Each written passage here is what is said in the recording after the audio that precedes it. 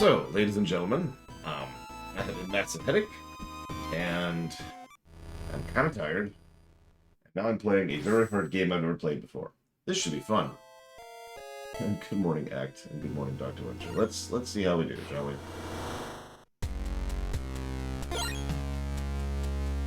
Sure. Characters get knocked back. Oh, right, that's... Yeah. Oh, there's 3 options now. So characters get knocked back when taking damage. Lives are limited. Enemies respawn from off-screen. And 1 character dying counts as all characters dying. Infinite lives, no knockback. Players not penalized. I'll go with this one.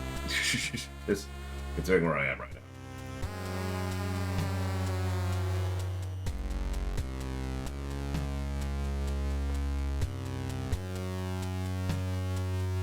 I actually do have those kind of glasses.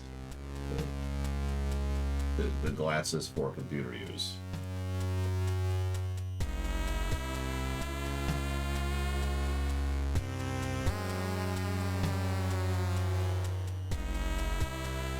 Put this here, put this here. Let's see how we do. So, yeah, okay, let's talk about this. So the game has couch co-op. That's neat. It does not have online co-op. That sucks. So, we're obviously going to give at least a positive for co-op, because it exists. I'm not sure if it'll go past that point, so we'll put a question mark past that and we'll think about it. Zangetsu, the peerless swordsman from the east, crossed paths with fellow travelers on his quest for revenge. They overcame perilous battles and forged deep bonds, ultimately working together to strike down the demonic threat they pursued. However, the journey was not yet complete. Dominique, an exorcist sent by the church, who was sworn to revenge against demonkind, spread word of a tower of unknown origins. It is said to be constructed using methods once thought impossible for man to achieve. It was known by the church as the Demon Tower. As if called forth by the tower itself, the demon's castle appeared once again. Is this a curse of fate or a whim of the moon? Zangetsu's blade flashed in the moonlight once more as the demon's stronghold beckoned.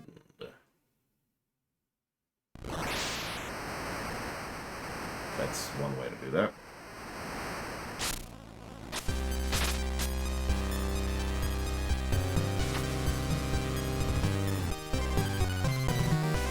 Alright, hold on.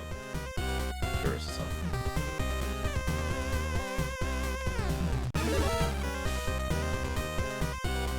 Oh, that's new. It actually tells you what your freaking sub-weapon is now. That's nice.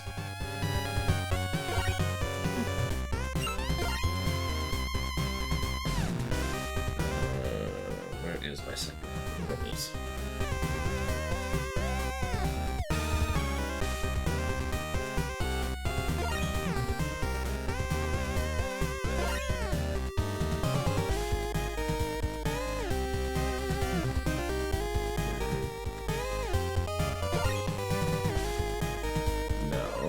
So, whatever.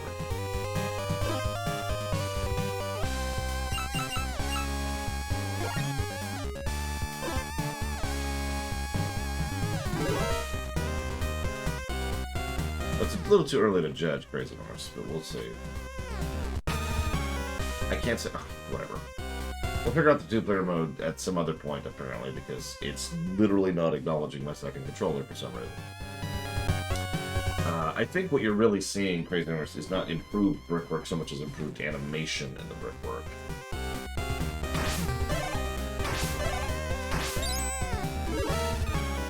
Of course it can, Drahexia. Why couldn't it?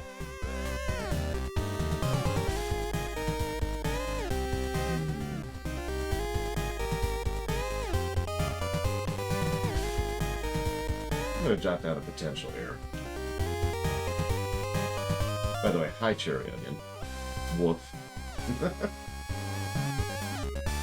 Okay. Let's see what we got.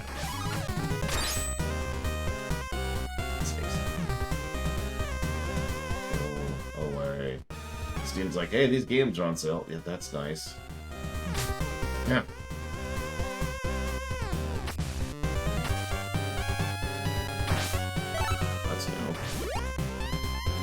That's a health thinger.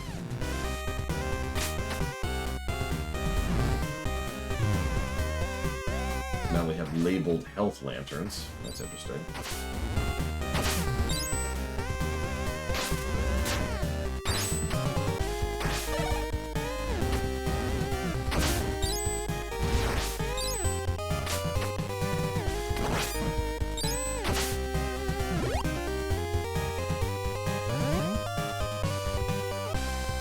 Exactly, Darkrai.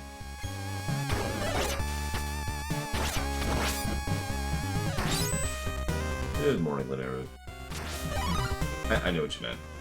And this will come up soon, too, when we cover Dragon Age 2 and Dragon Age Inquisition.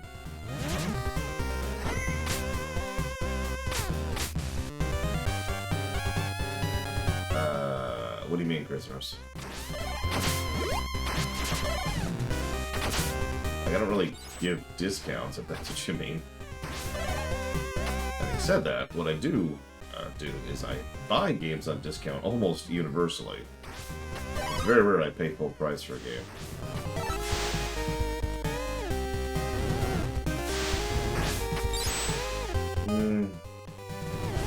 But no, I think you're right, Crazy Norse. I think the brickwork is just better.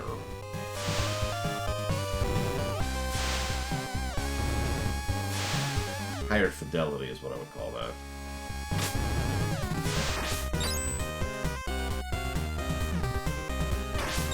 I mean, you do be silly. It is kind of your thing. But yeah, what I usually do is when a game comes up for funding that isn't in threat of going away, say, you know, a Steam game or a GOG game, I usually go ahead and put it on my wish list and just kind of wait to buy it until it's on sale.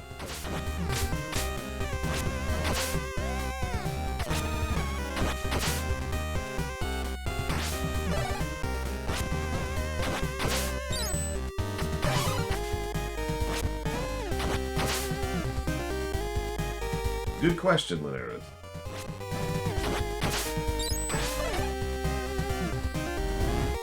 I don't know, Dr. Winter. You'll forgive me for not trying that right now. By the way, I just realized that's the mid-mission checkpoint. I guess now's a good time to check.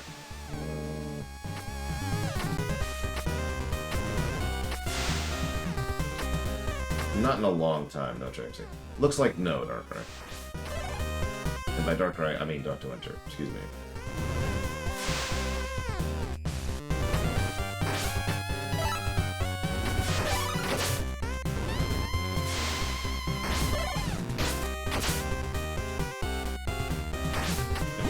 Health lanterns. Nope. Ah, Jesus. Cannot get off the stairs either.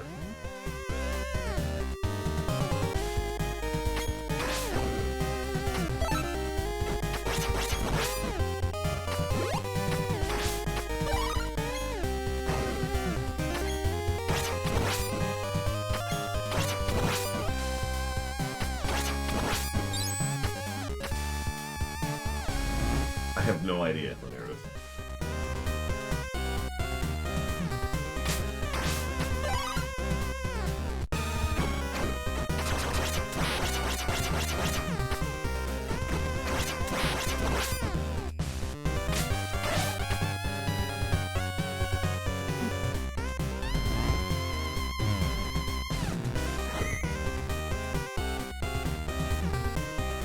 Refill room, which probably means... the hell is that?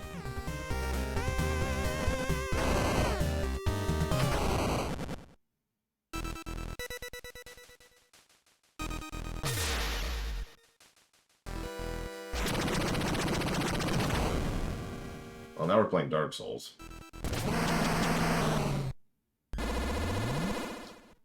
Actual boss health bar.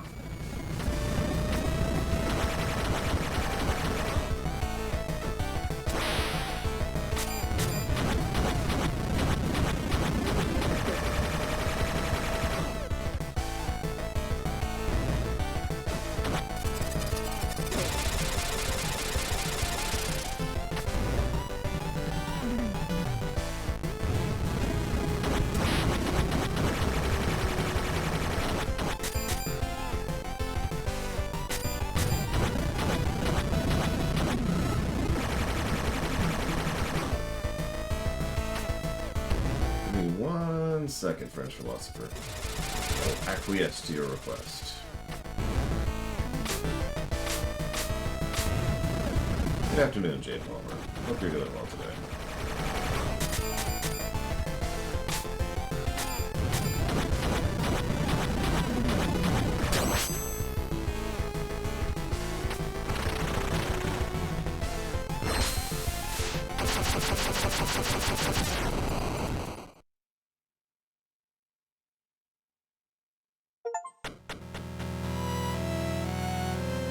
Yeah, I'm fighting off a huge headache myself today. You're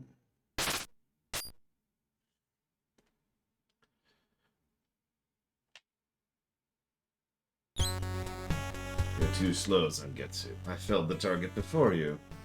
You have some nerve using me as a decoy.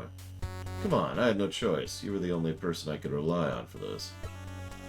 Let me lend you my strength, and we will slay these demons together. I have faith in you, Zangetsu. Dominique has become an ally. Cool. So before we play as Dominique, let's jot down some thoughts, shall we?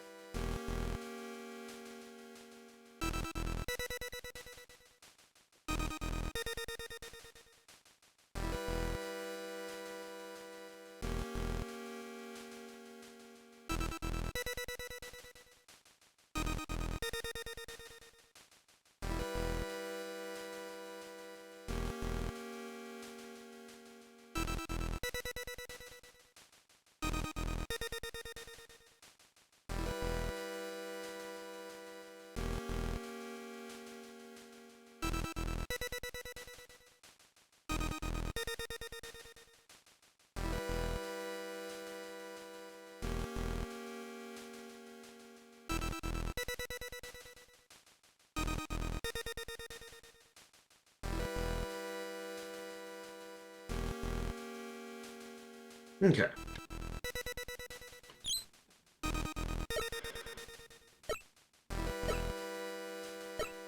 So we've got a pogo.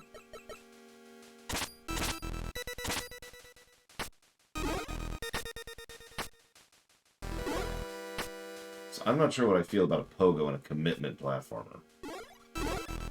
Look at that.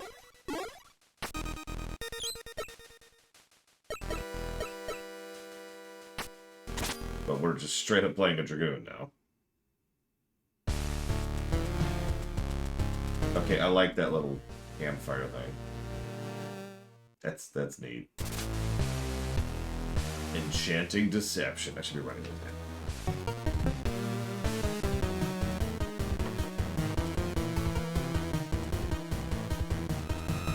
Actually, no. I'll just do this.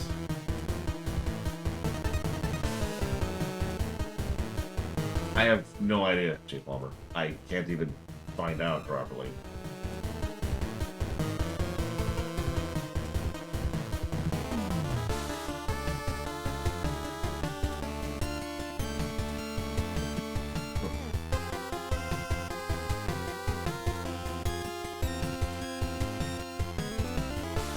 I mean, that's entirely possible, prisoners.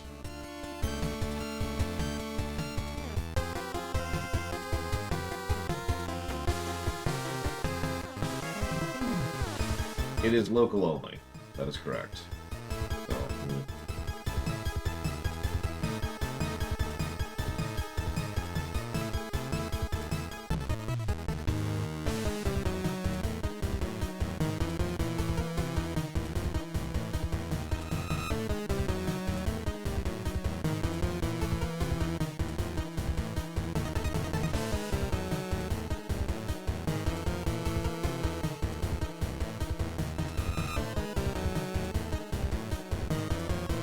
okay. But anyways, I don't know the narrative. Like, so... haven't really studied the behind the scenes of the series all that much. I know that they were making Bloodstained, what I just referred to as Bloodstained. And then they were like, you know what, while we're making this game, let's have some fun with it. They made Curse of the Moon 1, which, well, sold really well, was extremely well received, so they're like, oh, let's go ahead and make a sequel to that. That's what we're playing now. That's about the extent of my behind-the-scenes knowledge on this one.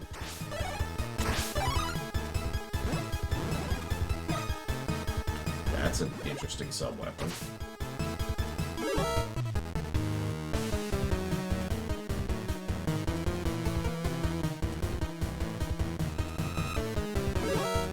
That's a good question. When did this game come out?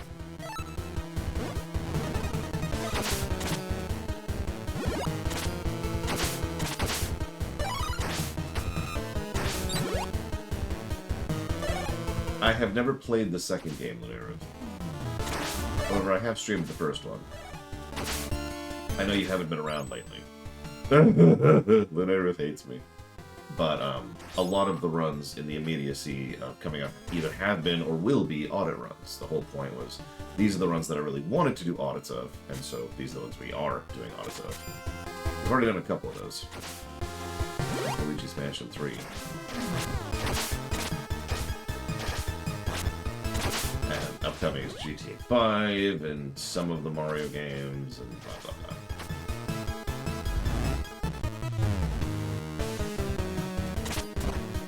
Yeah, I've heard good things about 2, about Ori and the Blood Wars 2. I know it's called Ori and the Will-O-Wisp, but whatever. You know what I mean.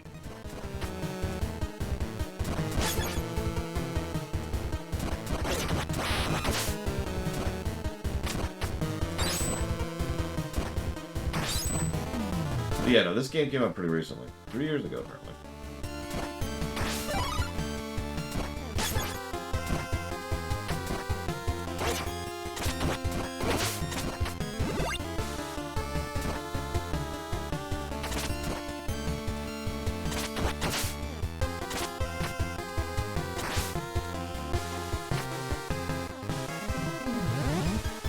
I mean, one's intro was, do you like things?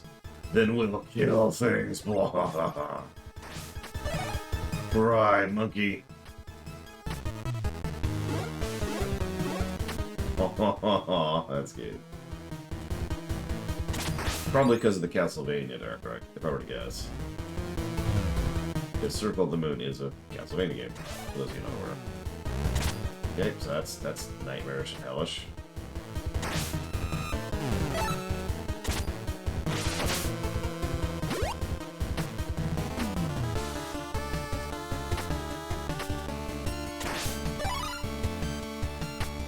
No, I was saying it for people who aren't you, Carter. So in case you missed that, that is a flesh bag filled with eyes that shoots out spiders. Eye spiders.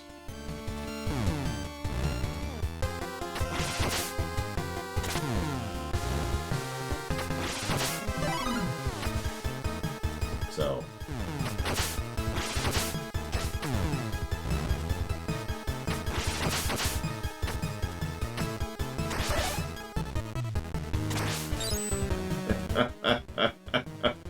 yeah, that's literally 3 types of literally in one enemy. I'm so glad this is sprite work and not, you know, anything else.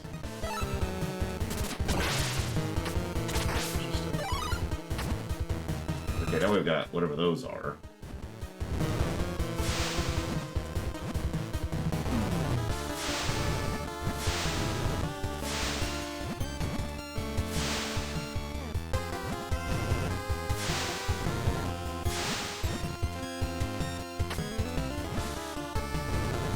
I sincerely doubt it, Lunera, since we'll be playing Bloodstained later, and, well, that's full 3D, so we're probably going to get full ugh in that.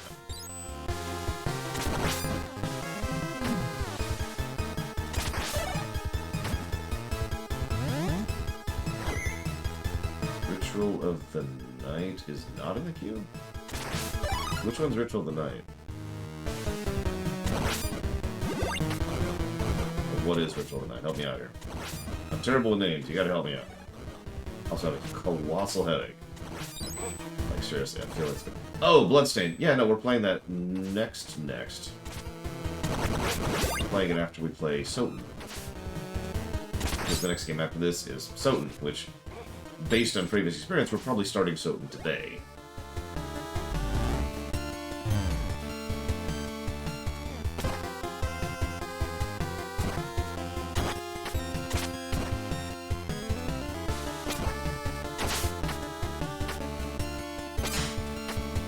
Yeah, no, I tend to call, you know, vanilla Bloodstained Bloodstained for the sake of clarity. Jeez. The idea there being, if I'm clarifying at all, I'm clarifying for the Gaiden games, aka the ones we're playing right now. But if I'm just calling it Bloodstained, then it's just Bloodstained. One.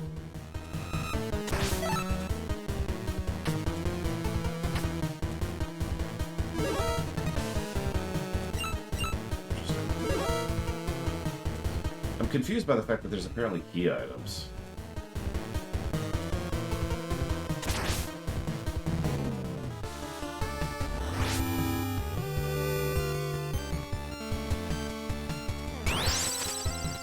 Okay. I doubt it, Dr. Winter. Generally speaking, these kind of situations, they probably do the same amount of damage. One. She just has more reach. Well, the problem is, the reason we were able to defeat the last game so quickly is because we already had a save, so we could skip some of the repetition. So, since we do not have that option this time, we'll see.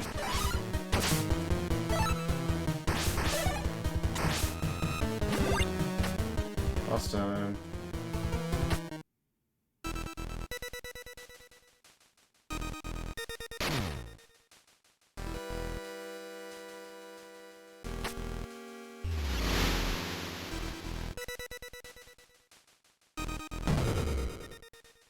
Well, that's a note.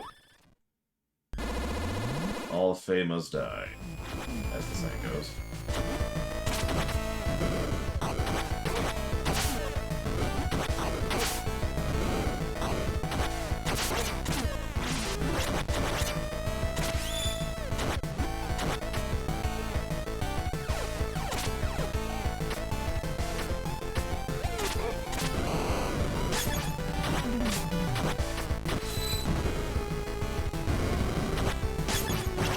There you go. Proof positive. Same damage.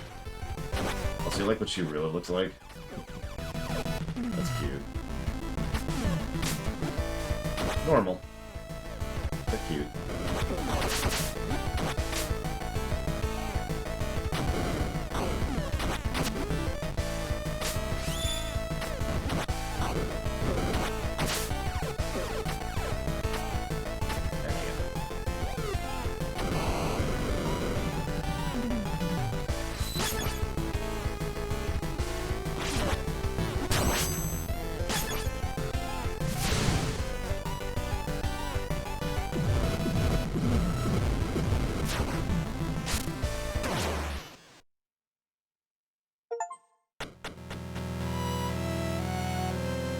Dude, Fae are terrible.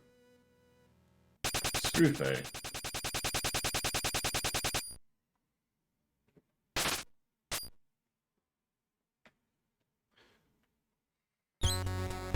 Well, if it isn't Zangetsu, always glad to see an old war buddy who could still hold his own. Yeah, I could say the same to you. Seem just as sharp as ever. Seeing as we share a common enemy, would you give me the honor of fighting alongside you once again? I'm not sure an ordinary human will be much use in a battle against demons, but more help is appreciated. You're one of the church's people? Sorry as it gets you, but there's no way I could trust someone from the church.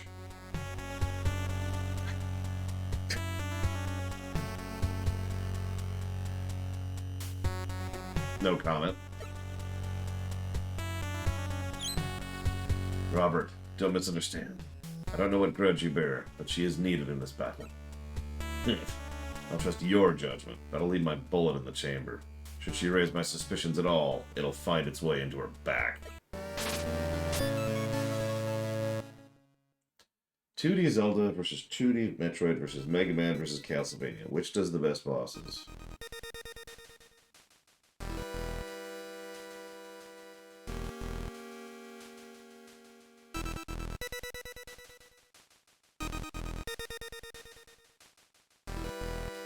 That's actually a tough one. It's between Metroid and Mega Man, I would say. In fact, I would probably go... All four of those have good boss design, that's the thing. That's an interesting attack.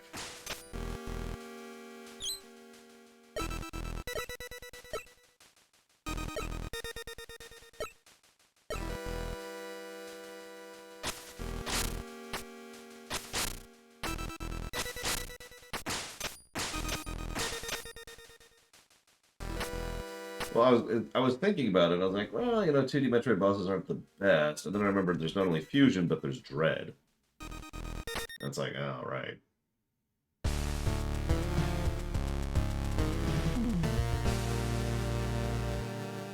I need to jot down a positive for this little vignette.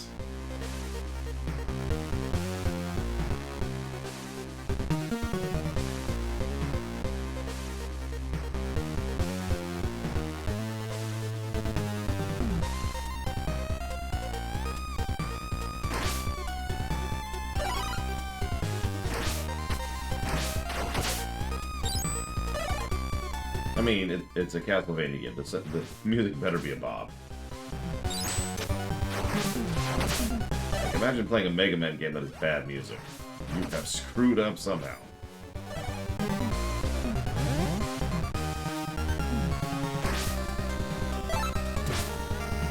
So there's his sub-weapon.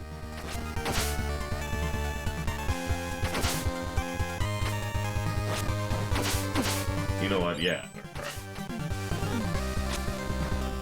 Even Mega Man X7 had a damn good soundtrack.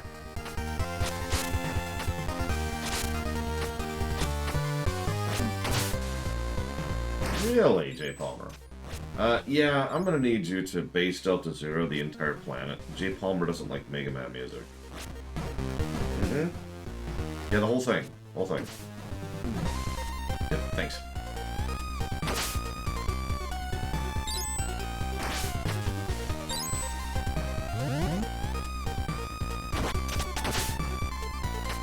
In all honesty, and I don't mean any insult from this, I've never heard of anybody legitimately disliking Mega Man music before.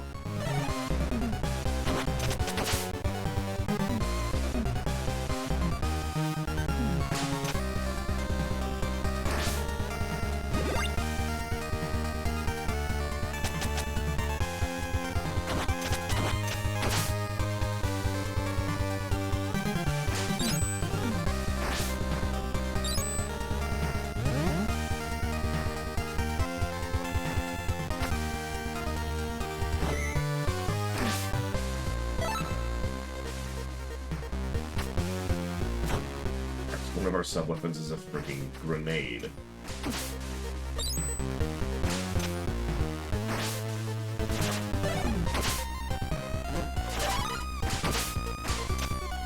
You can tell this stage is just kind of built for this guy. There's a bunch of enemies that you can kill at ranged, or they can become a problem.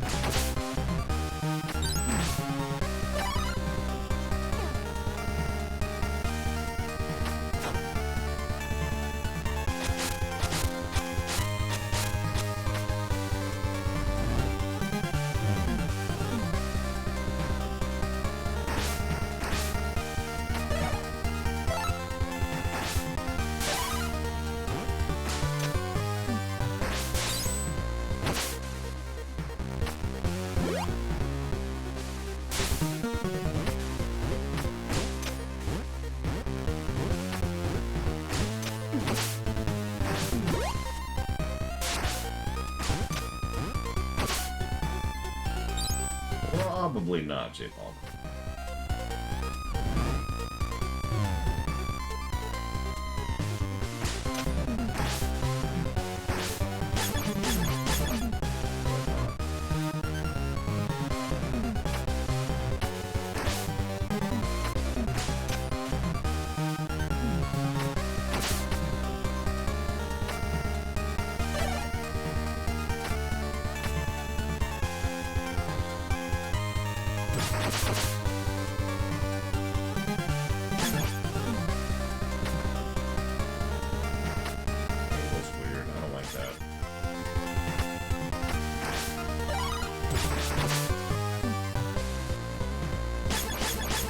Yes, I can.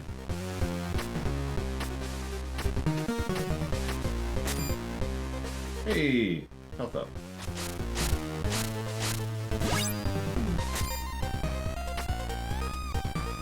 No, yeah, they've been doing a lot of good stuff like that. Sorry I haven't been commenting on it, I've just... headache.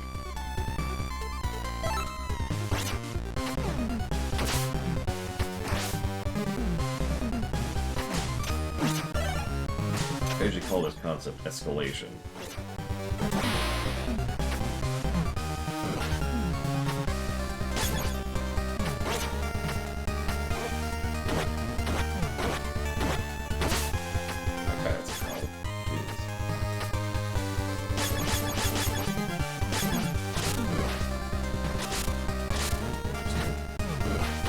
Looks like I can't retain height forever.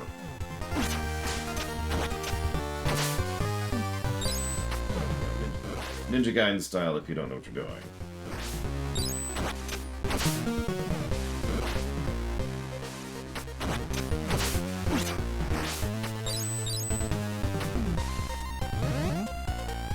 Was it fun?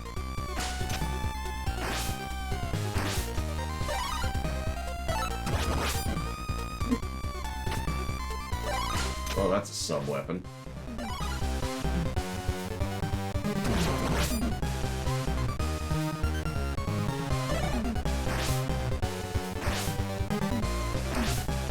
Yeah, it looks like an armor piercing and, you know, obviously an AoE hit. What is with all the eyeball creatures this time around? I think the third enemy that has an eyeball motif. Oh, it's got limited range, too. That's interesting.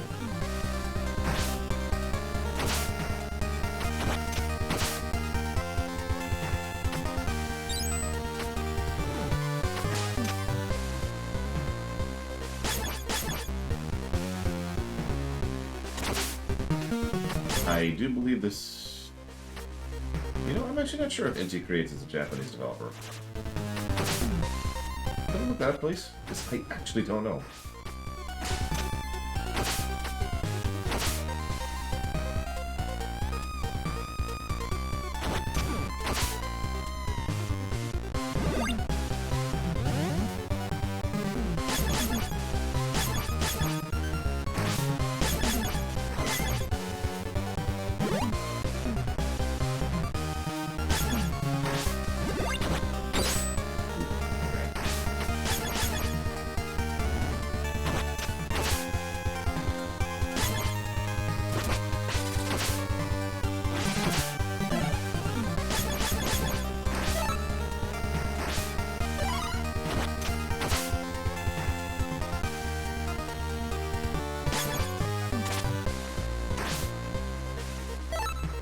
Hey, Blue Alex, give me 1 second. I'll jot down for the 3 Trails games.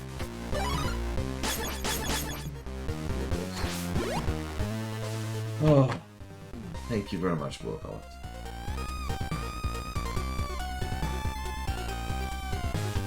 And let's see here.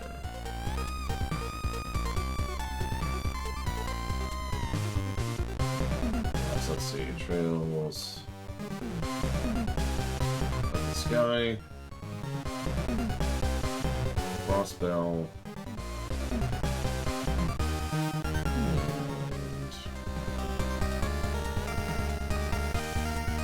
Jolly Bloodstained.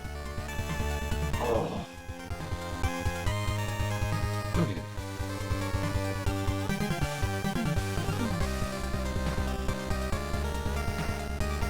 I mean, to my knowledge, and I could be wrong about this, the Soten guy whose name I can't think of, Iga, I want to say, didn't have much to do with the creation of the 2 games we've been playing the last couple of days, but I could be wrong. So let's see what kind of boss we've got. Of course it's a giant crab train with a guy throwing out of the... What?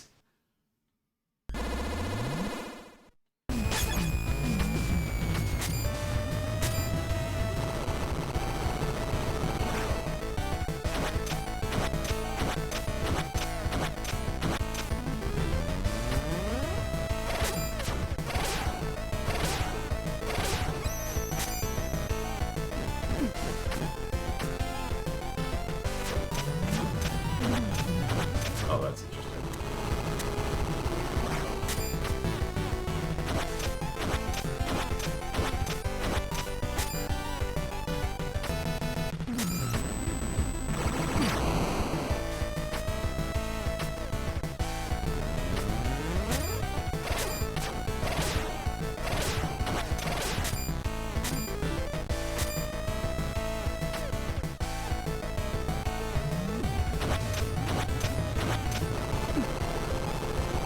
He is slow.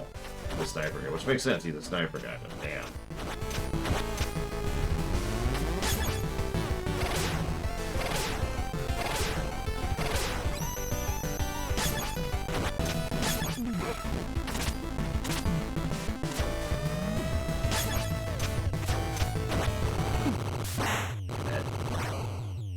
Just... It's all good, Lunarus. I know you secretly hate me. It's okay. You can admit it to me. Excellent.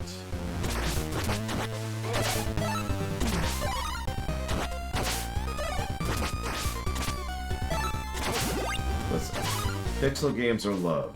Pixel games are life. Also, the next game we're playing will be a pixel game, too. Kinda. So this is probably gonna suck without a ranged guy.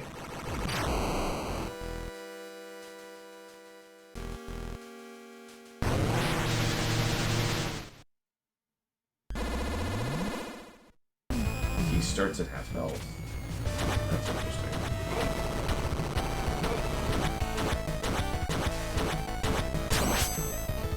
interesting. Berserker strats. Yo.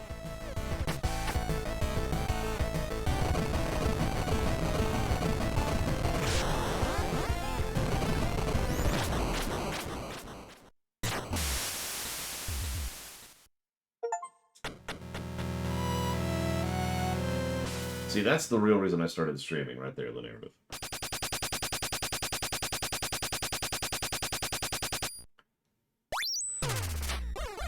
Yeah, so one of the party members is a corgi. One of the only things I knew about this game walking into it. I remember you. It's been a long time. What sort of device is that? Fallbacks I get to. This must be the work of alchemists. We can't trust it. Not every alchemist is evil, Robert. It appears to have done all this just so it could try to find me. Damn it, this is a mistake. We will regret this.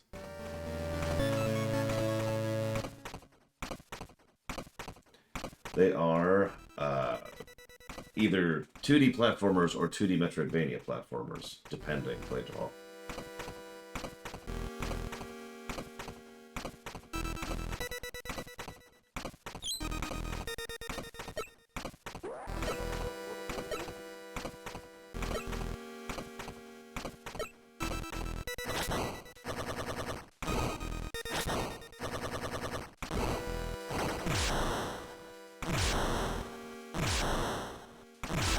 I mean, this is essentially the platformer block, so yes, we're stuck in platformer land until we start Baldur's Gate 3.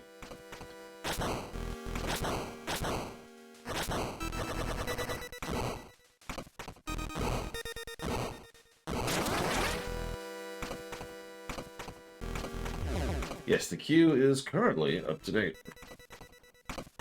Thank you, Drama. Always appreciate those bits. I mean, I don't know, but I've been deliberately avoiding Baldur's Gate 3 news. But if it's anything like DOS 2, which it is because it's DOS 3, then I will be assuming it will, yes. What am I doing? Rama 86_2 to Dead Island Riptide. Okay.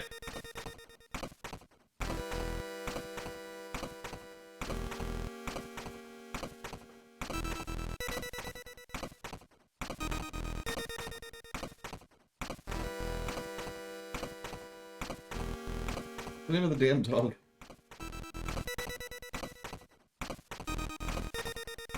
Correct, Lunaris. That's pretty much the approach right now. We're gonna bundle all of the expansion content into one patch, one stream.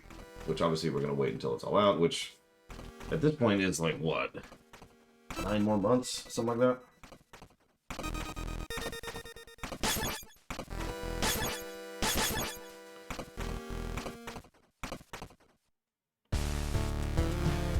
And of course, they're all just adorabling about the dog.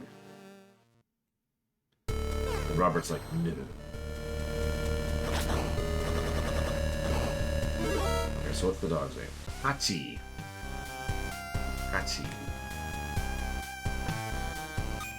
I mean, to my knowledge, and I could be wrong, they haven't even announced the next expansion yet. Like what it's going to be or what it's going to be out or anything. No spoilers, of course. Although you could tell me if they've already in-game indicated what the next expansion's going to be, like narratively, that's fine. Yeah, that's what I thought.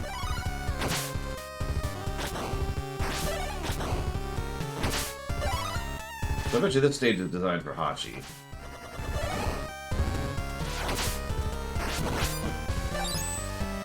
What am I bet?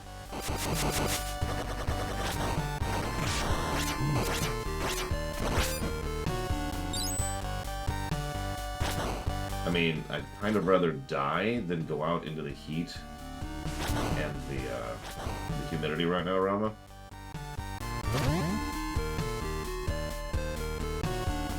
Yeah, that's what I was asking about, Little. Because sometimes they like to spend that, the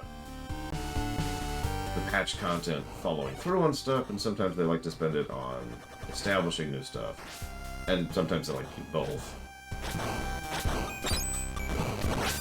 Just straight up ignoring the spikes. That's sort of what I expected would happen there. I just noticed Hachi has a ton of health, too. Look at that.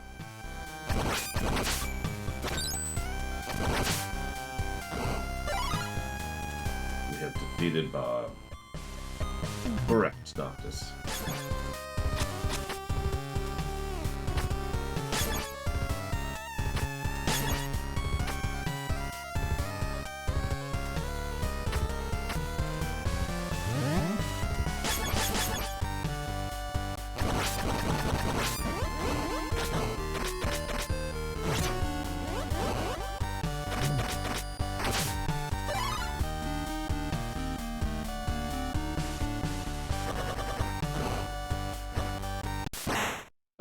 Okay, that's not how that works, apparently.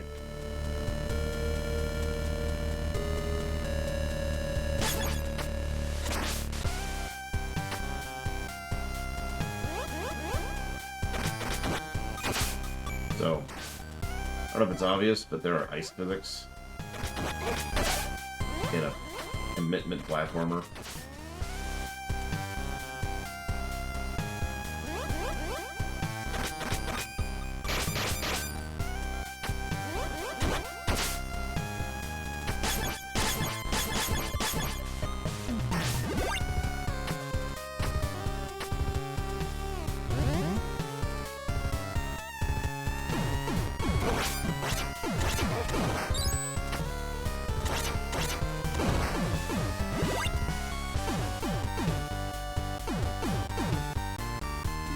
Would you believe it hasn't shown up that often lately?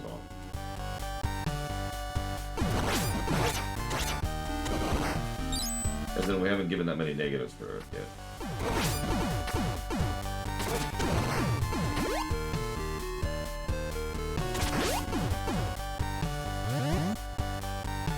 I'd have to look at the list of platformers we've covered, though, because I'm not sure ice physics are really a major thing in any of them.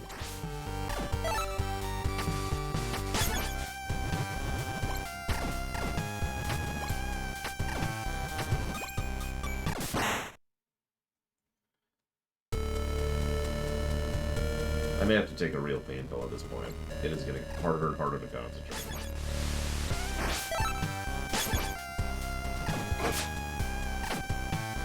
And it's not like the stages are going to get any easier. Like, you'll notice I died to 2 very stupid things so far. I just have... you've probably heard me say this before. There are wake up with headache days. Those days suck. And that's today. Today I woke up with that thing. Oh, that's a take on a Mimic.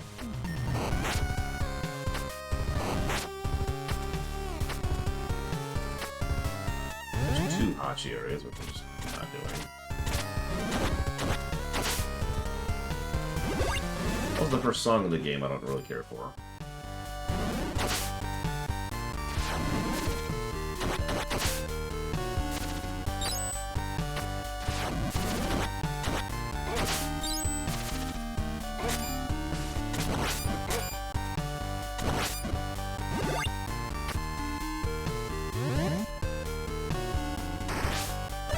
So forgive me for failing at my job today. I'm mostly trying to concentrate on the gameplay and the review.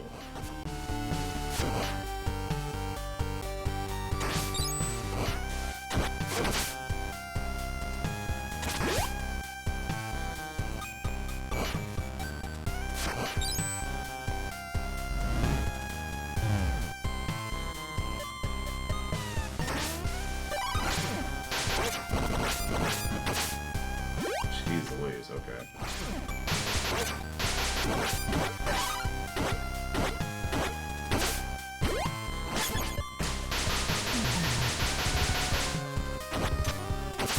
Why don't I have that spell?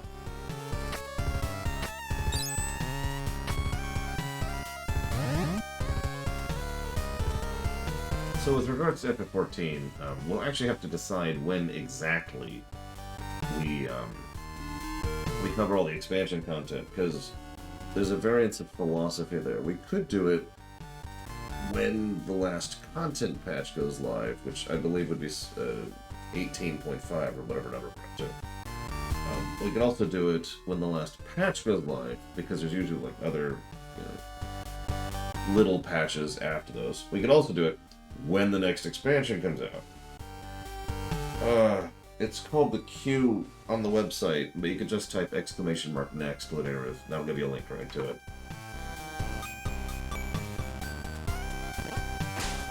Oh, that's cute.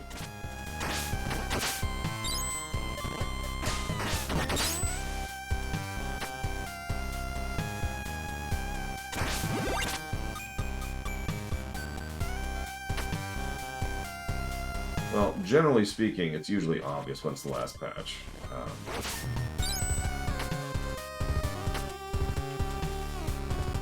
Because, you know, they usually say, this is the last patch before the expansion goes live.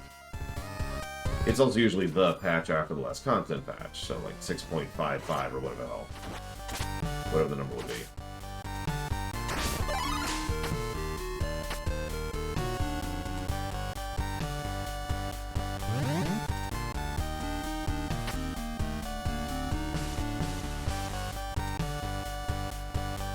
Oh, sorry. I misread you completely there with. When do I see upcoming non-game stuff? So at the moment, the answer is no. We're not doing any non-game stuff at the moment.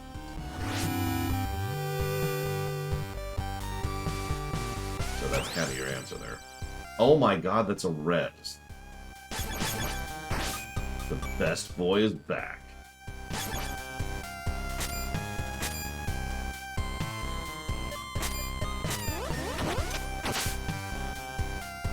Okay, so I don't actually remember. Yeah, exactly, Blitz. You get the idea. I don't remember where we have it. There's obviously the Streaminations page. I believe it's actually on the website, like just as in on any page. Let me just pull up my own website here really quick.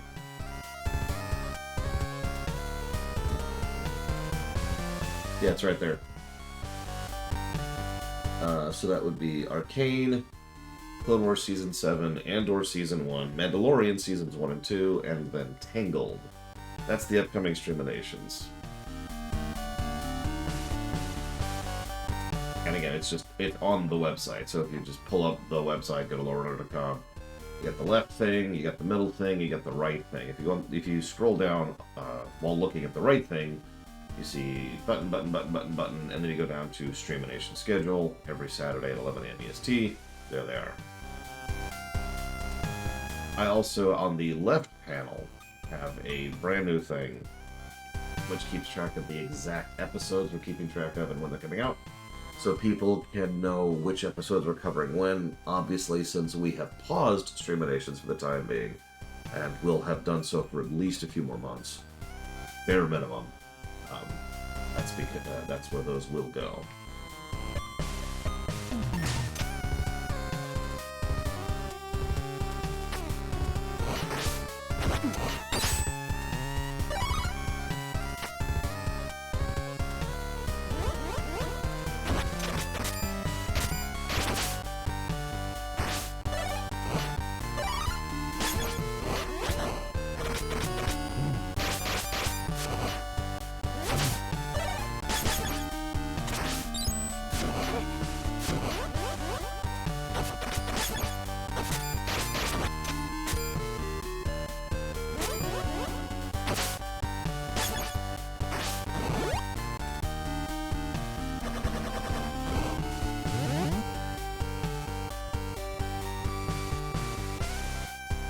If you're looking for the ones that are currently in funding, those are a little more buried.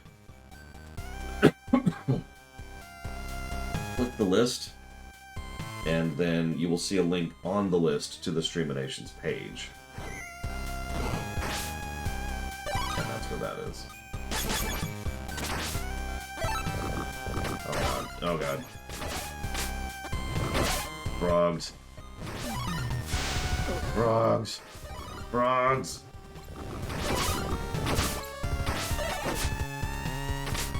Using wall chicken right about now. I guess wall hearts in this case. It's like Kingdom Hearts, but a little bit weirder.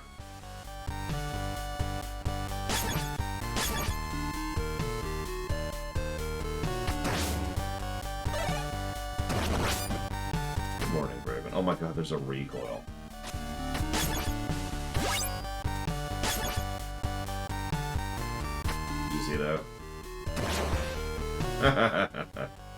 We did do that once, Crazy Horse. I don't know if you're aware of that. That went terribly. We have been digging ourselves out of that hole literally up to basically now. Like, we're pretty close to having been dug out of that hole at this point. But like, the better part of the last 3 years has been recovering from that decision.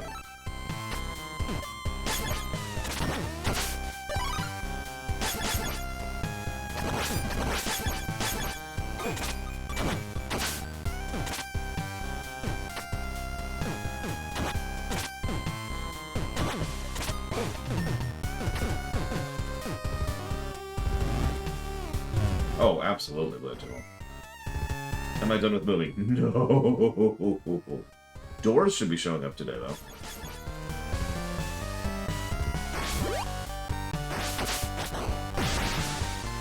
That looked interesting.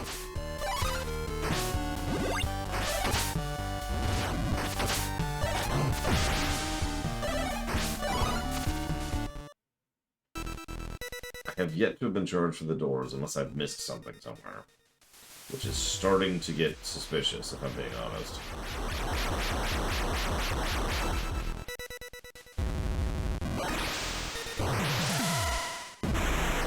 Still no, Ludicrous. Well, I'll be 2 stories down from where I am eventually. That room doesn't even have electrical hookups right now. Never mind internet, never mind anything whatsoever.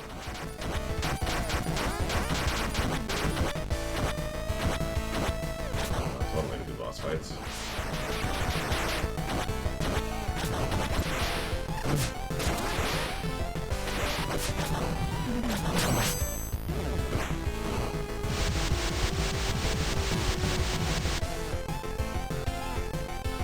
It would look like very strange hair, Mr. Masterbrick. If this was my hair. I'm not gonna lie. Round 2. Point!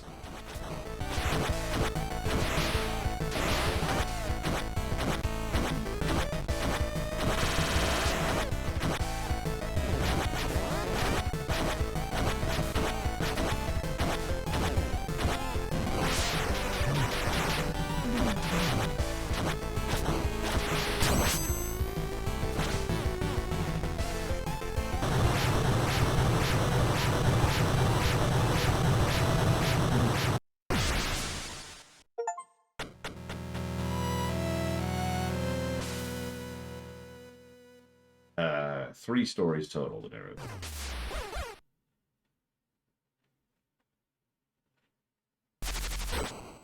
Ooh, a sword. That can't possibly be a bad idea. Nothing ever bad has happened in fiction from picking up a mysterious glowing sword. The Soul Eraser. What the hell is the Soul Eraser? Soul Eraser is a cursed blade, capable of obliterating the souls of good and evil alike. Only a true master can unleash its full potential. So we now have a slash combo, the AoE, the air attack, and it powers up all sub-weapons. So greater range, bigger AoE, more flames. Cool. They're freezing. Roberts is fine. Okay, now, so we've done the ice stage, time to do the fire stage.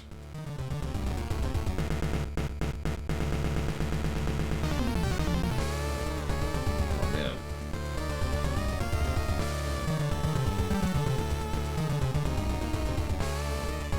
I'm gonna take a real pain pill.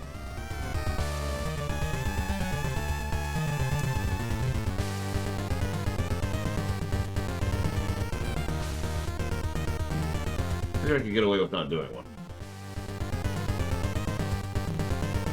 Here we are.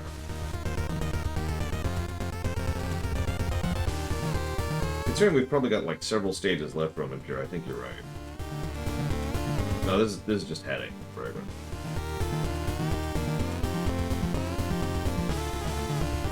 Listen, I played Mario games, Darker. I know how this works.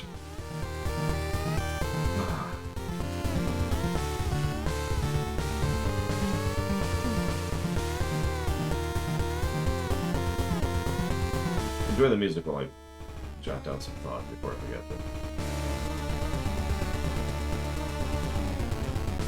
Fire physics. What the hell are fire physics? Don't ask that.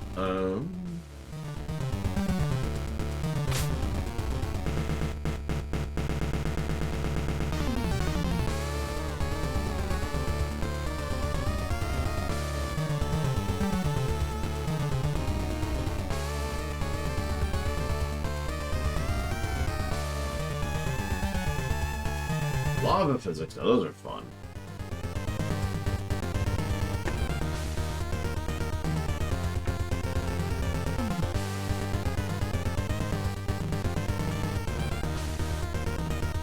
That is a good point, though. Let's see. Every checkpoint? Let's take a drink. That sounds like a good idea.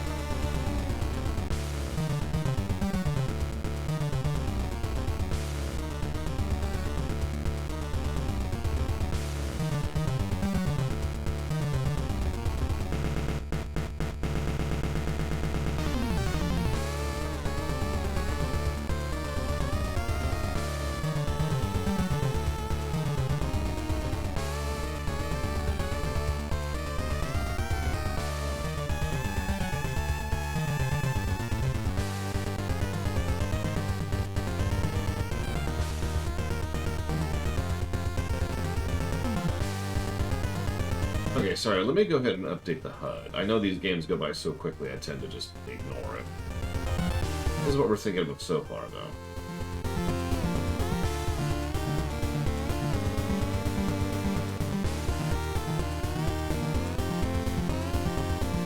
Okay. Fire level. Jesus. Is that a pile of eyeballs? Okay, no, it's a pile of rocks, thank God. Whew. That was gross for a second. Thankfully, gross things don't exist in Castlevania games.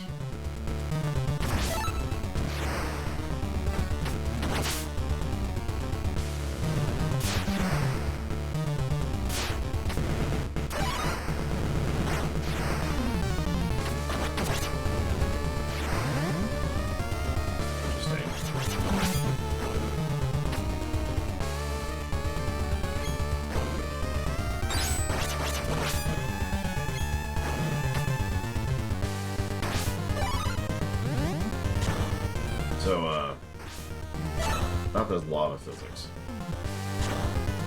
Oh, that was actually close. Oh my god, are you joking with this? Oh, it doesn't insta-kill. It doesn't insta-kill. It does a lot of damage, but it doesn't insta-kill.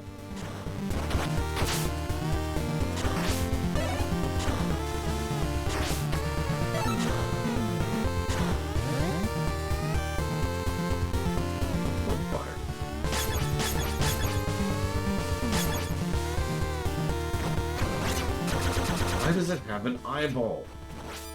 What is with the eyeballs motif this time around? Is the final boss just gonna be an eyeball and it's just be like, hi, it's me, Eyeball McGee.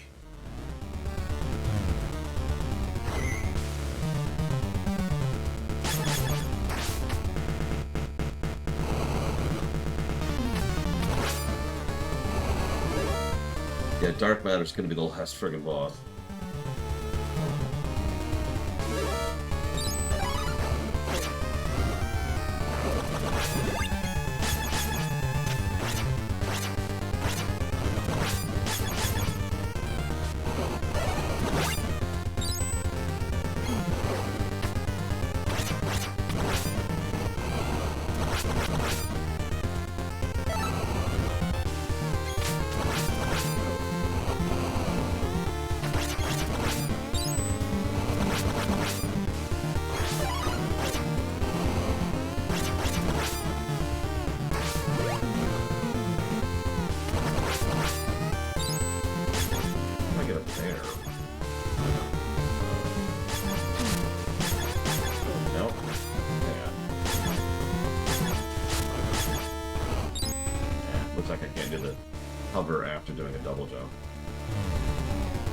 Spider. What is it? It's a spider that is spider for feet.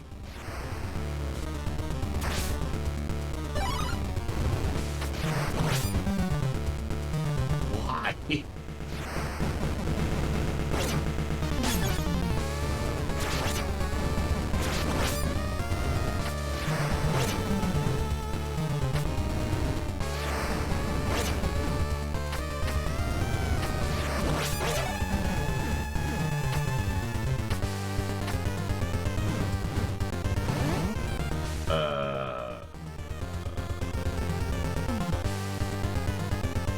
I don't think so. Crazy horse.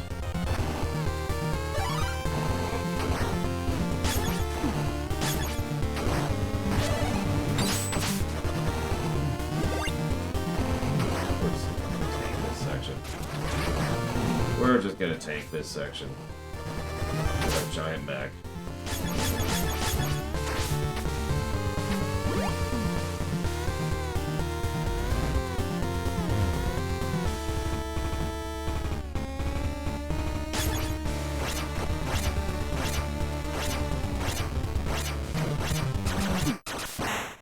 Damn it. I didn't realize he was that low in health.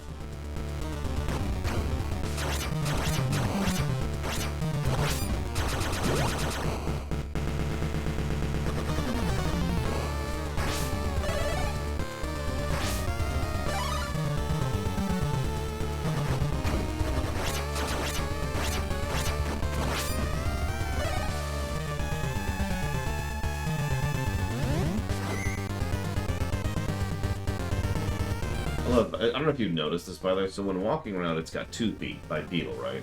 But when you go into difficult terrain, it has quad feet, like we had on the ice earlier. But when you go on a staircase, it turns into a gear that just rolls up and down the staircase.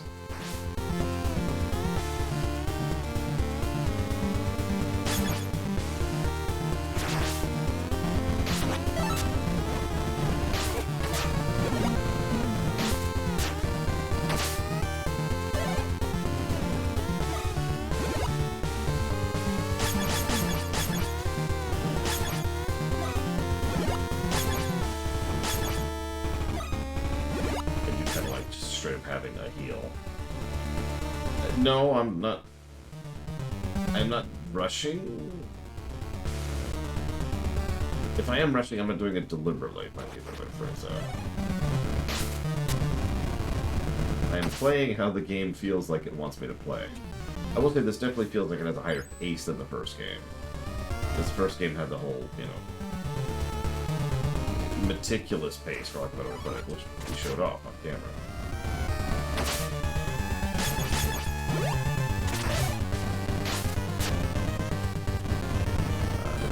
Go. Let's just jump out of that nonsense.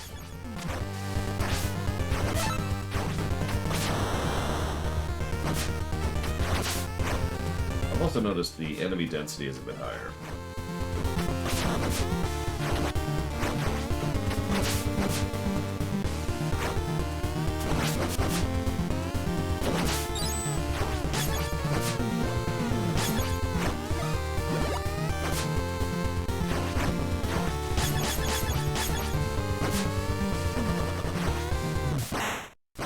Why?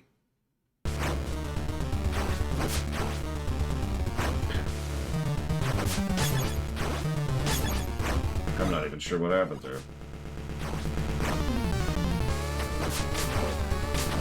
Well, if that's happened in Dark Red, then that's because I literally didn't actually notice my health bar. And that would be because of headache.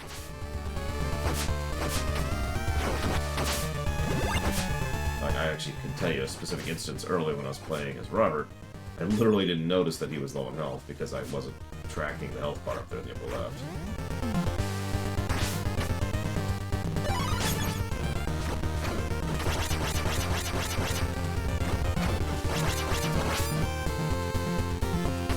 Good morning, Spark.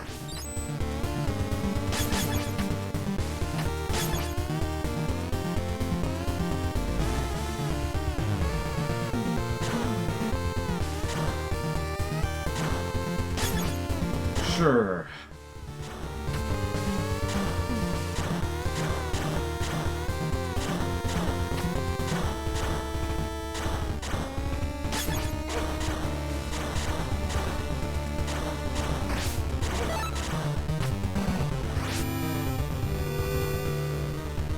Oh jeez, oh jeez, oh jeez, oh jeez!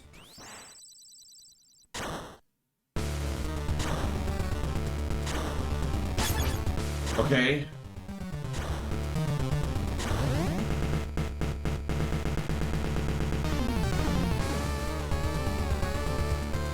She did! The revive went off! Cannot argue.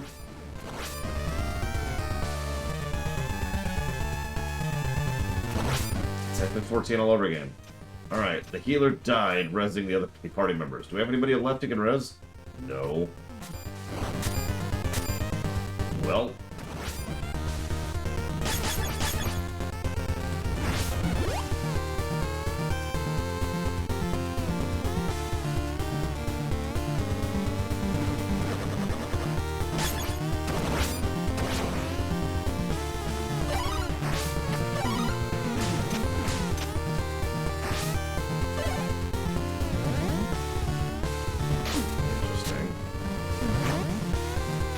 We've looped.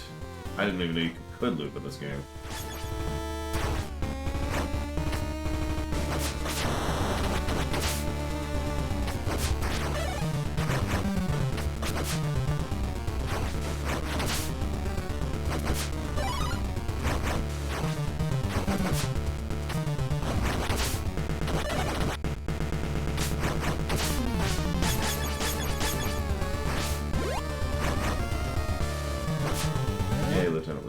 Thanks, I need it today. Having issues. I hate to go out.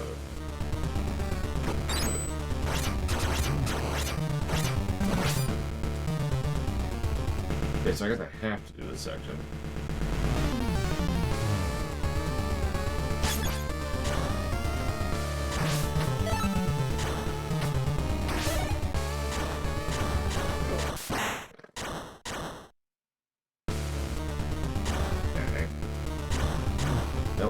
Handle lava.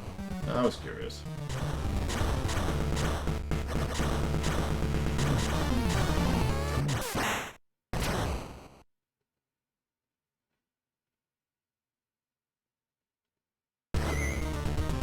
Anyways. Mulligan and all that anyways.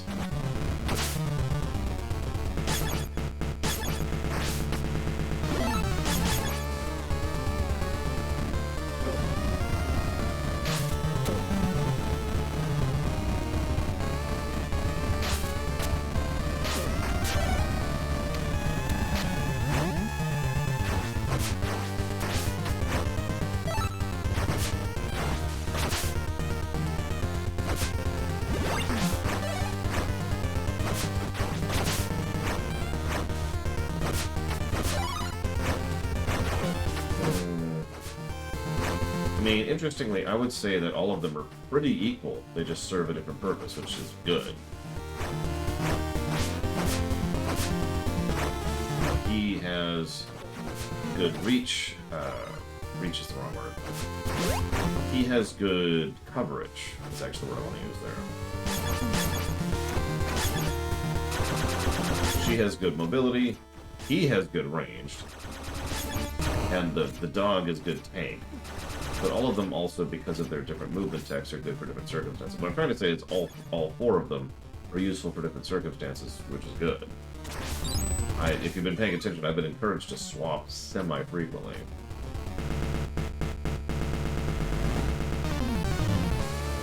Okay, take two.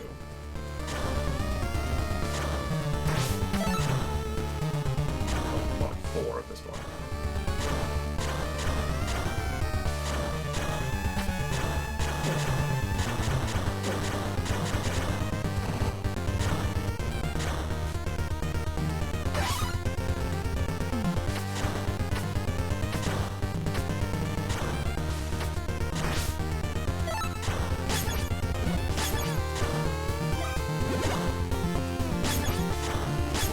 The fact that you can just turn weapon energy into health is also, honestly, a weirdly good pulling a life change, I think.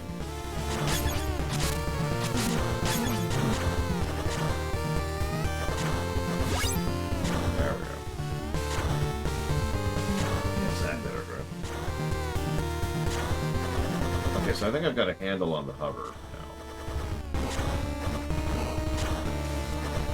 Yeah, okay. So, the problem I was having... Oh my god, look at him. Look at him. Look at him. He's so cute.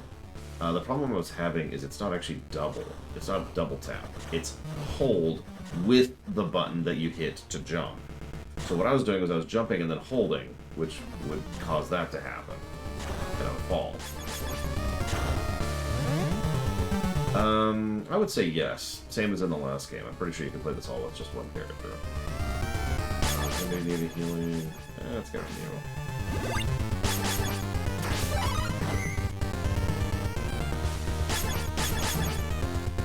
6 like a boss. Oh, no, maybe not.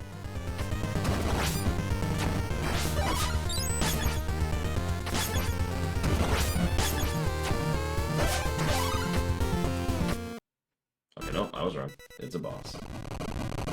So, does it have any eyeballs? That's all I care about.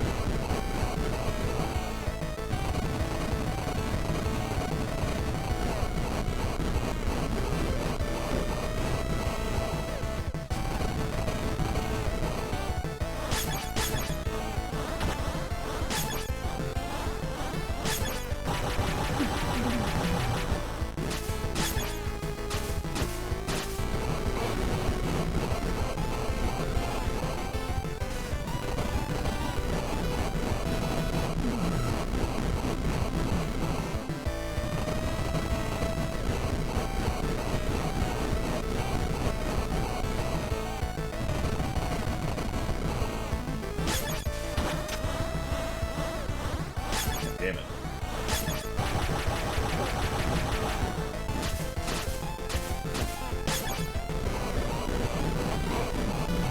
Oh, that sucked.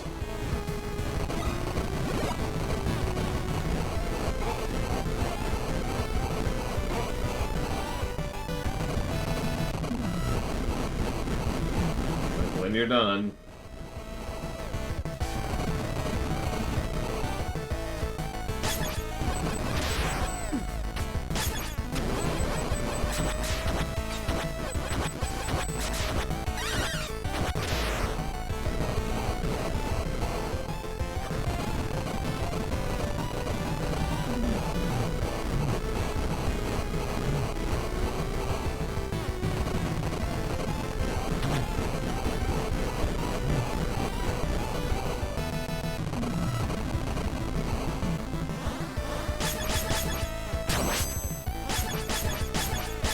I'm loving helping everybody.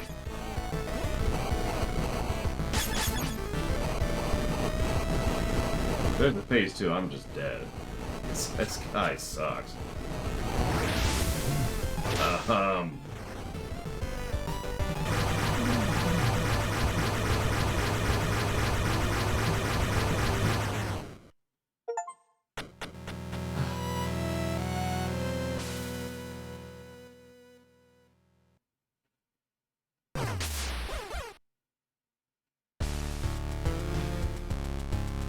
Everyone's a bit hot now. But it's okay, because we've reached the Titan's sarcophagus.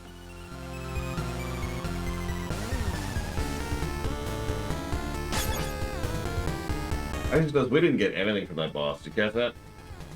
No power upgrade, no new recruit, nothing.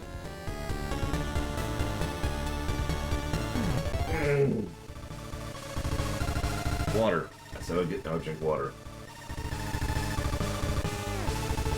Please help me remember. It's really, really hard for me to remember to stay ultra hydrated when I'm trying to.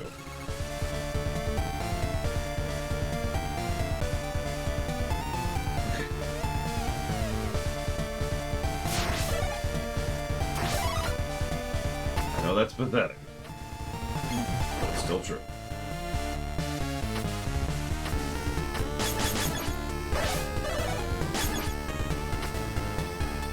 I did, but the bot didn't work. To put it simply. I rule if I am and all that.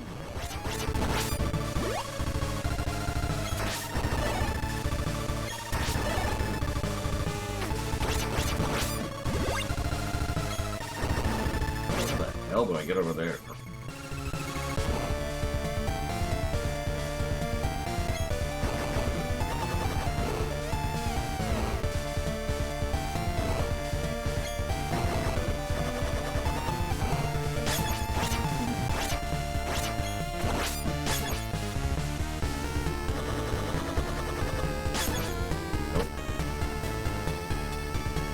Maybe Takoida? I don't know.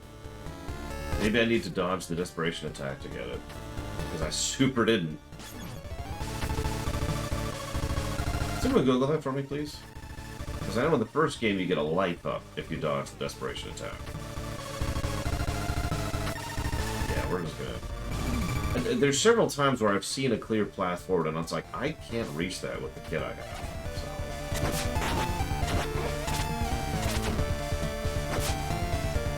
Getting something, either there's something I don't know about, or there's something I'm going to get later. You know? Like that. Well, I could probably reach that, actually. Ugh.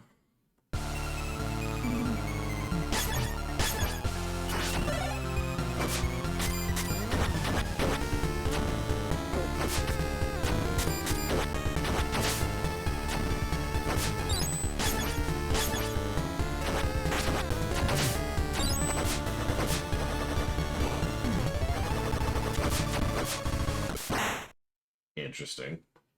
I mean, that is the norm. Let's help reset. Let's just... No, we'll go ahead. We'll try to get some progress in. We'll try to get some progress in. Our very little fountain of health left.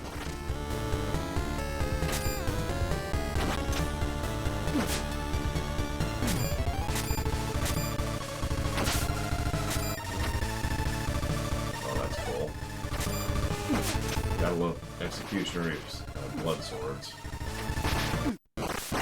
Of Doom. What's the difference, Christmas? Alright, so, fine, whatever. We're dead. Moving on.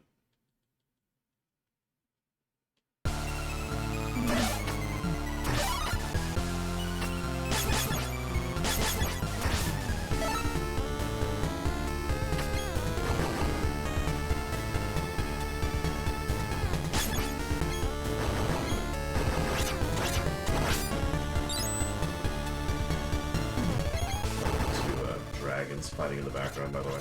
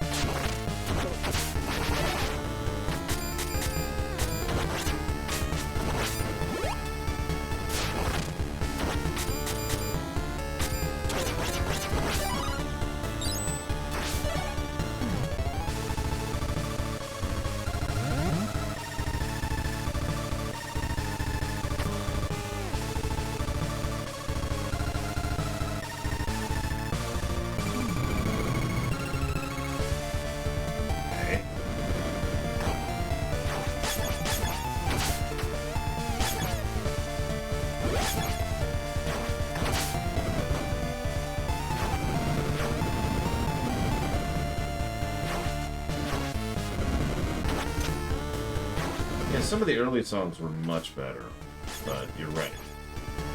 In general, I've been less impressed with the music this time around. It's a damn shame. What can you do?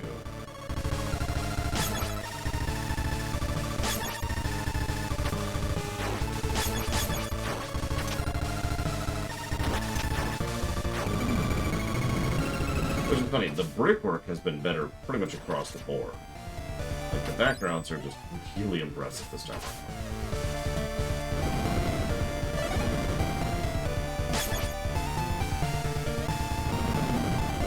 Yes, Final Fantasy Tactics, literally. Also, Final Fantasy V, while we're on this up there. All attack up. Okay. I'm glad it actually tells me what these things do this time around.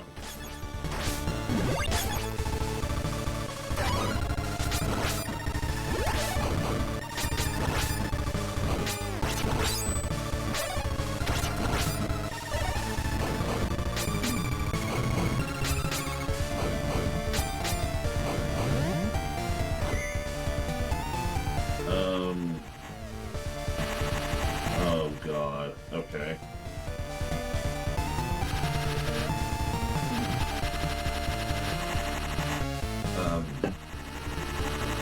I'm sure there's a game that isn't Final Fantasy that uses that somewhere. Surely, surely.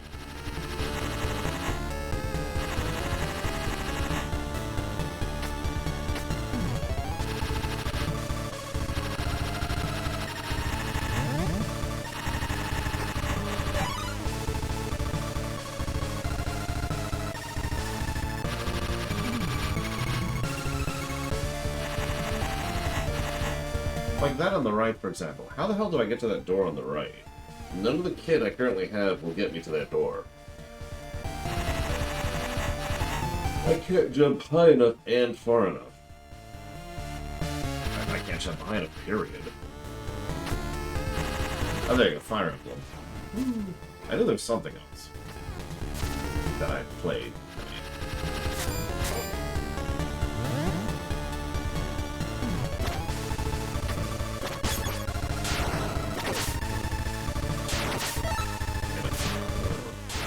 Like that. How the hell am I supposed to get up there? I can't really...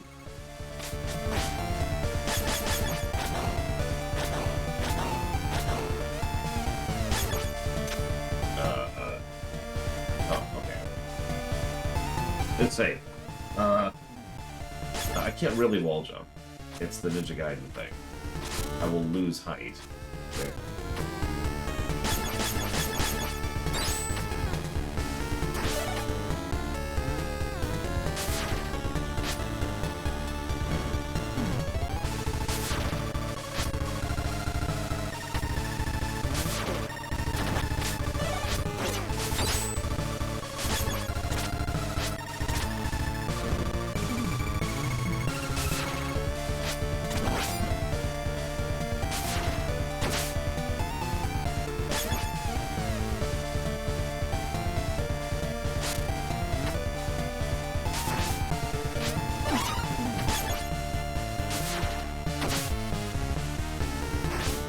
Anyways. Like, I can't do something like this either. And of course I have no way to get up there.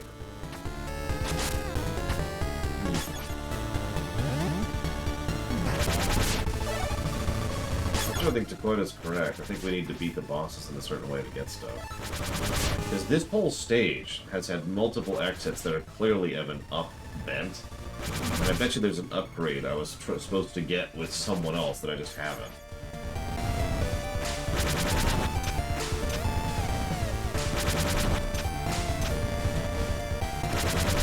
Hey, Lanowin.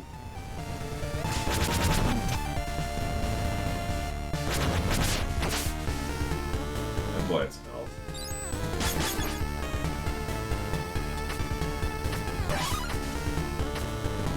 Nope, nope, nope,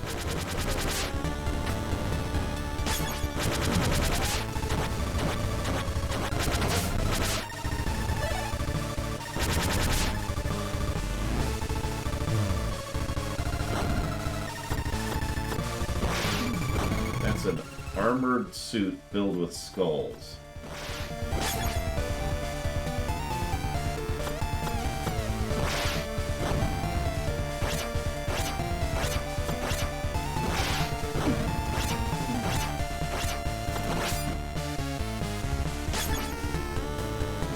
Let's get some healing in, shall we? We need it.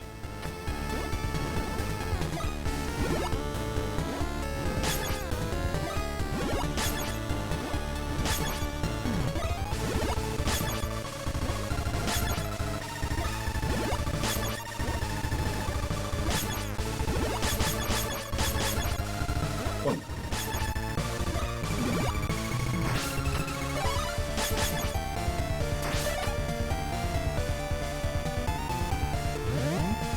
Japanese space marine, or gas marines, rather. Okay.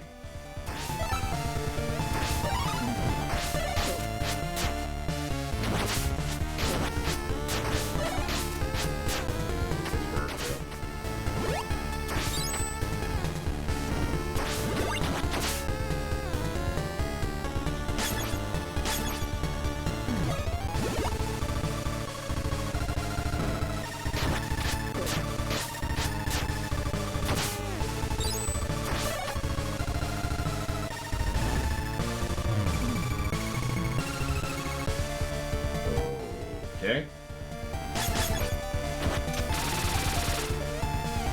Yeah, we're just gonna hang back here against the Triceratops Sphinx. Sphinx.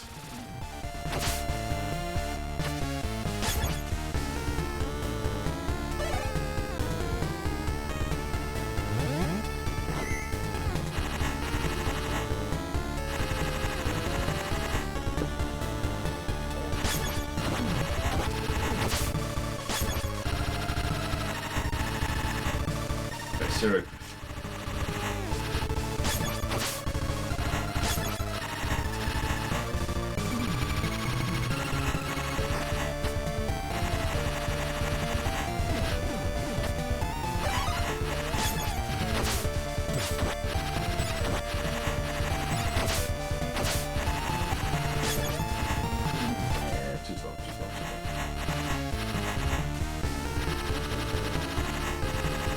A take on the Yoko blocks.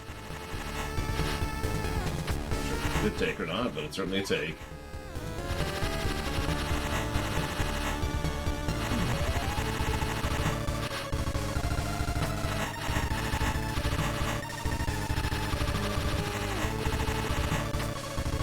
Okay, go up. Uh-huh.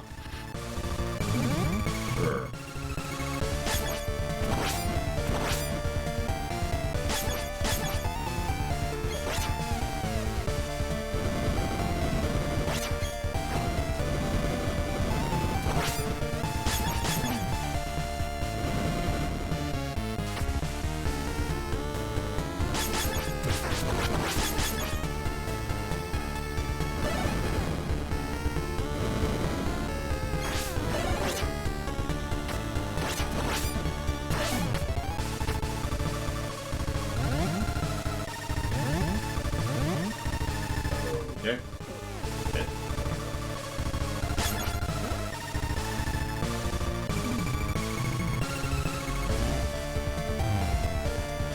Deja vu.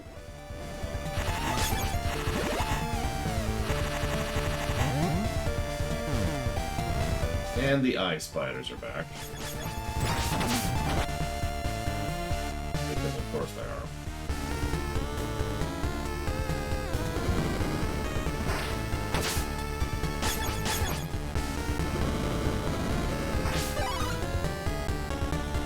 Are those eye Medusa heads?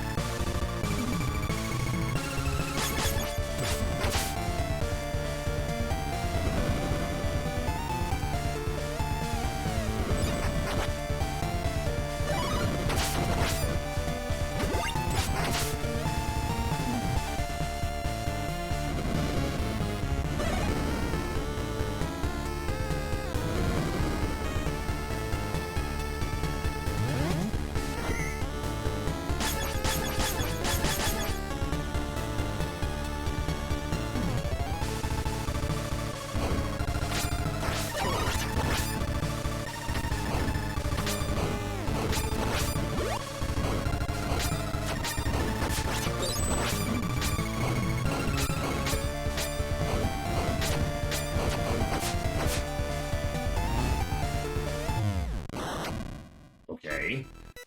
So what do we got this time? Well, that's not too bad.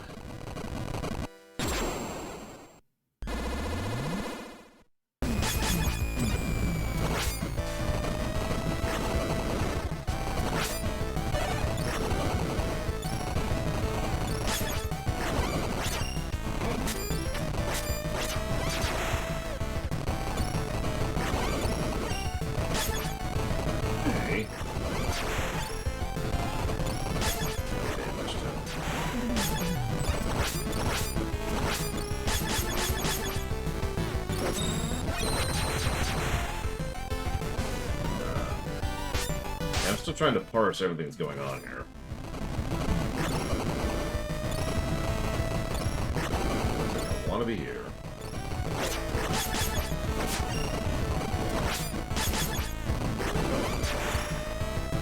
Okay. I guess we're going to see how the mid-mission checkpoints work in this game, because holy crap.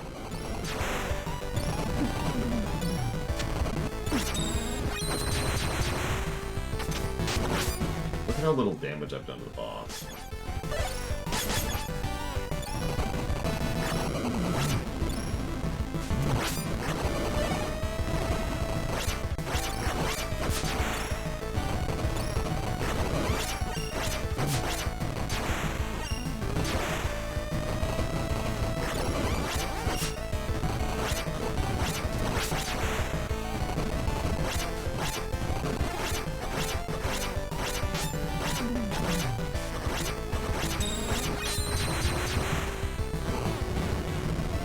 I think you're right, Arthur. I can't imagine doing this with Zangetsu only. I mean, I can imagine, but it's just ready to guide me.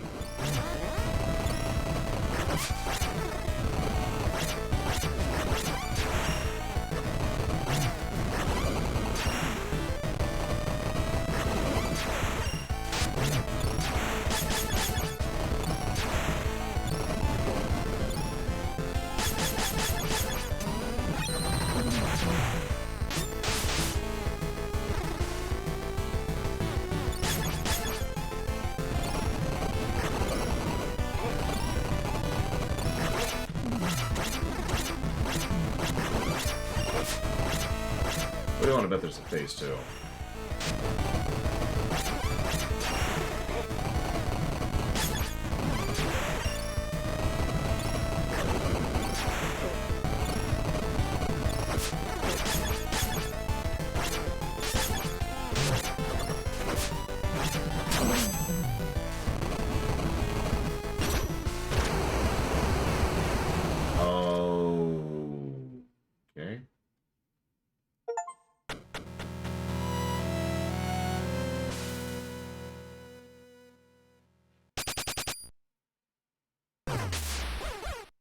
Maybe not.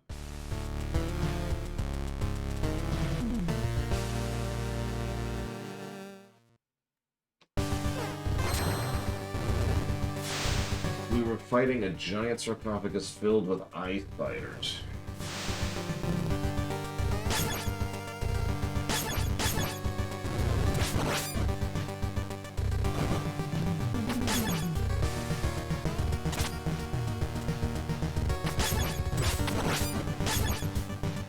And we're back at the Explodatorium. Gotta keep that alchemist thing going on. This is technically the alchemist block, I'm meaning to tell you. I mean, considering the next game is Soden.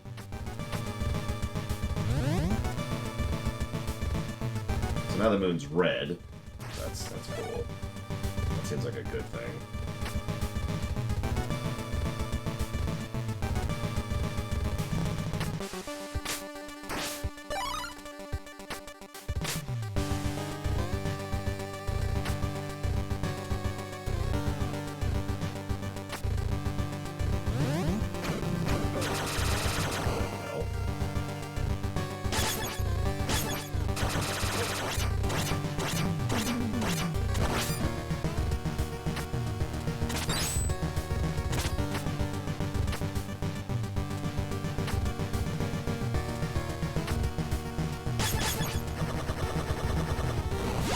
Yeah, there's that one.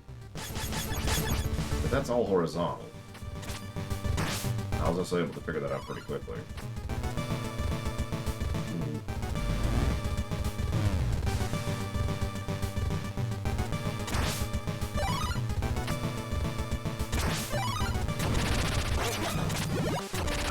Huh. I guess we found out where they come from.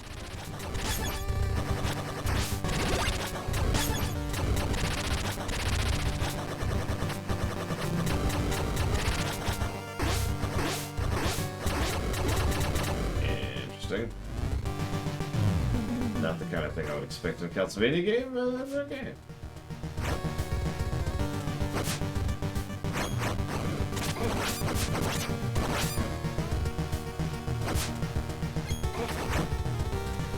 I cannot believe what just happened. No, I didn't know I could pogo off lamps. Be a more accurate way to put that.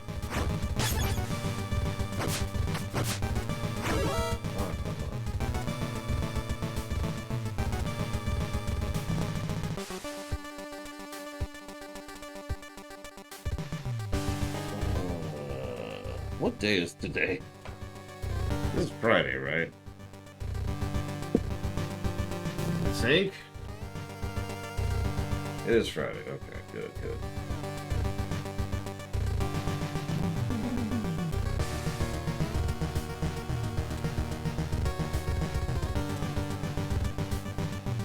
I needed someone to drive me back. Like, comma. They wouldn't even sign me in without having someone already ready to go for that period.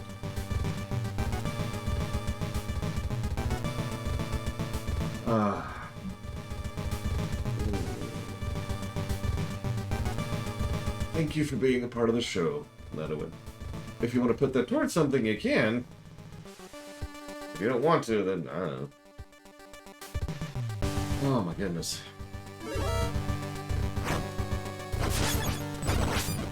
Let's just dope out of that nonsense.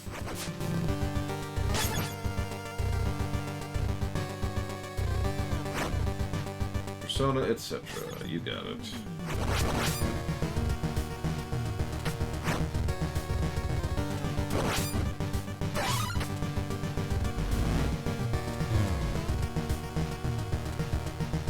What is that?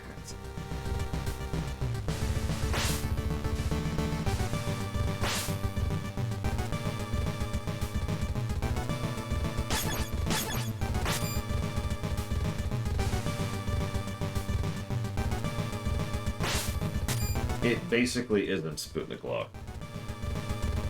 Like at all. In fact, this game is also clearly either not canon with or is a prequel to the first game. Curse the Moon 1. So So, nothing to do with anything, apparently.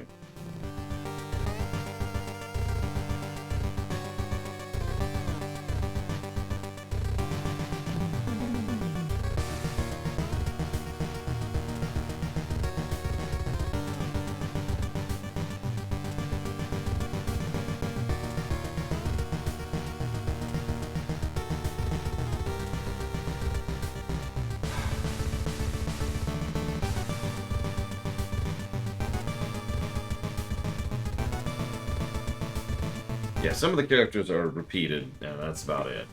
Like, some of these characters are in Bloodstained, some of them are in Curse of the Moon 1, and some of them are only here.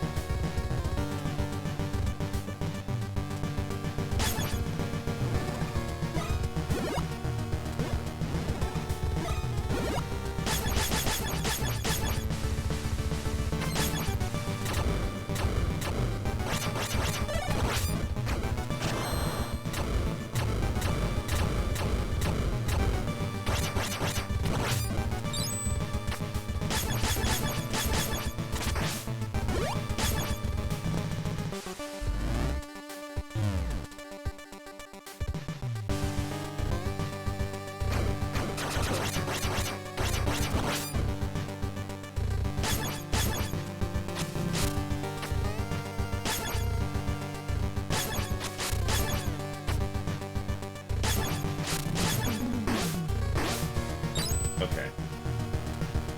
Whatever.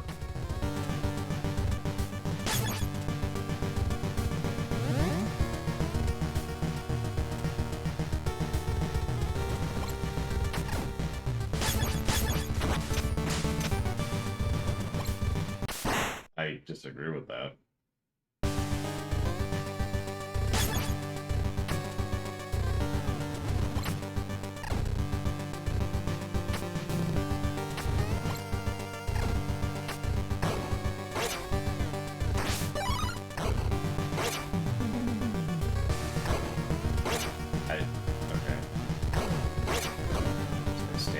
Take damage then, apparently. It's my life.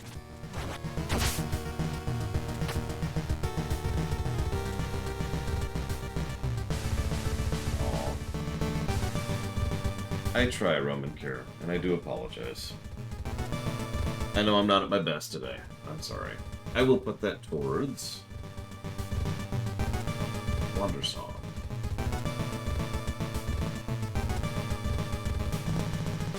And I do hope you at least had a good birthday to some extent or another. Birthdays should be celebrated. I've always said that. You put it. Ah, dang. These stupid things. Okay. I can make this work. Okay, I couldn't make that work. Oh, yeah. This, I can already tell. We're going to be here a minute. We're going to be here a minute. This level of platforming is usually not in a commitment platformer for a very good reason.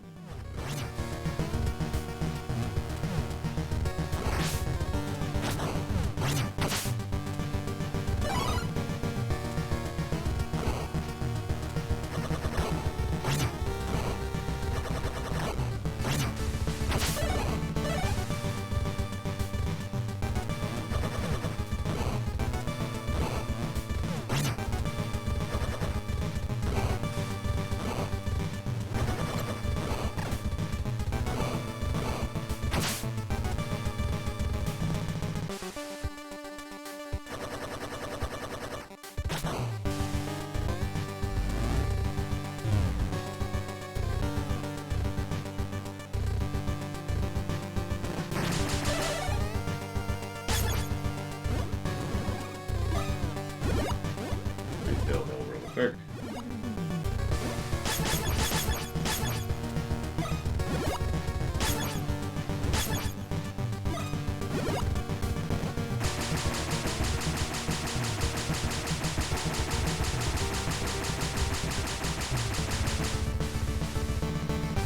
decided not to go that way.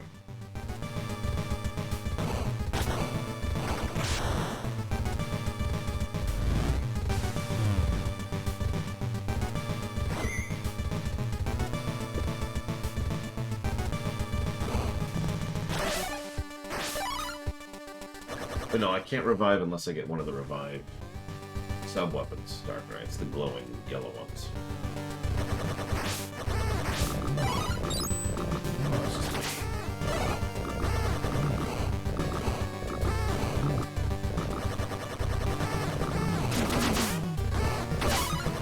No!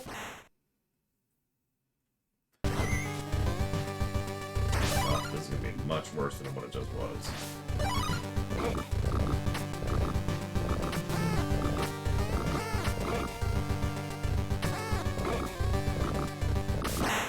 Or we can die. You know what? I'm okay with that. Let's reset. Let's reset. Let's get everyone back. We're right here anyways.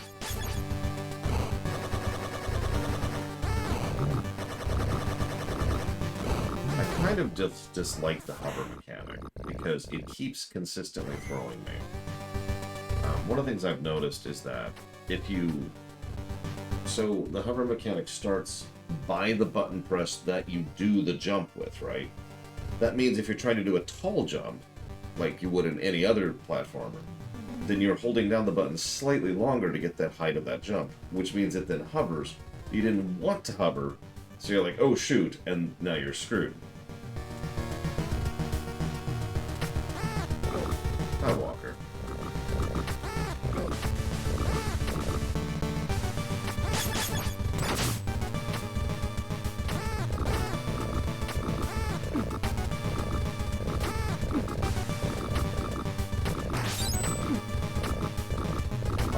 Oh my god, that frog. That frog, he wanted that.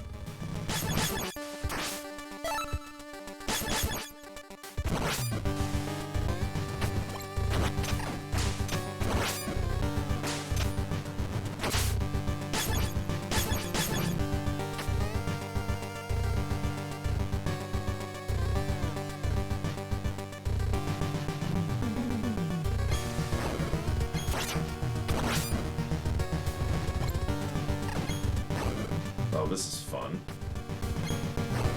Enjoy the mowing the lawn while I do a, oh, what it is, a classic clock tower level.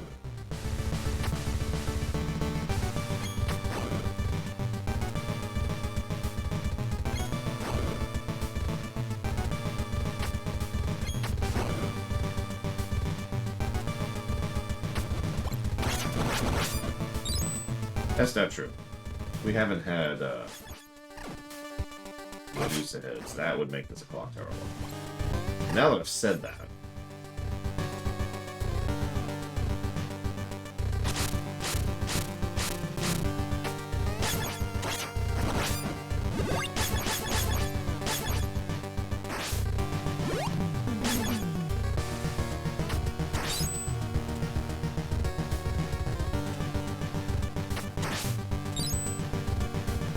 good morning, Game Geek.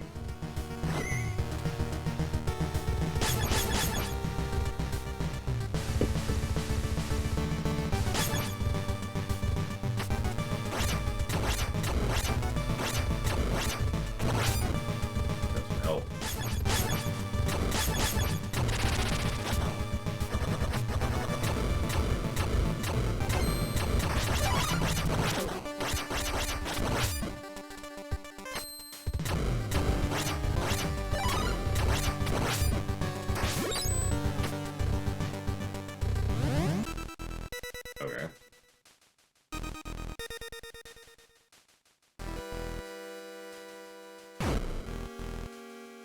Wait, really? Well, you were the only negative last time. Well, one of the only negatives last time around. See how we fare this time.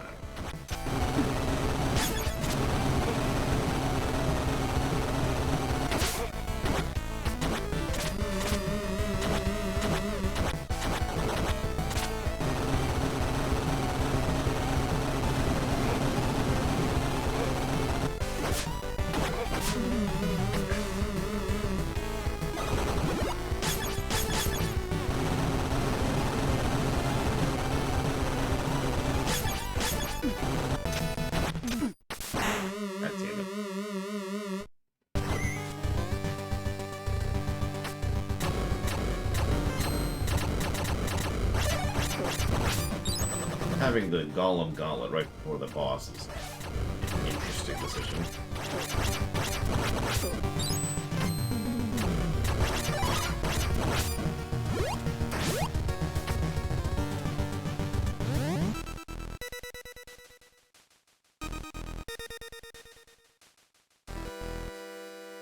That's the idea. Very good.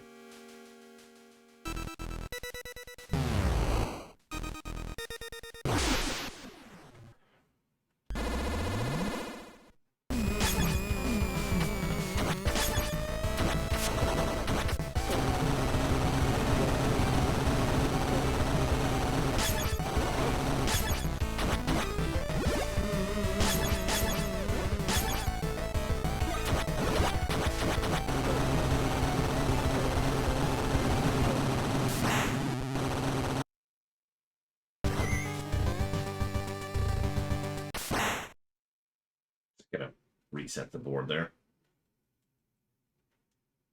Day 2.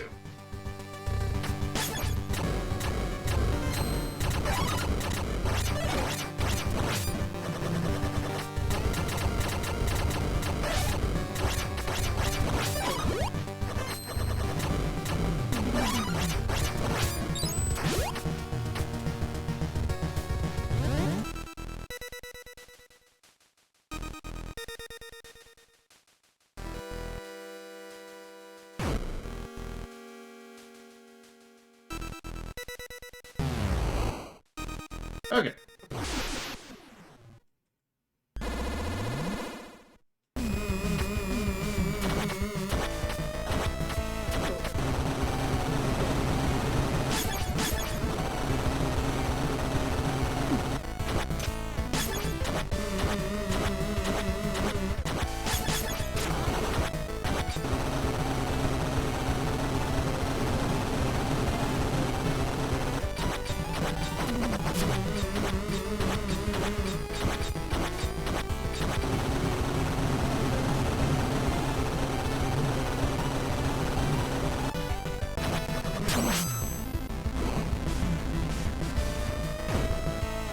Of course there's a phase 2. Why wouldn't there be? Yeah, that might actually just be desperation for it.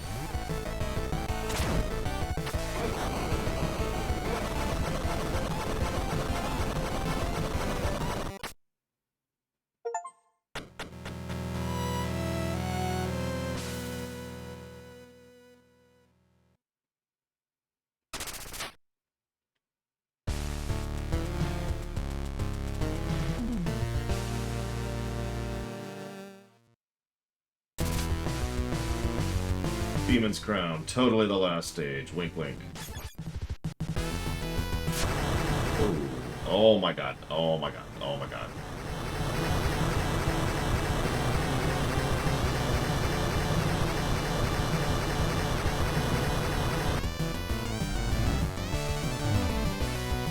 It's okay, they can't follow me indoors.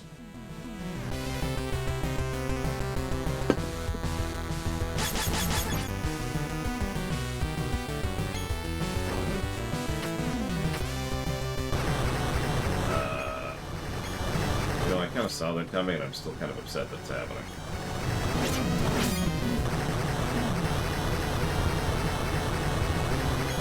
I'm guessing that's the final boss right there, the thing that's following me.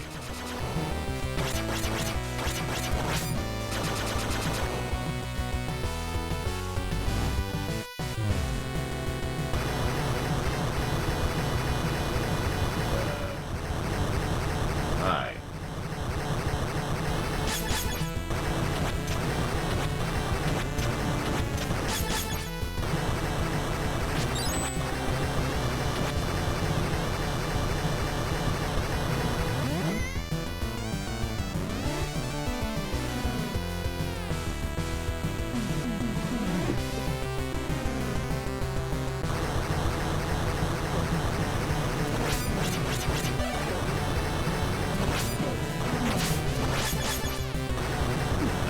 Oh god.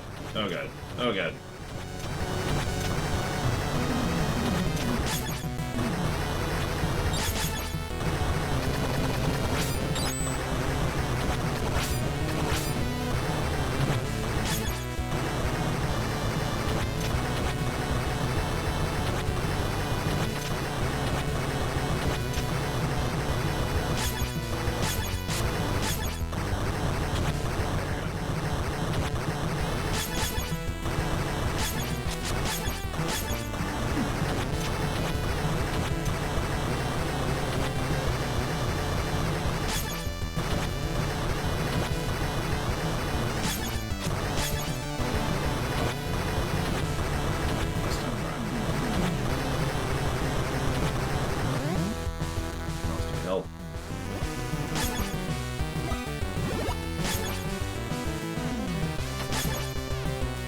Hey, Tortinator.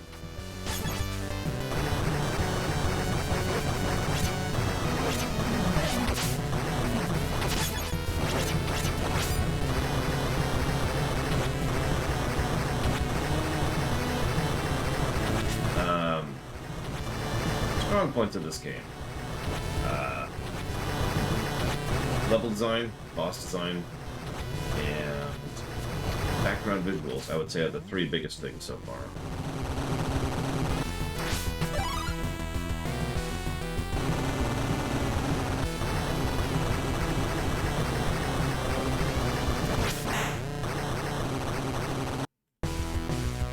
That's my fault.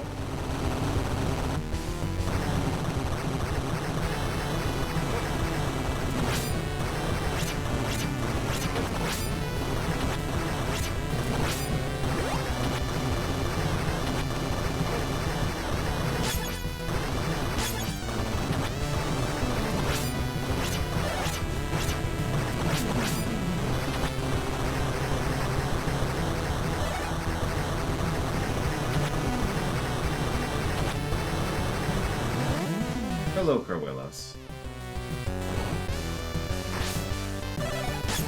And we're back to the eyeball spiders. Of course we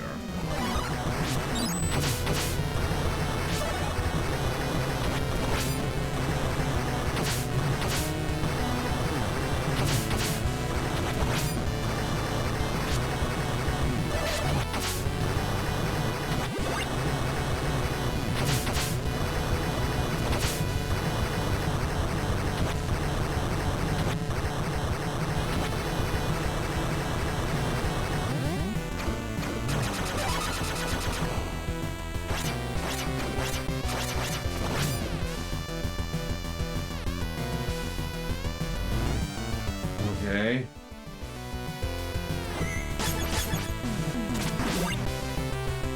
Yeah, probably gonna die. No castle. So. Oh, nope, we're not there yet. Not over there.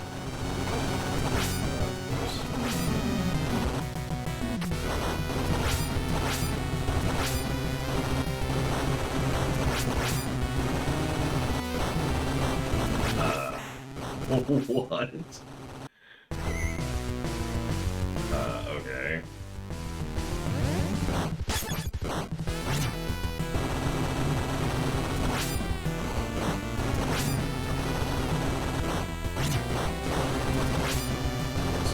This button. Just try to get through this. Oh my god, come on. What, you don't use spears?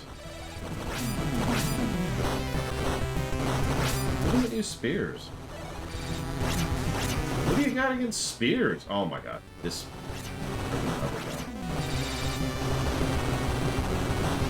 For tanking.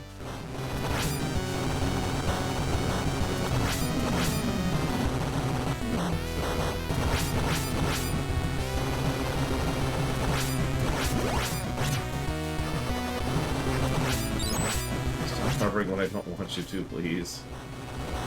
Please.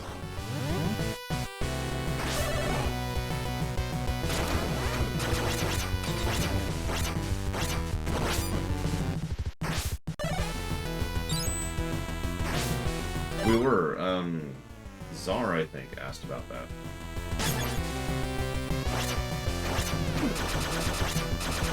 And dead. God damn it. Okay.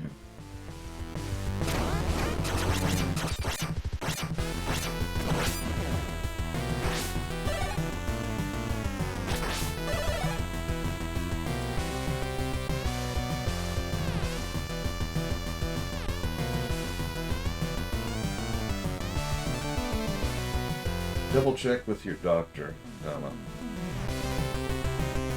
Because I ended up using Sis because I needed someone to watch me afterwards anyways, period. But they may accept you getting a ride home, period. I mean, they have to, right? Question mark. Really?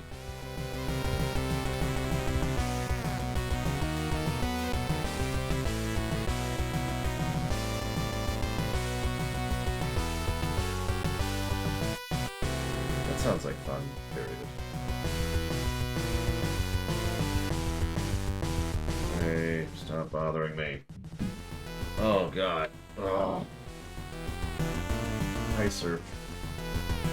Oh, God, we have 2 health. Okay, okay.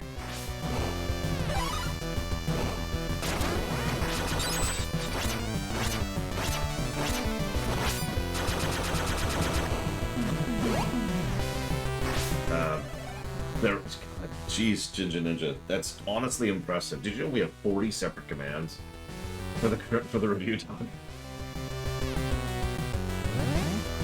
I'm not joking. 40. It's actually like 43 or something at that point.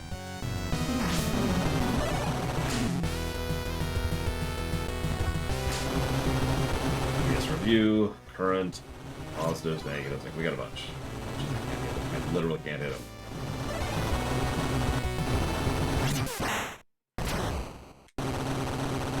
Alright, so we're dead. Yay. Now the problem is, we're back here, so we go to this nonsense again.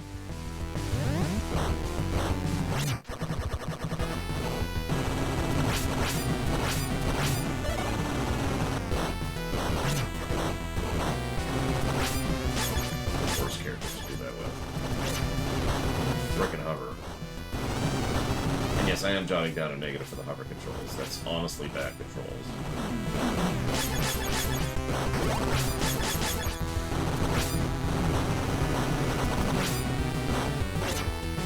If Super Mario Bros. 2 can figure out a hover, this game has no excuse.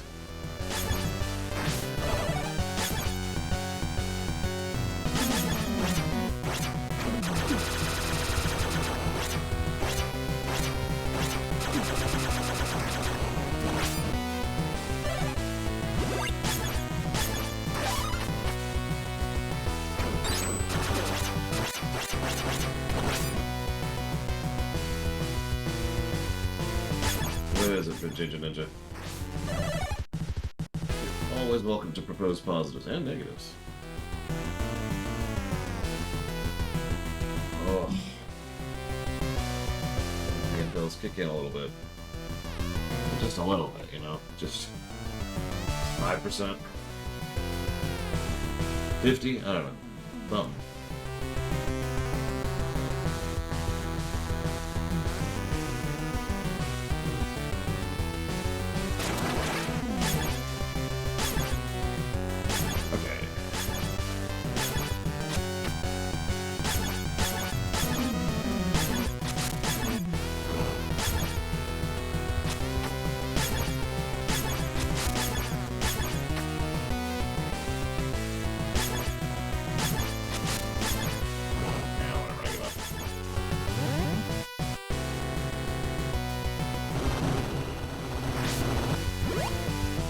I did notice that on the one boss fight we died on. Yeah, I'll try to that. Let's see.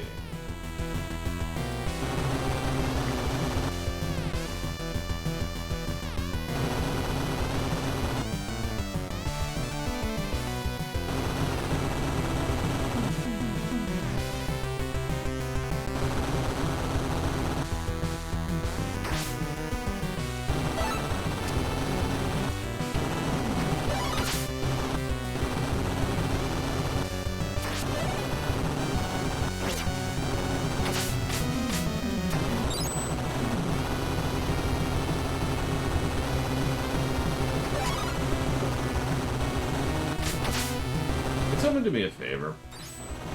Google the composer of this game and the first game, because I'm curious if it's the same person.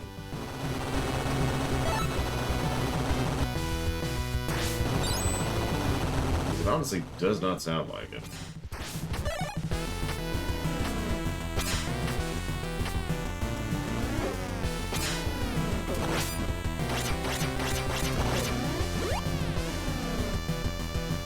It's an eyeball shooting eyeballs at me. By the way, you missed that.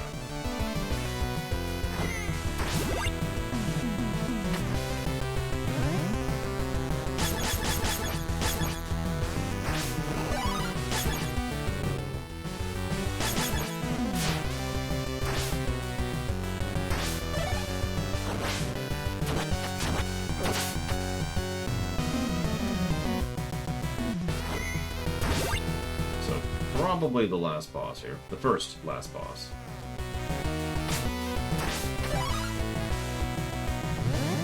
Nope, I'm wrong. Jeez, this is a long stage.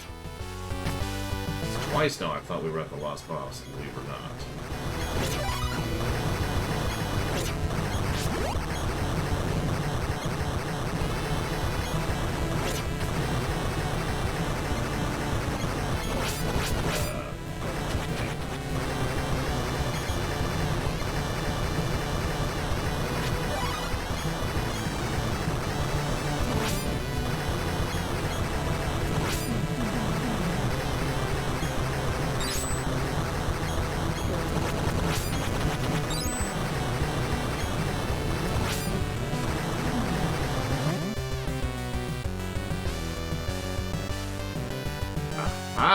That would explain a lot. Because there were a couple songs early on that were decent, and then, yeah, that's it.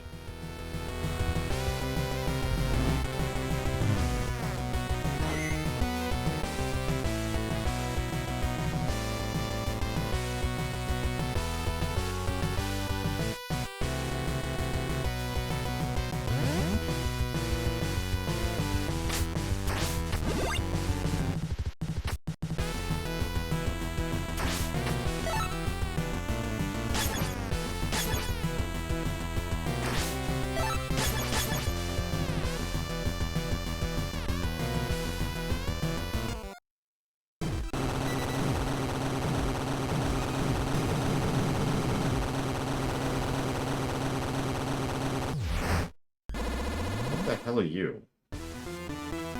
You're the final boss? Some random bug guy that's been chasing me the whole level?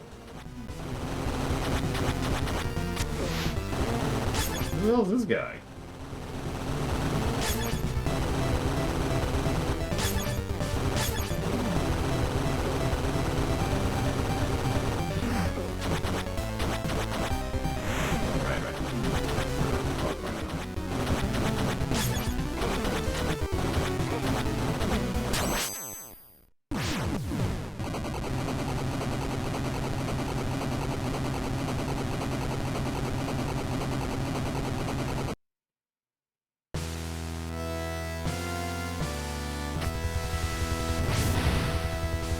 Of course.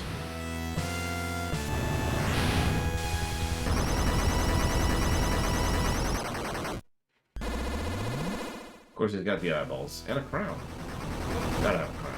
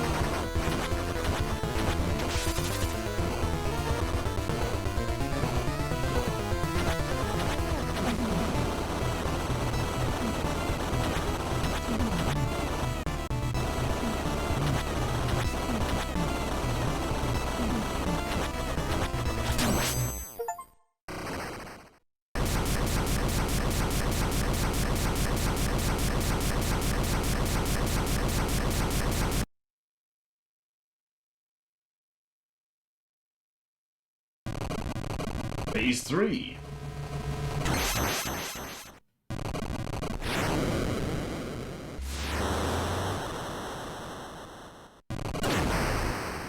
No, Dominique. So she's gonna be the last boss in this one? Great. A Dragoon last boss. That's exactly what I want. Why is everything on fire? Zangetsu and his comrades were in a complete state of shock. They could not believe that Dominique was someone who would sacrifice herself for others. Why? Zangetsu realized that all along she was the one caring for them in her own unique way. As he reminisced, he remembered that when someone needed their wounds treated or helping hand, she was always there for him. Robert felt great shame for his inability to trust the woman who had been a faithful ally throughout their journey. Despite his open contempt for her, Robert realized Dominique had been quietly, indirectly supporting him in her own way. To Robert, however, remember the church that he loathed so much could only be evil. His deep grudge had clouded his judgment. Hachi could not understand human language, yet still understood that Dominique had saved them and wanted immediately to go to her rescue. For the first time their spirits reunited as one, they pledged their lives to rescue Dominique in episode 2. Yeah, not actually the last boss, obviously, just like last time. It's okay, I've got an idea. Let's pick up a cursed sword that'll help us save her.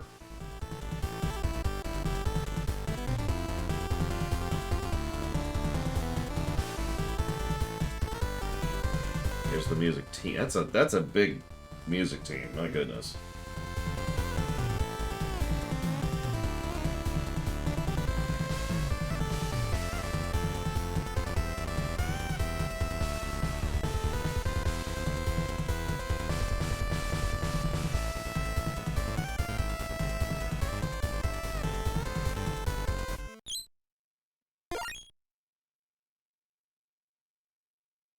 I mean, it reminds me of the old days when you'd have, composed by, and it's like 5 people. Because everyone would just take one game. Or one song, excuse me. So, round 2. How repetitive is this going to be?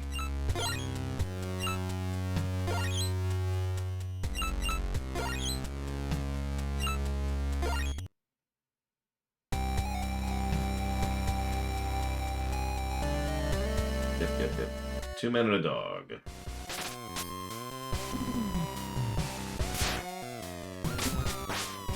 So let's see if it'll actually acknowledge my controller. You know what I mean? Nope. No, let's see what happens if we try to move. So it's leash co-op, which doesn't really surprise me all that much.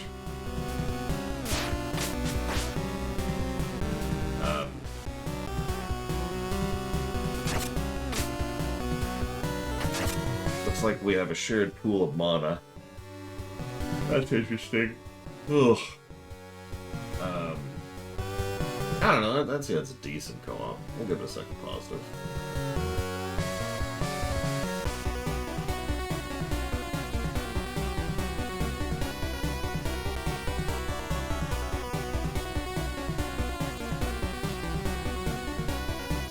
I'm actually going to AFK really quick.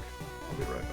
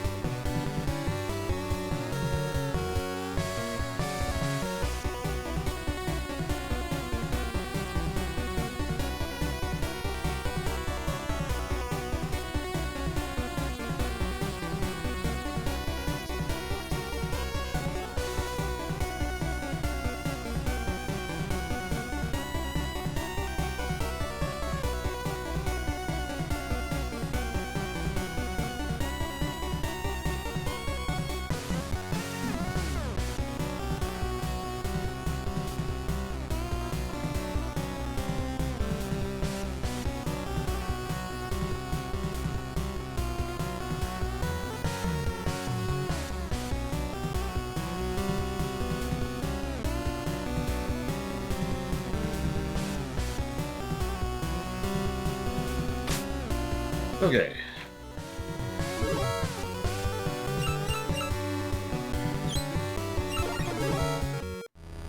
Try it again.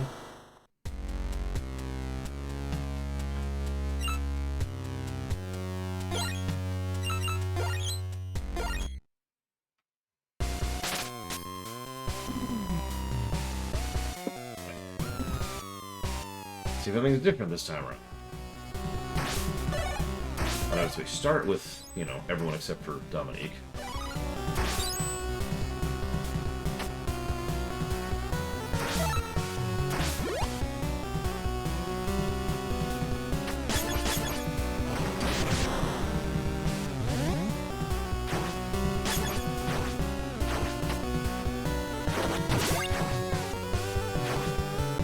Probably Crazy Horse.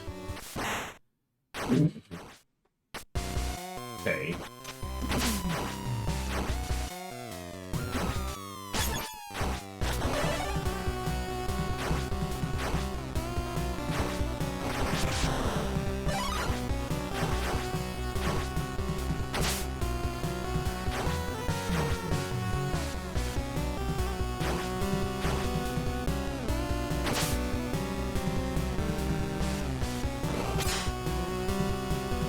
It's just funny because we're going down anyways, and yet falling down kills you, but walking down the stairs doesn't, because logic.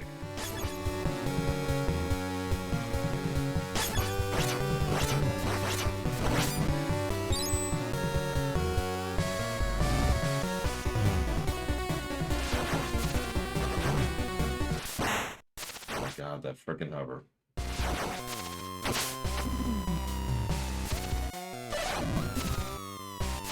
No, I know. It always used to piss me off back in the day, Crazy Horse. Like, you know the screens that slowly scroll up? Why does that kill you? What exactly is killing you when you get to the bottom of the screen? The answer is, of course, nothing. There's nothing there to kill you. It's just killing you because screw you.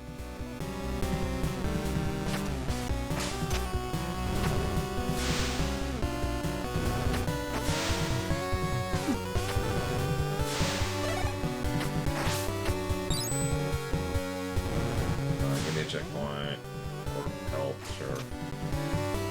Yeah, there's just invisible lava slowly rising in the background.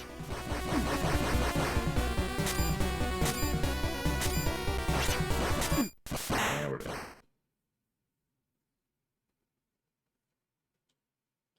Best part is, yeah, we're right back in the beginning. Alright, hold up. I'm gonna look something up here.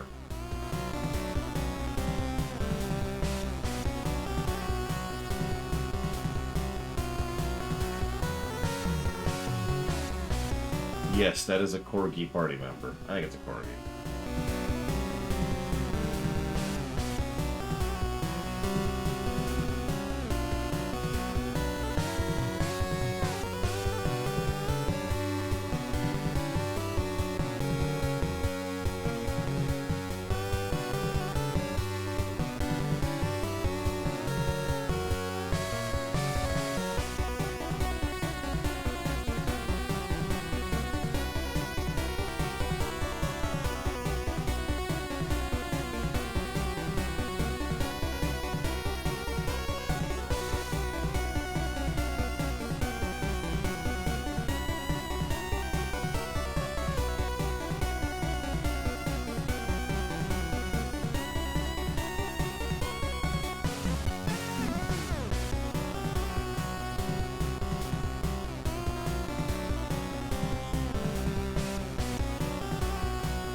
Damn racist corgis.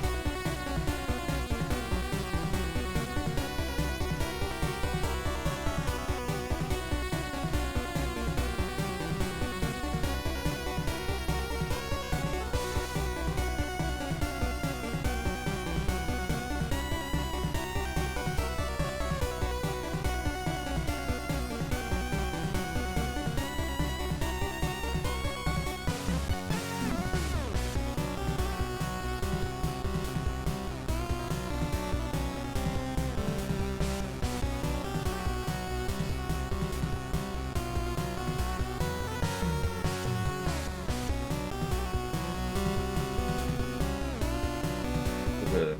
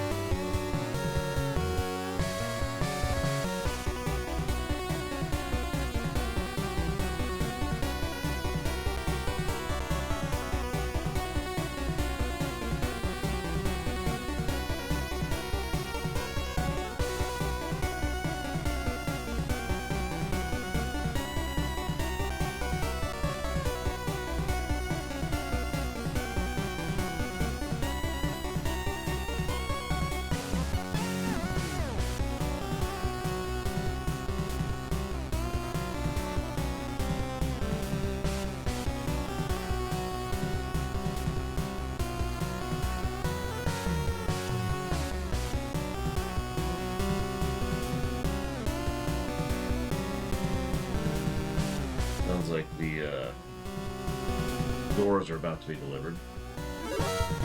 That's cool.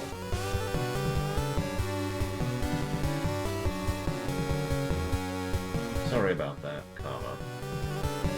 I've been having headache issues today, and just sort of drifted, period.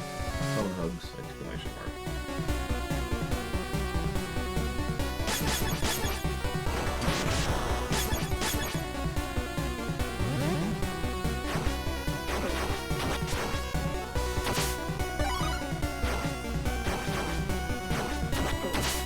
I mean, it kind of is. The doors are apparently getting delivered right now. Supposedly. Sometime in the next 20 minutes, something like that.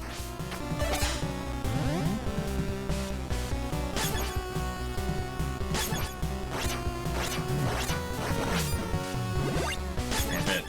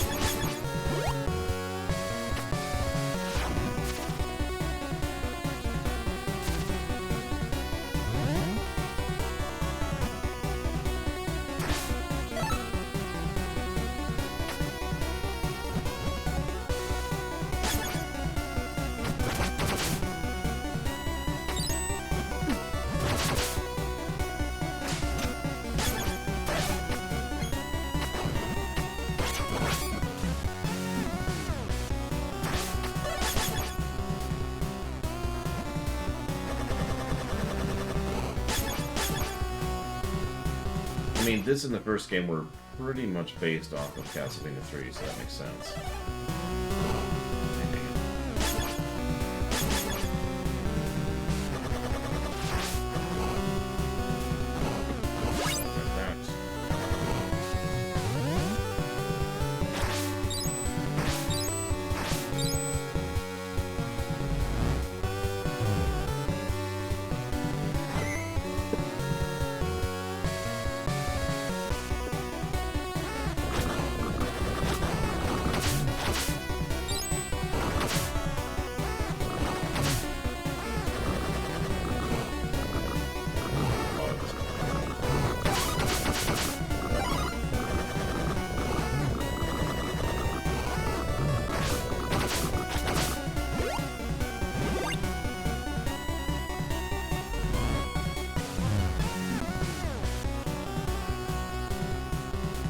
There's bunny girls, of course there are.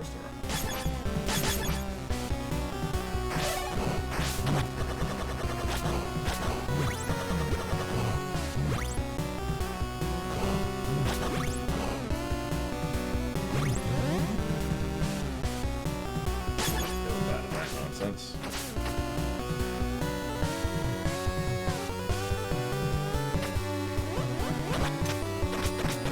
Yeah, canonically the dog wanted so badly to help that he captured one of the mech suits from the Alchemist. They're a regular enemy later.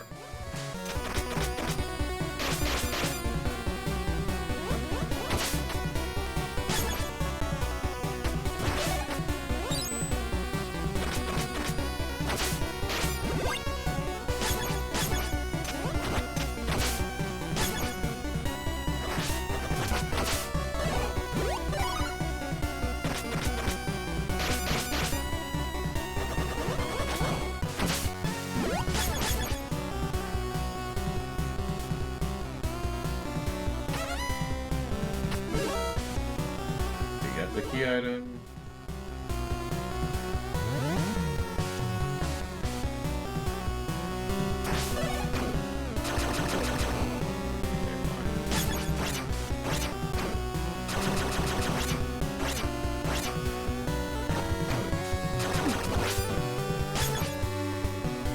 Could you, like, not die, Roberts? Please.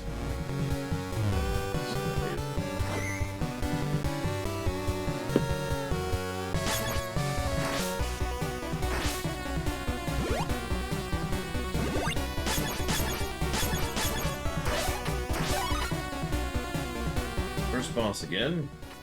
See if he has any different attacks this time around. Like did in the first game.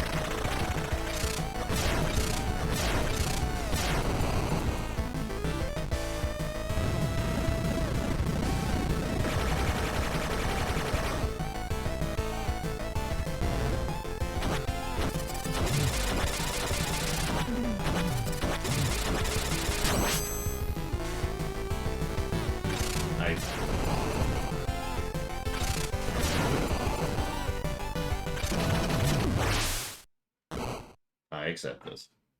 I have to go again. I'll be right back.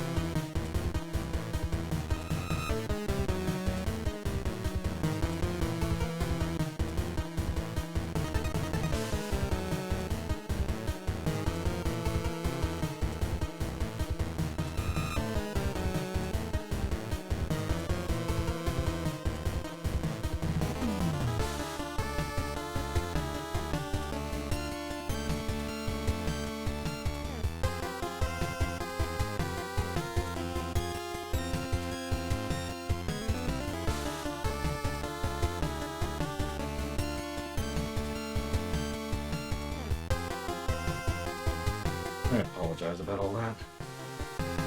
It wasn't a, here's the doors drop-off thing like it was with the other stuff. I had to sign some paperwork. And I had to help them because there were a lot of doors and they were like all wrapped together. And they probably used like a forklift to get the doors on the truck. And we don't have a forklift here. So, that was fun to do with a headache, let me tell you what.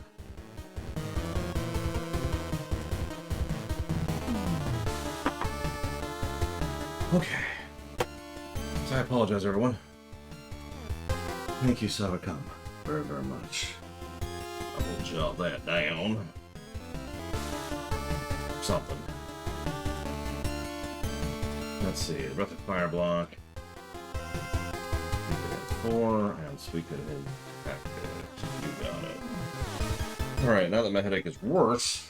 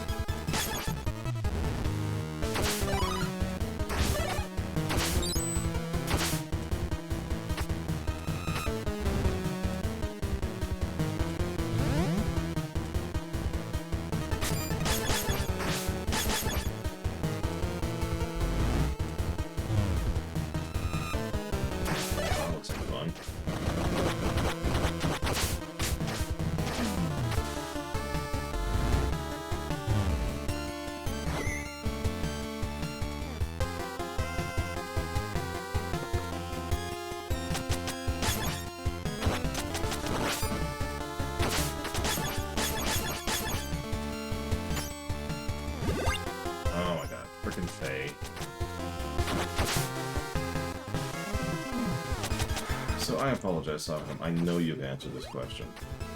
Where do you sit on the Breath of Fire 2 issue? Just while it's in my brain. That's getting on there.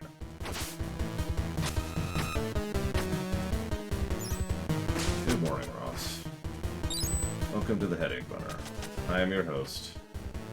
Holy crap. I am your host. Kill me now.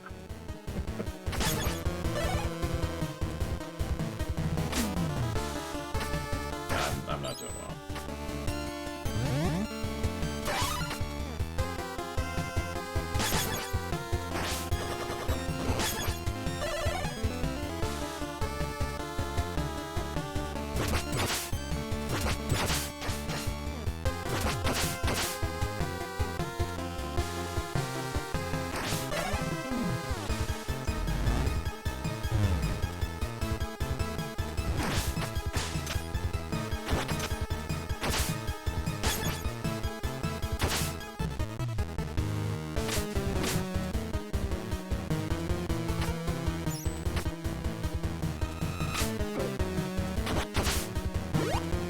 I think it has to happen. You and Ross just have to convince each other. Actually, I can check the books. I'm not sure who the actual majority shareholders are of Inman.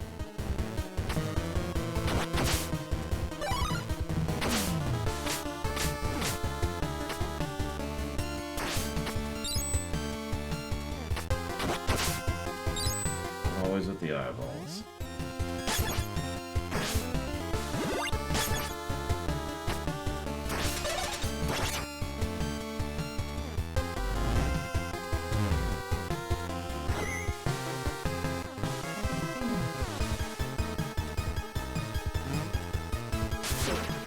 That sucks.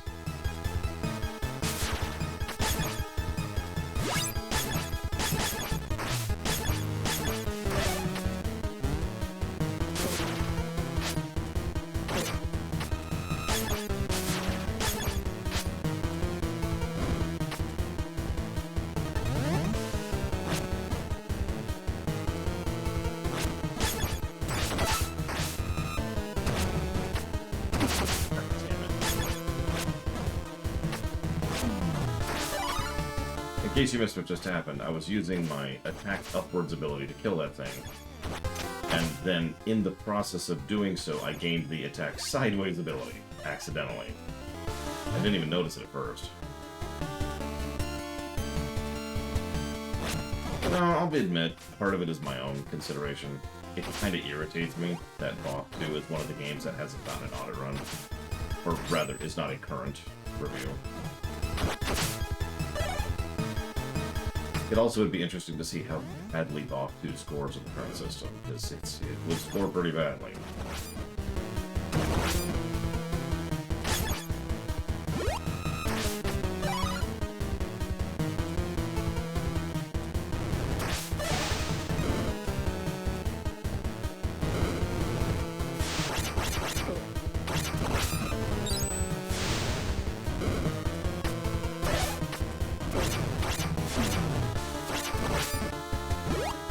Another sword.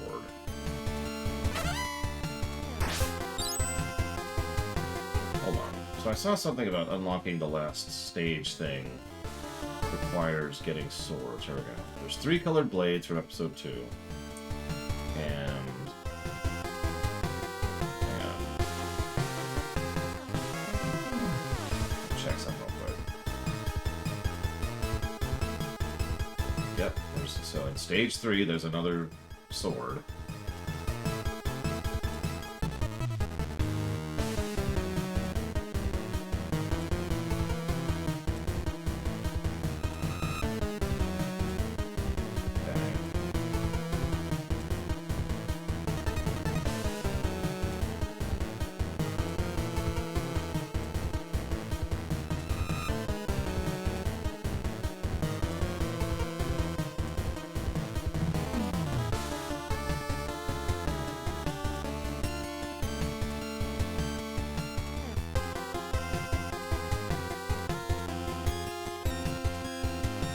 So we do actually need to get that in. Okay.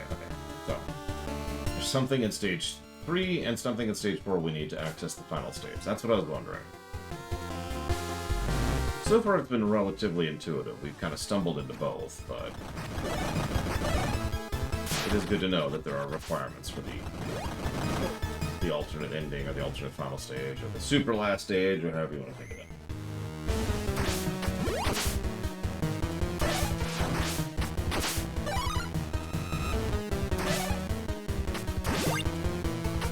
Time.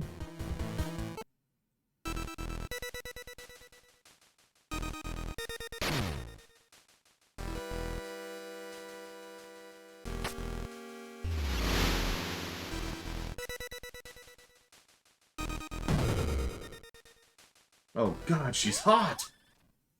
It's funny if you know what she actually looks like, because we've already fought this boss. A little harder without, you know, her. This is her stage. Actually, it's her boss.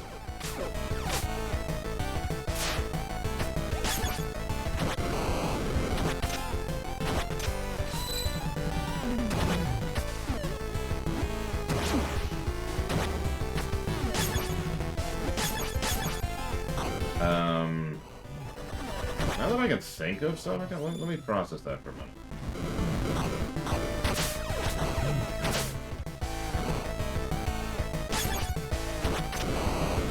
Queen Zeal count from Chrono Trigger? I'm kidding. That's actually an old joke.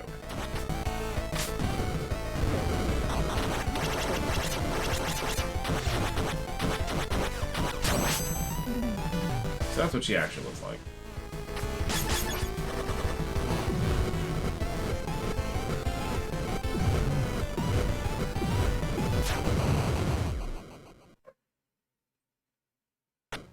Hey, warning you. I'm having a headache today, but trying my best.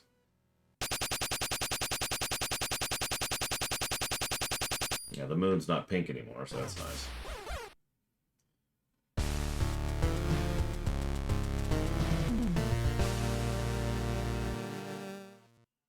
Okay.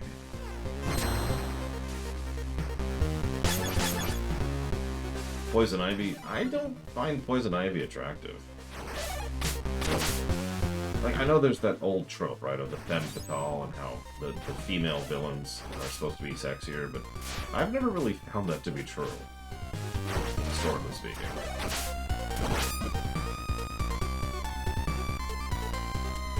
Listen, Crazy Mars.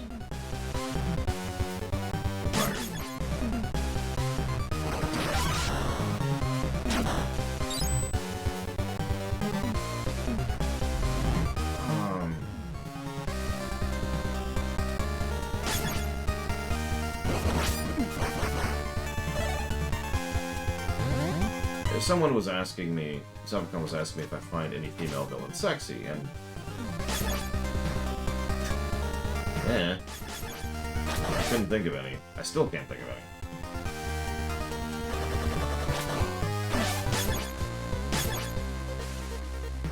Well, there is Janeway. I mean, that is Kate Mulgrew we're talking about here.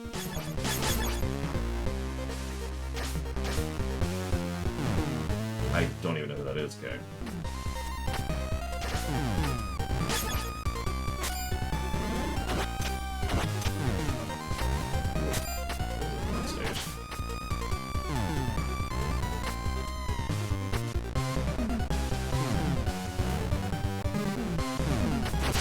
No, I legitimately can't think of any Christmas.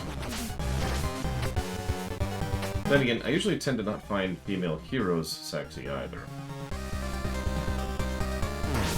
That what you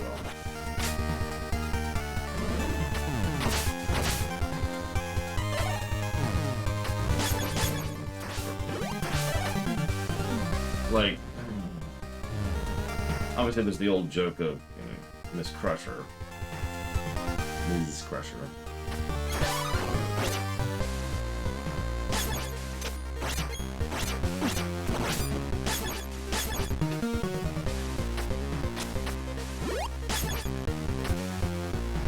But, I don't know, maybe I'm just jaded to it, but even speaking as someone who used to read comic books, all the leotard, skin-tight suited women, never did anything for me.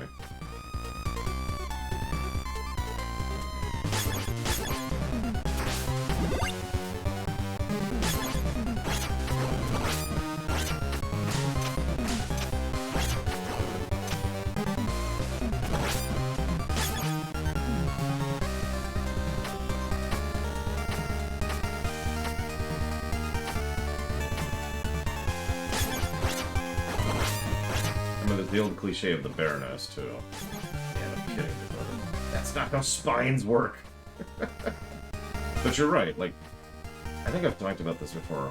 It's probably TMI, I just kind of don't care. For me, if I see someone who literally looks, like, Barbie dollish, and you know what I mean, right? It's almost always something drawn or something animated in the video game or whatever. If they look a little bit too plastic, a little bit too crafted, the proportions are just exactly the way they're supposed to look or whatever, it just bounces right off of me. It's like, eh. Yeah, like Psylocke, perfect example. It's like, there's nothing there. Or any X-Men character, really, like I said earlier. I don't have an upwards attack. Again. It's just my curse. The real curse of the moon, not having an upwards attack. There we go. Yeah, or any of the females in the DCAU, exactly. Like, yep, okay. No, exactly, Crazy Mars. I don't see it as something to be desired because I don't see it as a thing to begin with. It's like, okay. The reason I call that the Barbie doll thing is because I knew kids who, when we were developing, who were like, oh my god, Barbies are so sexy, and my reaction was always, really?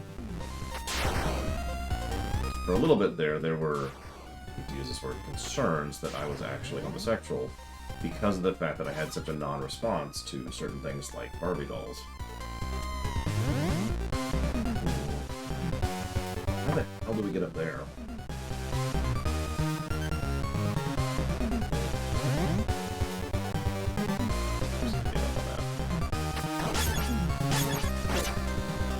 I wish we had an upwards attack. Hey!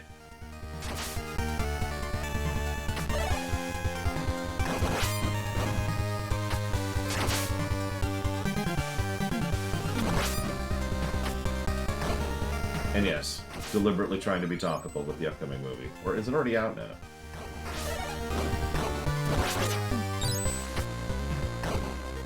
That's just me failing to be topical.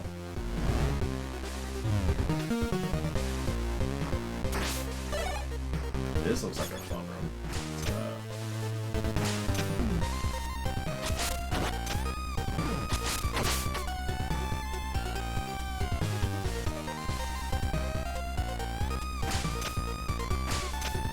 I know, right, Ginger Ninja? Like I said, it's just... I grew up in the 80s. It's not a defense, it's just a statement of fact. I grew up in the 80s, and that is what it is.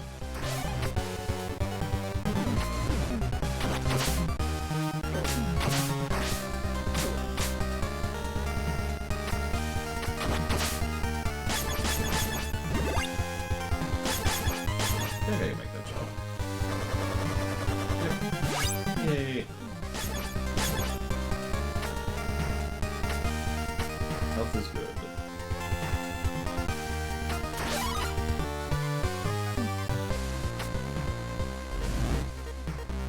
I also usually don't find actresses attractive. There are a couple of rare exceptions there. I do think Gates McFadden is an attractive woman, so there's one of them.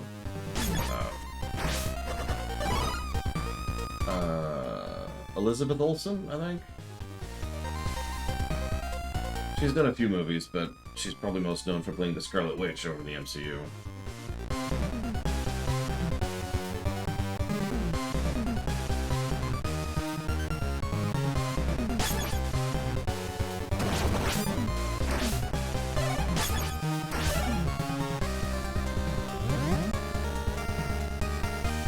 I'm sure there's someone else.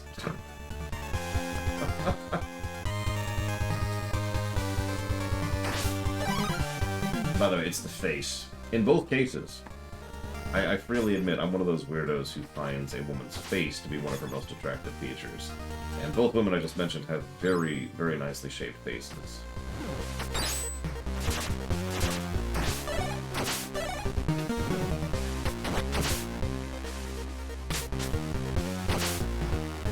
Yeah, would you believe it took me literal years to put the connection together that she's actually a sister of the Olsen twins? That's how I found. I think she's the sister. I couldn't say that so definitively. Go ahead, make fun. It's cool. I understand.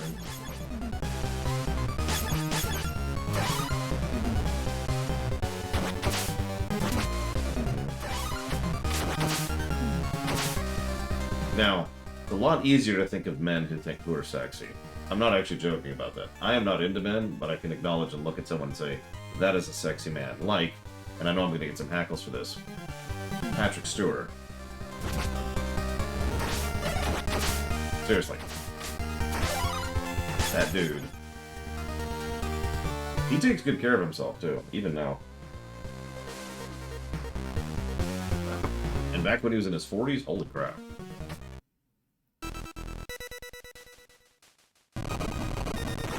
So, train boss. This should be fun. Last time we just kind of berserkered this. So naturally we're going to berserker it again.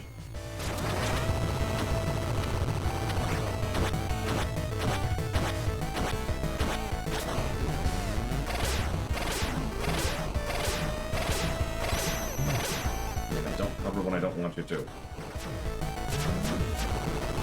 Ooh, there's no delay there at all. Jesus. Much smaller frame of vulnerability.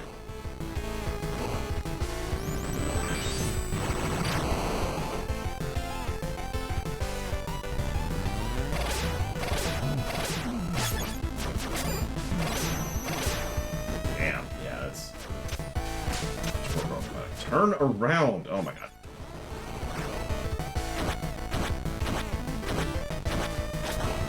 And yeah, Patrick Stewart just has the voice. There's a reason we call it the Picard speech and not anything else, right? Oh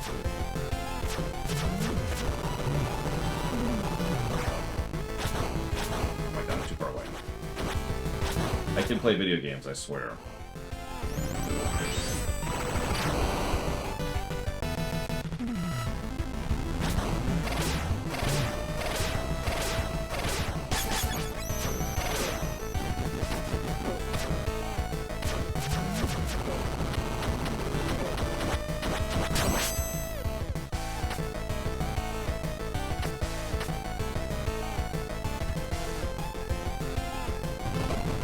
I mean, I will freely admit Shatner was a looker back in his day. It's actually one of the reasons they hired him to play Kirk. It's not a joke. You can look it up. I actually talked about my ruminations even.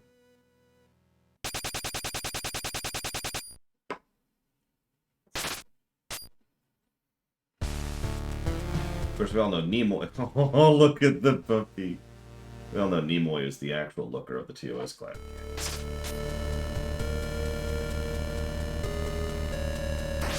Ice levels, yay.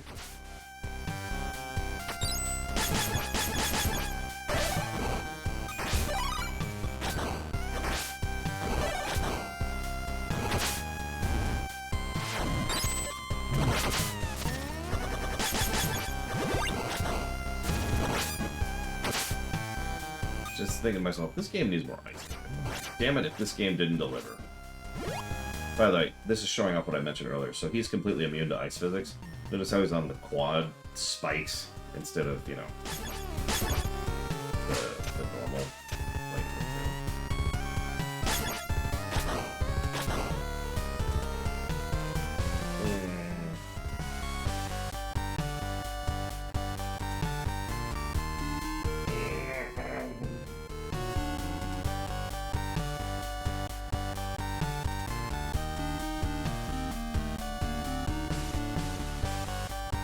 no, I can, Roman Cure. I'm debating. I'm just gonna look this up because I don't want to miss it. I want to see where the item is.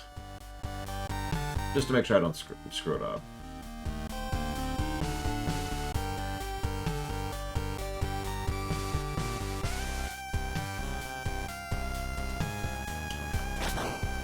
We're not there yet.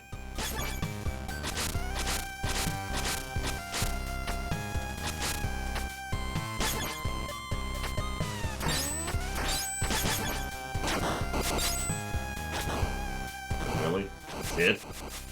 No shortcut? Ah! Okay, fine.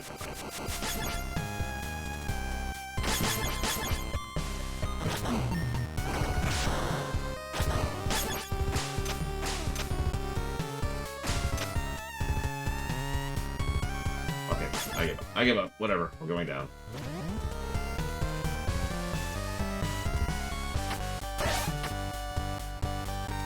So, this is actually a downgrade in every way from our current weapon, but it's required for the final stage, so whatever.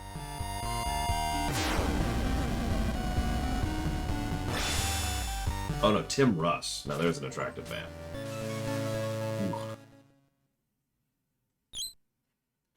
Focuses the Swordmaster's energy when drawn, slaying demons, while leaving the virtuous unharmed. A strong magical power dwells within. Unfortunately, we've lost our combo hit and our aerial attack. And our sub-weapons are no longer buffed. Oh no, the Doctor totally too. Honestly, there's a lot of attractive people on Voyager. And you're probably thinking, wow, that's a strange coincidence. No, it isn't. Remember that this is the Rick Berman era of casting. People were deliberately cast because they're attractive. That's not hyperbole, that's just fact.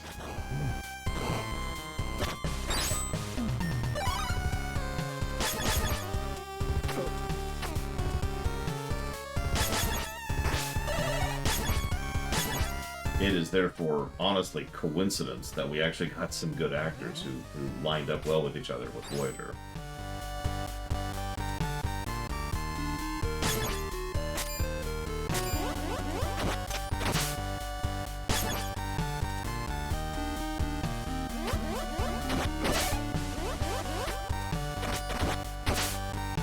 What I find vaguely funny is that in the case of each Star Trek, there's no real debating who the best actor or actress is for a given show.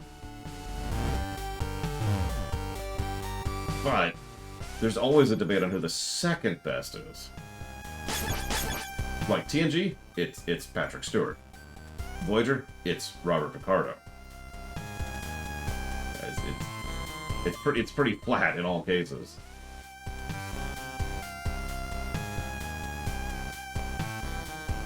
Enterprise? Can't think of his name. The guy who plays Tucker. Yeah, TOS, it's Nimoy. But yeah, so it's pretty obvious who the first is in pretty much every show, but then who the second best is. That's actually an interesting question. I'm having a really hard time concentrating. The nausea is getting worse, even though I took a Dramamine.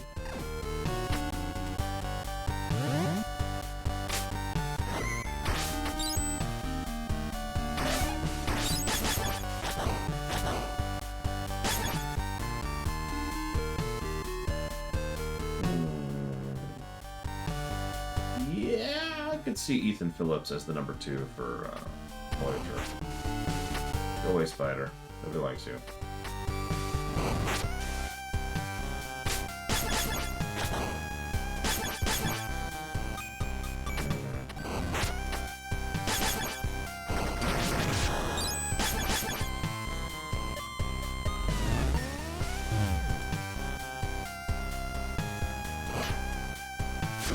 I just noticed, in addition to this being the hard mode for the fact that we lost a person, we also lost our only healer. So that's cool.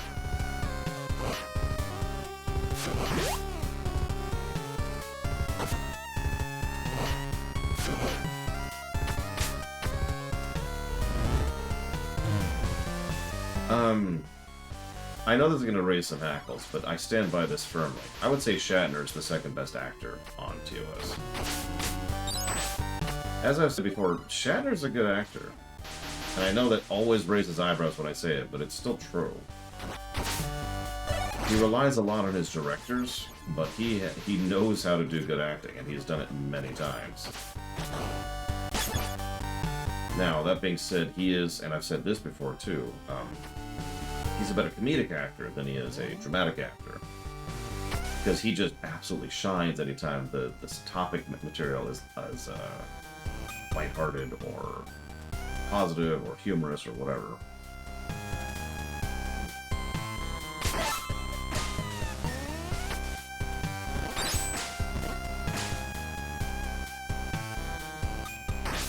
DS9? Top DS9 actor?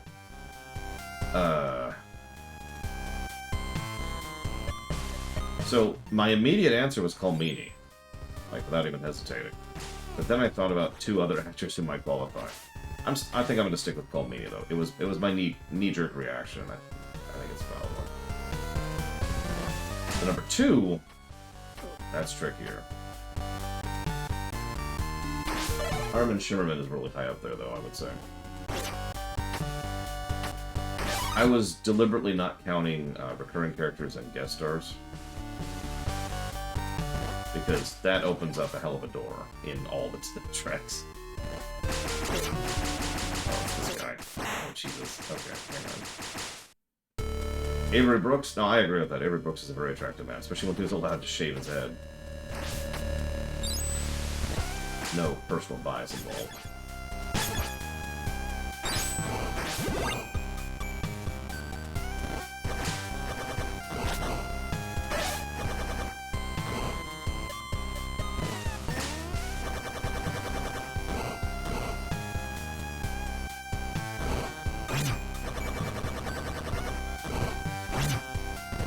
So you like Patrick Stewart and Avery Brooks. 2 bald men. Sounds like a trend here.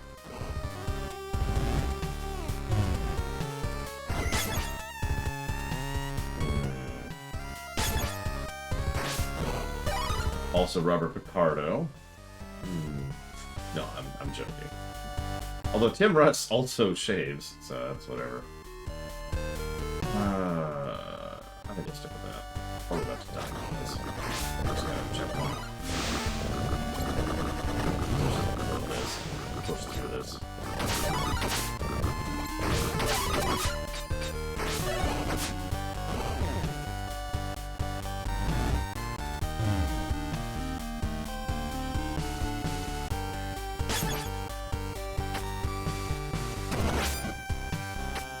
Didn't feel like dealing with that guy.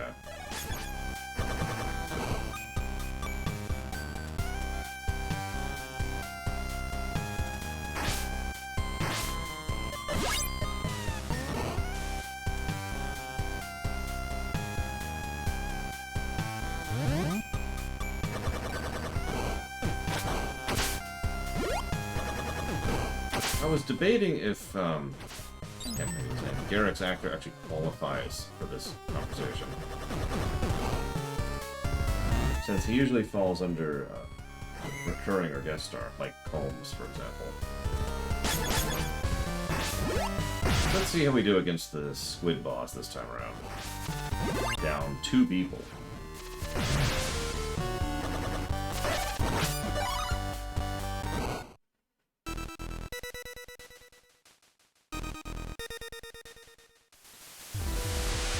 Worst actor for show. Ooh. Let's stick with main cast.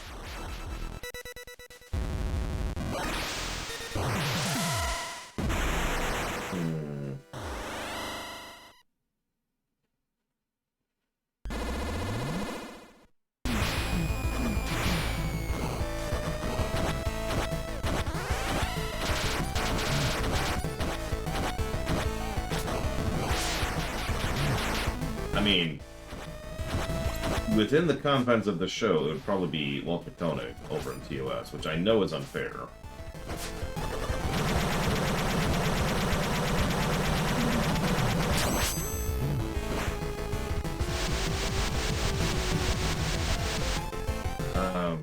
In TNG,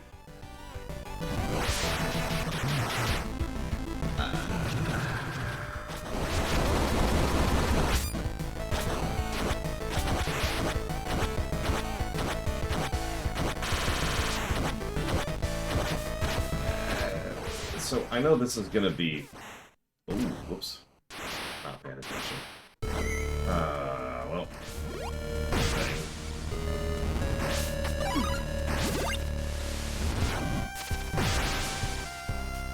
Discounting Wesley for the same reason we usually would.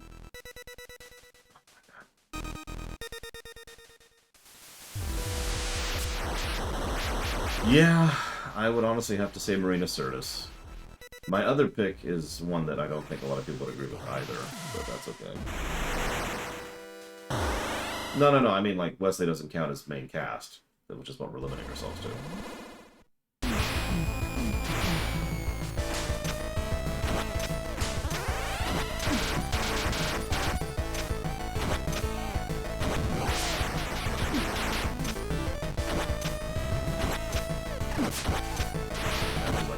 Character for this boss.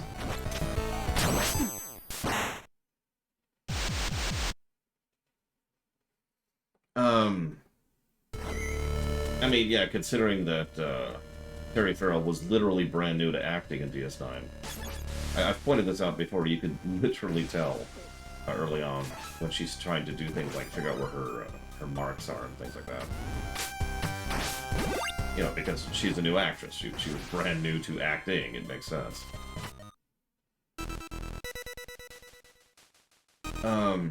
Voyager?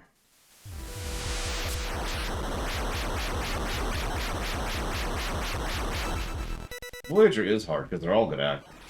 Even Garrett Wong is actually pretty good when he's actually allowed to do something. That's my first thought. And the character I was going to pick doesn't count, for the same reason Wesley doesn't count. Yeah, I was going to say Kess's actress was my first thought, my first real thought.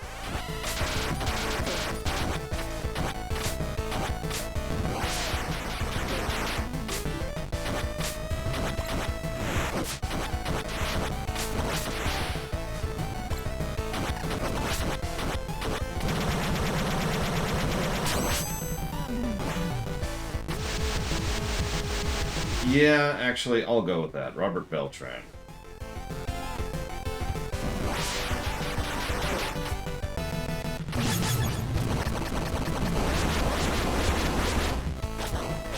Ethan Phillips is a proven good actor and does some really good stuff, even in Voyager. I can't count him as the worst.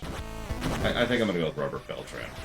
Similarly screwed over, but not on the level of most of the other actors there.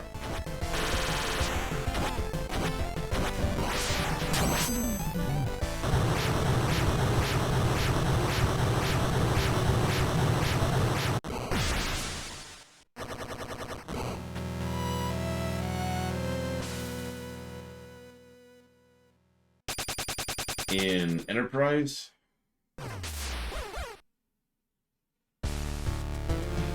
That's a tough one. Because it's between Travis and Hoshi, and both of those are unfair. Because unlike, say, Garrett Wong, neither Hoshi or Travis are ever given the opportunity to actually flex as actors. So we don't really know if they're good actors, because we literally never see them bother to actually have screen time or character development, right? So I think because that's such an unfair answer, I'm actually going to go with Scott Bakula. What's really funny is I've heard people over the years completely disagree with me, like, no, you're just allowing your hatred of Archer to get in the way. And those people are stupid. No, Scott Bakula demonstrably does not do a good job of his role in that show. Like, objectively bad acting. It's something I actually mentioned in the Season 4 stuff, is he was given certain types of lines and certain types of roles, and finally started actually doing a good job as an actor. Probably because they'd started hammering down what they wanted him to do as a character. Like, when he's just acting aggrieved, angry, frustrated, that kind of thing. That's usually when Bakula did his best over on Enterprise.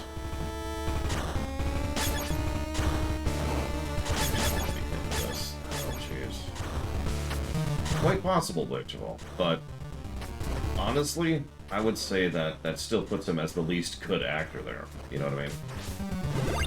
He was not able to take his role and do something with it. Can you say the same thing about Mulgrew?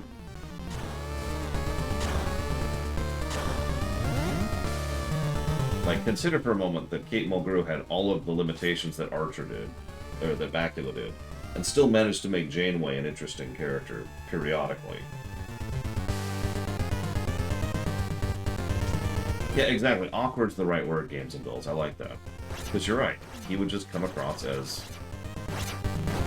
uncomfortable to be around. Not like in a gross way, in an awkward way. I don't know how else to put it. That's a great word. I'm supposed to get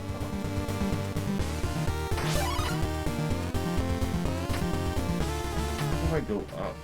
I mean, I don't think I do, so I'm just going to give up on that idea. Exactly, Ross. So anyways, I'm not sure what they're going to announce the FF14 thing, other than, of course, the next expansion.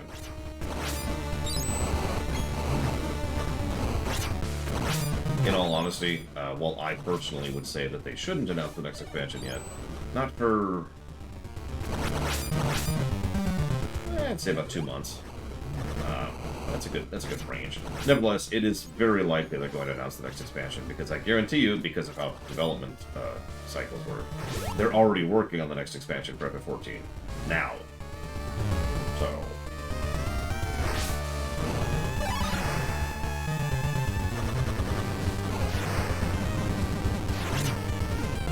So I know they would literally never do this, but you know what would have worked for me in Season 4?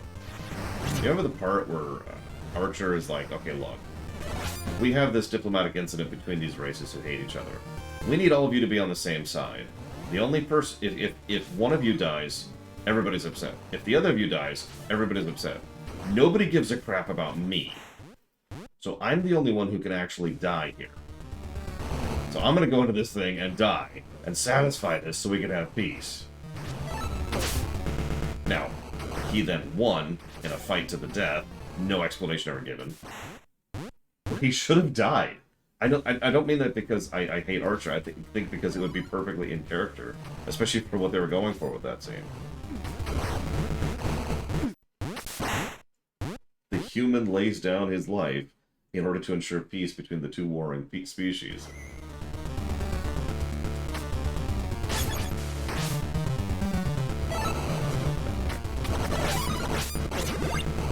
This is a dangerous, by the way. Exactly, Ross. Again, I don't mean that as a negative thing. It's actually one of my favorite Archer moments of the entire series. So, I think they should have leaned into it.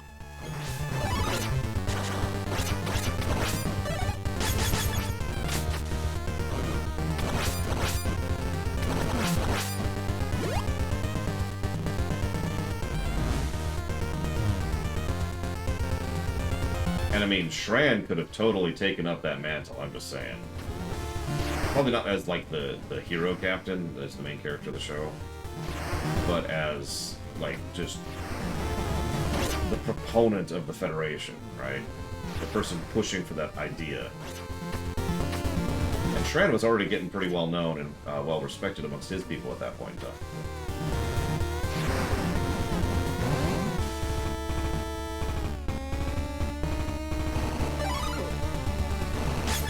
I mean, he kinda is Mr. Red. It's sort of the problem. Like, Archer, as, you know, on paper, is supposed to be this incredibly skilled pilot, test pilot, who is, die! God damn it, that frickin' fish.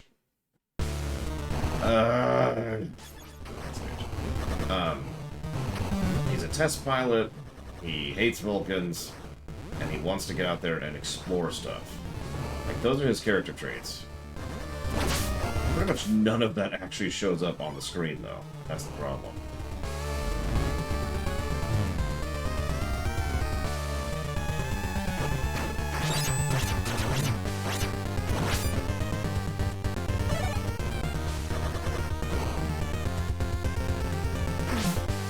Yeah, there's actually a term for that in Tropewood. It's called informed trait. It's when a fictional work tells us something and doesn't actually demonstrate or show it to us. Best quest character per series? What do you mean, Daniel? Also, is the bot up?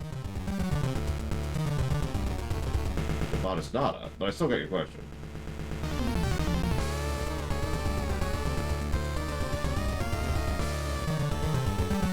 See, I took it a different way, and I will take it a different way for the rewrite of Famicom. I took it as he thinks he hates Vulcans because of ignorance, not because of bigotry, basically.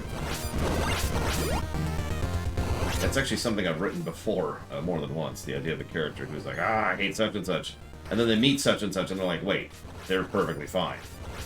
Shoot, I was wrong. And that's going to be, like, one of the, like, 3, I think, character arcs we have planned for Archer. You know, becoming a better commander, opening up about his bias against the Vulcans, trying to be more...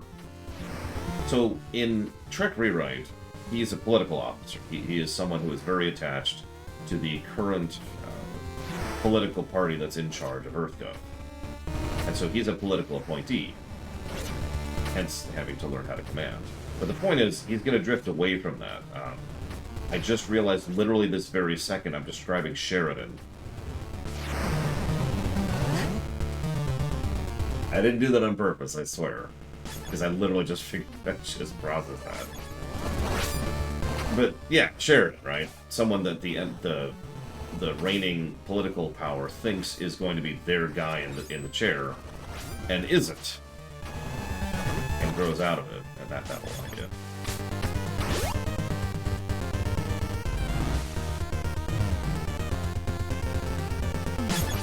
I realize that's spoilers, I apologize.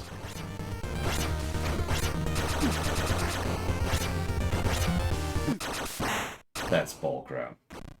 I was trying to swap weapons, and he was just like, no. Best guest character. Okay, that makes a lot more sense. Oh gosh. Okay, so let me think about this for a second.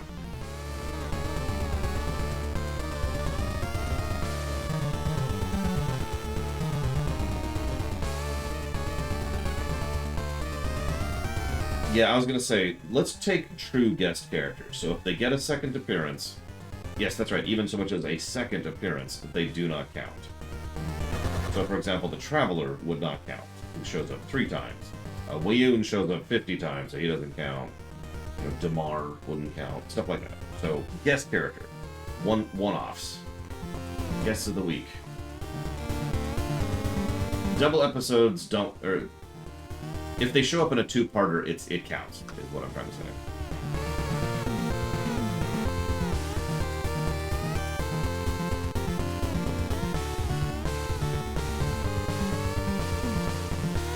Although, speaking of attractive women, Diana Moldauer.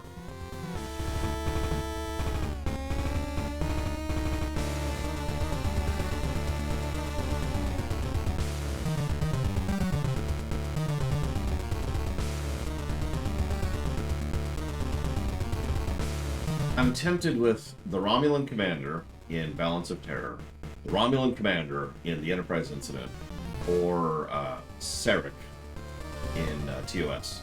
All three of those are very good, and honestly, just top-notch stuff. There's actually a lot of good guest stars into it. There's a lot of good guest stars in all of Trek. That's going to be a tough one. Guest stars have always kind of carried Trek episodes.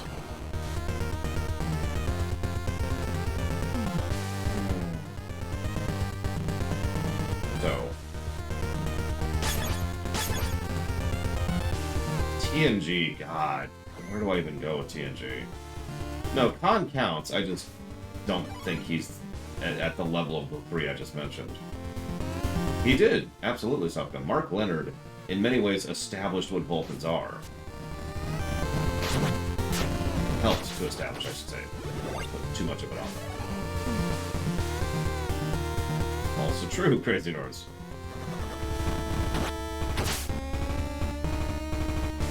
Yeah, if we're counting the movies, then Khan goes up a lot. So I can't pick Jellicoe for TNG.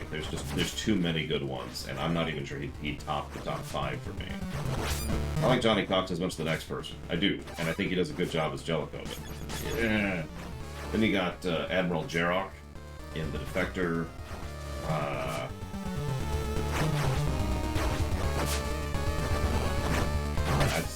There's so many. I'm actually stalling because there are just so many.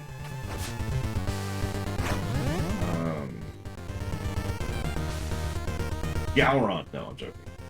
It'd be funny though.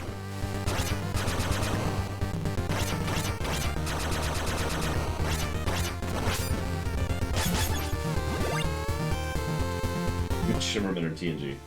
No. Also, which one? The question was for characters, though, not the actors.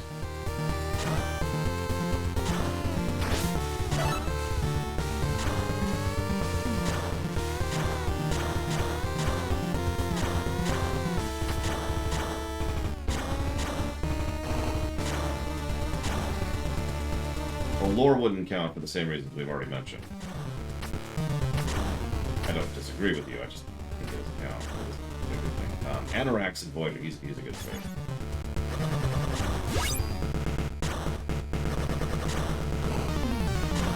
God, I am really torn on TNG. There's a lot of good guest characters in that show. A lot.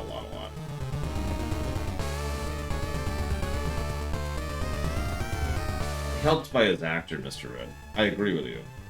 But I really think that Trelane was going to be a terrible character until the actor got a hold of the lines and just ran with the idea.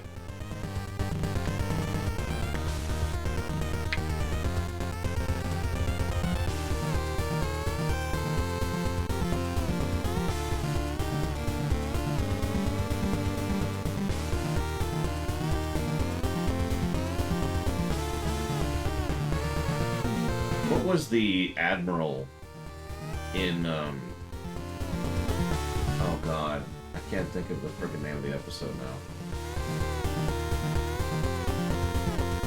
It's the Inquisition episode of TNG. Admiral shows up and is like, hey, you might have a saboteur on board.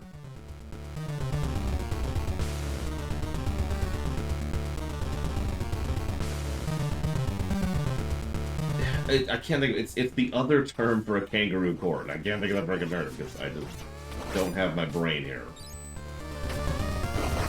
Oh yeah, there's also the collector in Most Toys. Not this boss.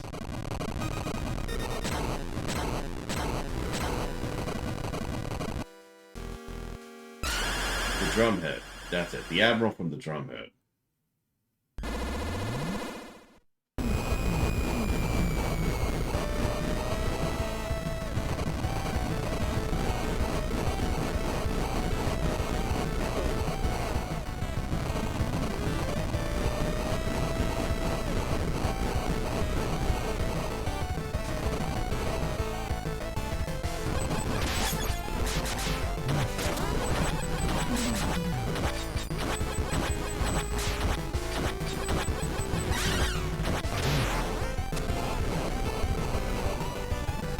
wouldn't put Darmok that high. Not compared to the company we're talking about here. I think I'm going to go with Admiral Jarrah. It was my first knee-jerk answer. I think I'm going to stick with it. From the Defector.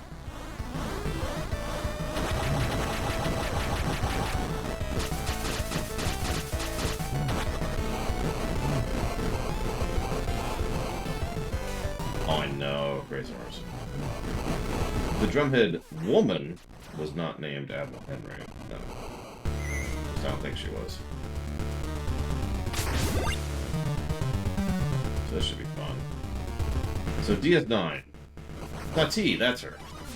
That's exactly what I was thinking of.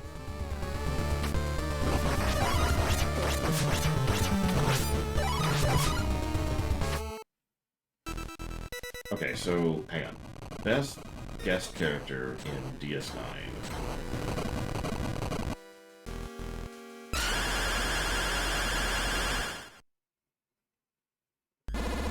That's even harder than usual because almost every single one of the good ones got repeat episodes because it was DS9.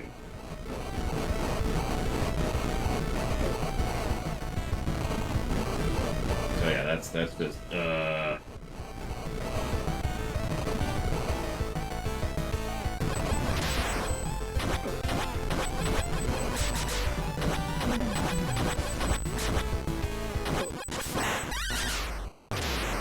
Loxana has many appearances. She doesn't count. Actually, Jeffrey Combs did play a one-off in DS9. I had to think about that for a second. As a horn dog. Yes, really.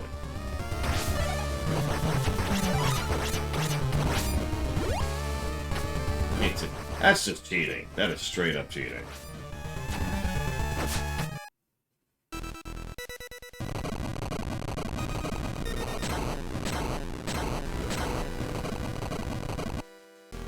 I mean, I agree with Chris.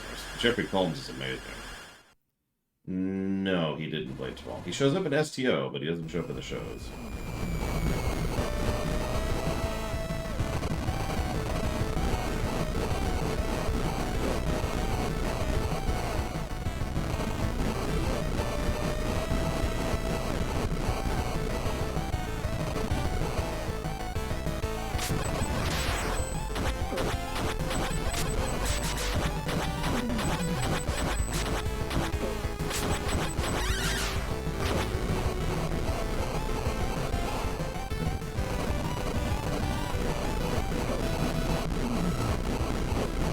You know what? Quark's Cardathian love interest from season 1 or 2. I think it was season 2. Can't even think of her damn name.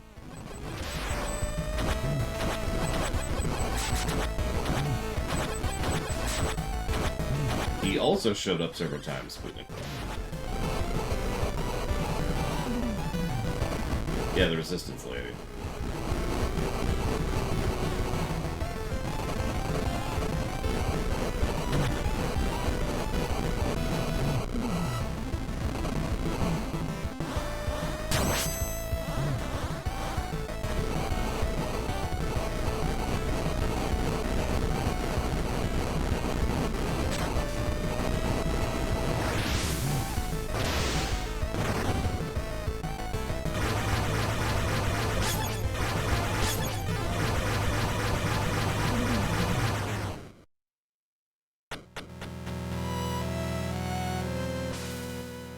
Yeah, if Sloane only had a single appearance, I'd go with him, but no. Hell, even Quark's actual wife gets multiple appearances. Like I said, it's DS9.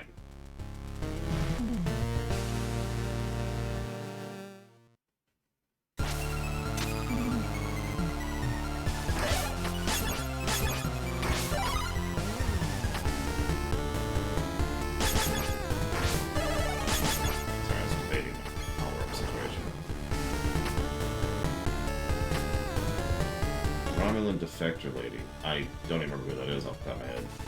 Oh, no. I know who you're talking about. The senator. No, Crazy Norse. They were boiling hot because of the heat and trying desperately to cool off. That's what you were looking at.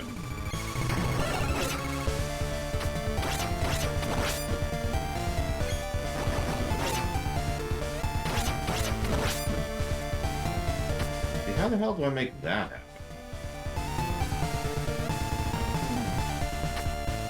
Well, no, Brian. I'm gonna just move on from DS9. So let's hit Voyager. Now, I actually have an immediate thought for Voyager. I can't think of the character's name or the actor's name, but it's the killer hologram.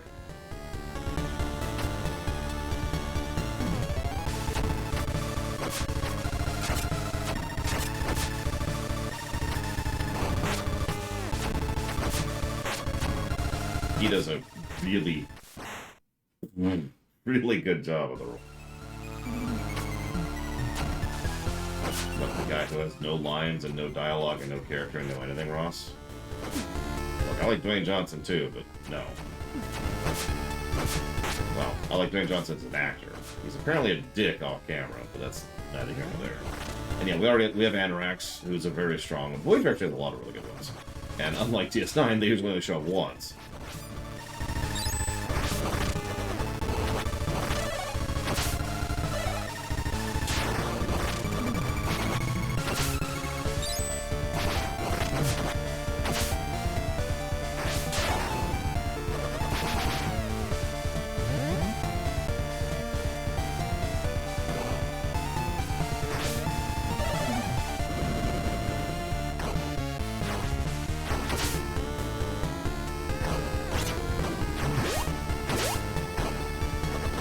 Yeah, there's a lot of good ones in Voyager.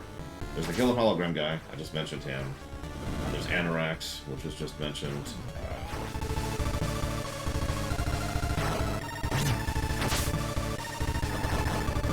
Honestly, even the Romulan in the, not the Defector, but the early, what was that, season 2 episode, I think it was? He was good.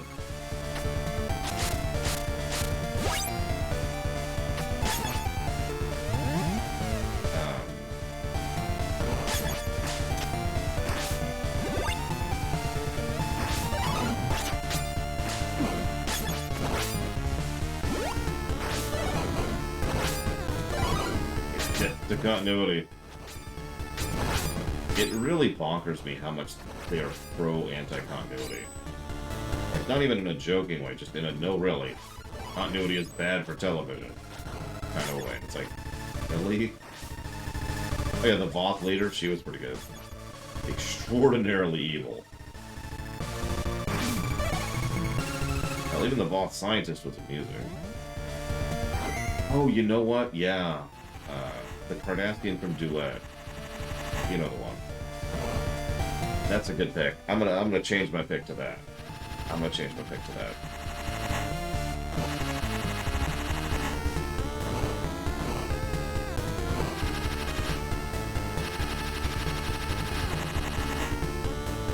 It's not only good with Enterprise. Oh god, were any of the one-offs actually good in Enterprise?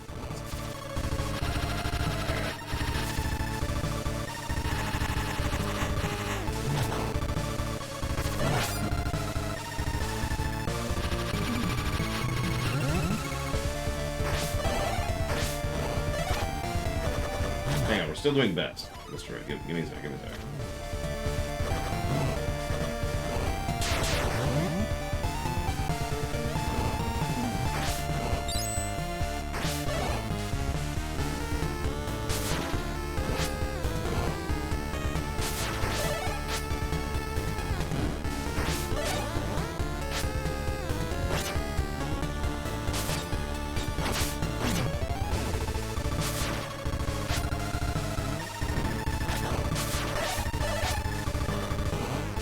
Got it.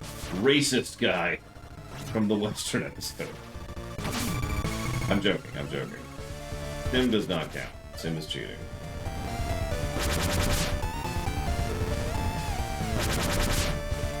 How about Love Interest 35?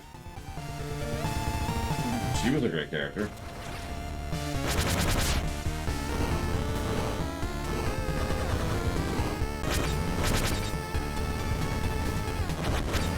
Tuvix actually does count, because it's a completely new actor and arguably a completely new character.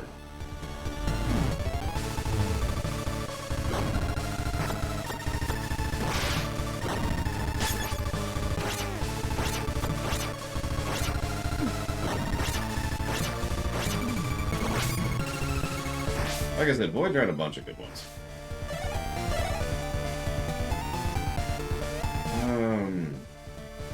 Having the exact opposite problem with Enterprise. I'm legitimately having trouble coming up with a good one-off for Enterprise in general. So bad at that encounter.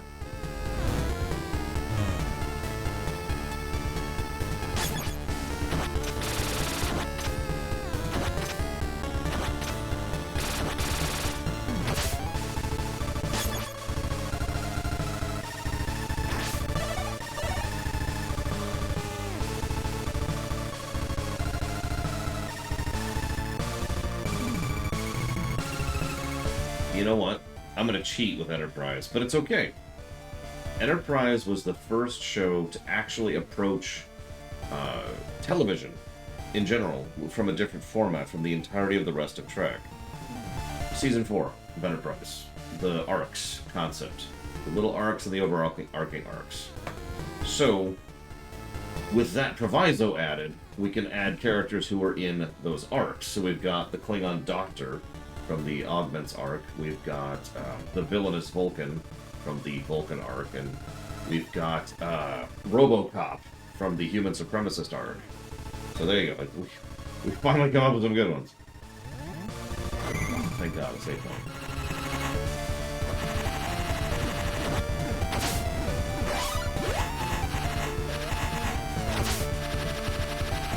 Also the Romulan Admiral, while we're on the subject.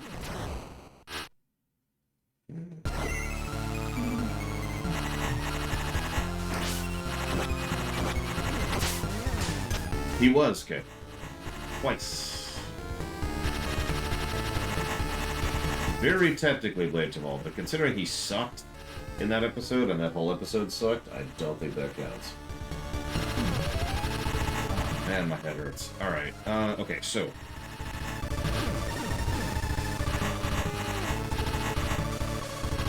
Worst guest star.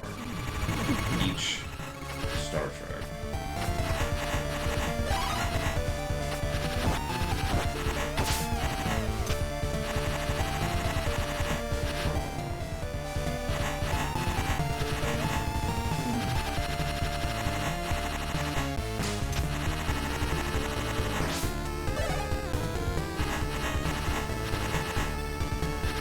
So, I know you mentioned the guy who literally couldn't even be asked to remember his frickin' lines from the alternative factor, but I'm going to disagree with you. It's the lawyer. And the children shall lead.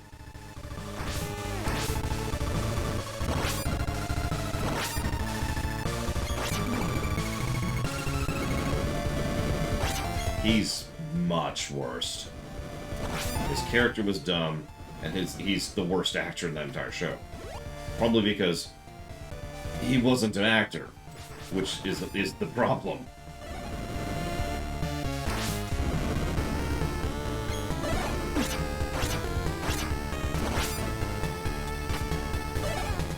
I've been thinking about it, Crazy Norse. I do not feel well at all. No, it's not an excuse. He's terrible. He's absolutely terrible. Yeah, I accept that.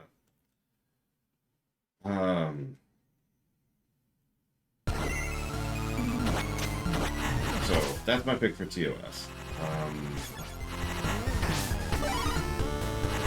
TNG.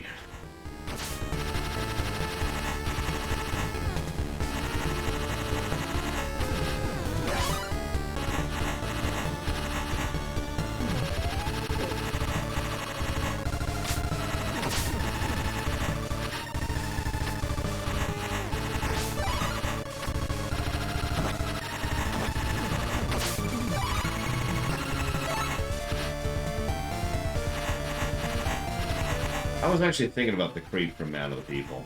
The episode most people tend to forget, which actually got Lamentations status, I think, because it was just really, really bad. Come on, turn around.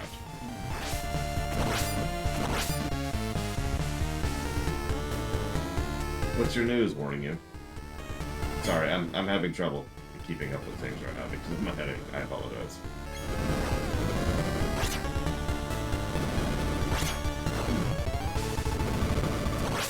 Yeah, you know, honestly, I'm not sure I could come up with a worse character and actor than the creep in Man of the People.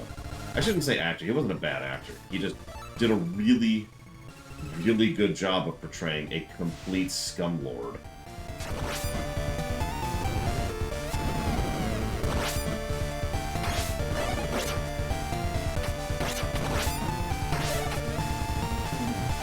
So, DS9. Same problem as last time.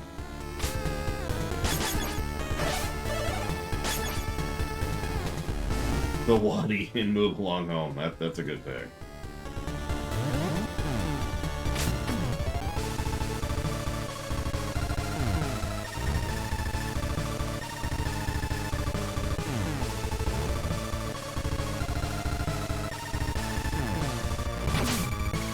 Oh God. No. Not that one. Who was Jadzia's love interest in that level episode of the week? You remember him? Random dude that she fell so in love with that she actually was like going to walk away from her career and her friends and her life and go into a pocket dimension for. You remember that? Ah, that was terrible. But no, you're right. It's actually probably the fricking it's the tyrant lady. Yeah, I think I agree with the crowd. We'll go with cult leader lady. She was just... She had issues.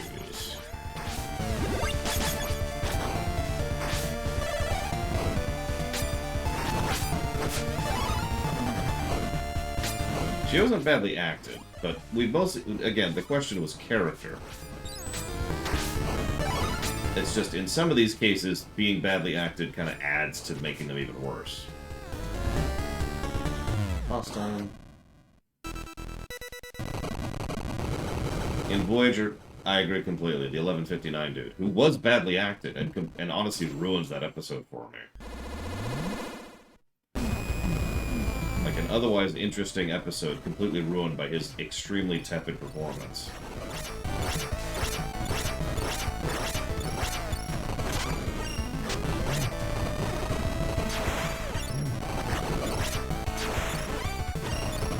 Try not to think about the fact that we're fighting a giant collection of eye spiders. Just don't think about it. Don't think about it.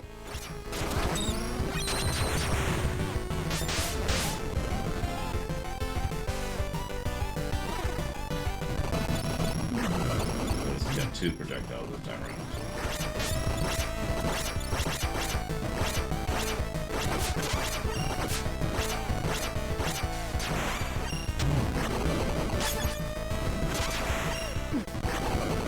Enterprise. Jonathan Briggs. I mean... a bit of a low-hanging fruit, but honestly, kind of bad.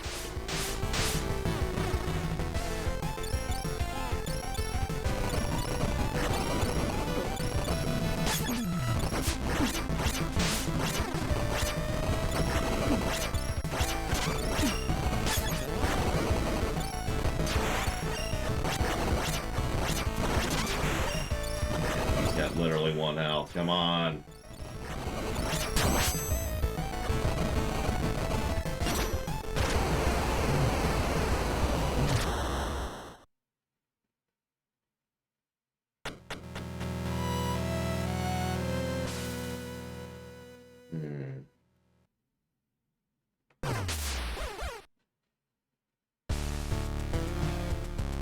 Are they playing? Oh my god.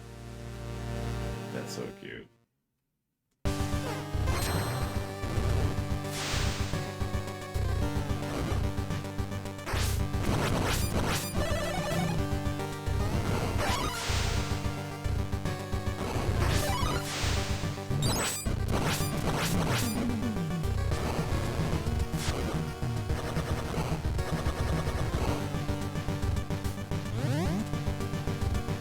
All right, this page.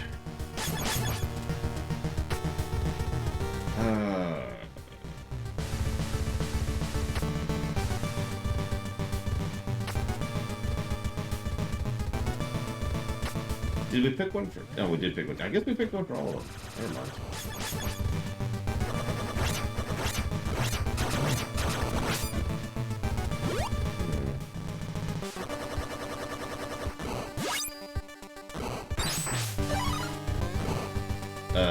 Yes, Blade to All. In fact, I know that with total certainty, because they had written and done the prep work and pre-production work for These Are the Voyages before the show was canceled. It was always supposed to be the season 4 ender, not the series ender. I talk about that in my ruminations. You know, I can always tell when people don't actually watch my ruminations.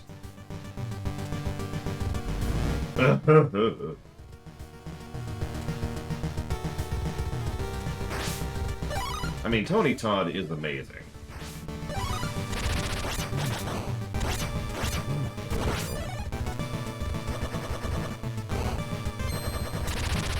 Babylon 5, that is a good question. Hang on. So, I know this is very low-hanging fruit, but worst? Honestly, the guy in TKO. I didn't dislike TKO as much as most people do. But the dude who was becoming a godlike alien? No. Dumb.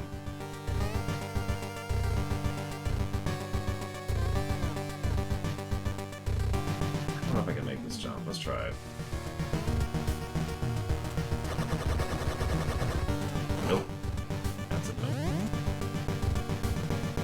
Okay.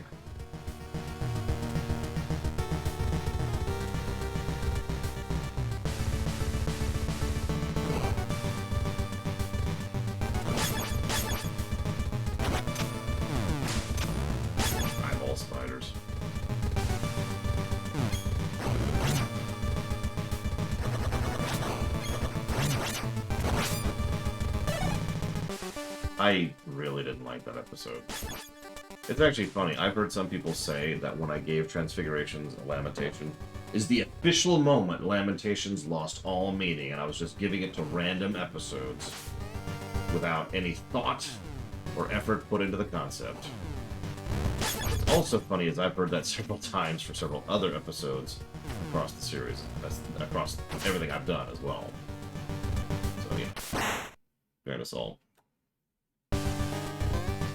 No, Savacom. I kind of lack the ability to be random. I'm not actually joking. I have to have some kind of measure or metric. So, best one-off in Babylon 5.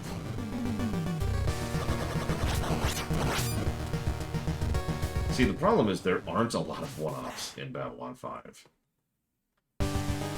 But my first thought is the reporter lady from Bab 5. You know the one.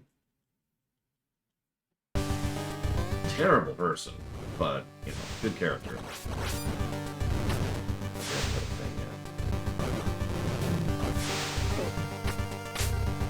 So, best recurring character. Well, in TOS,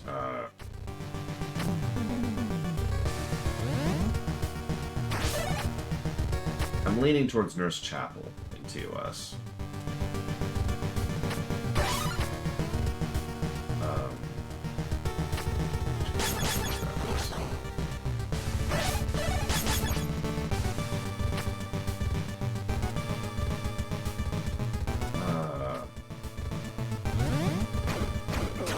For PNG? Oh, sorry, worst. Hang on. So, worst recurring character in TOS.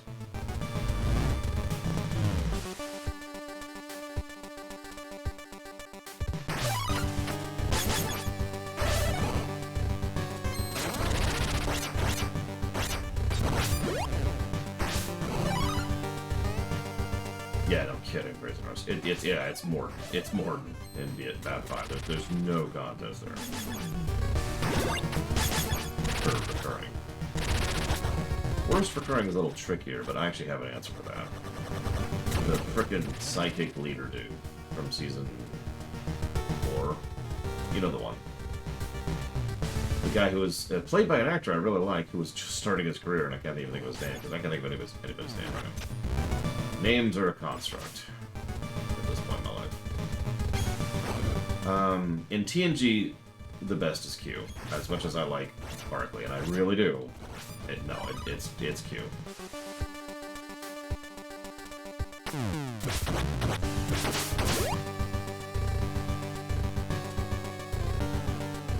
Yeah. Saw that as soon as I failed it.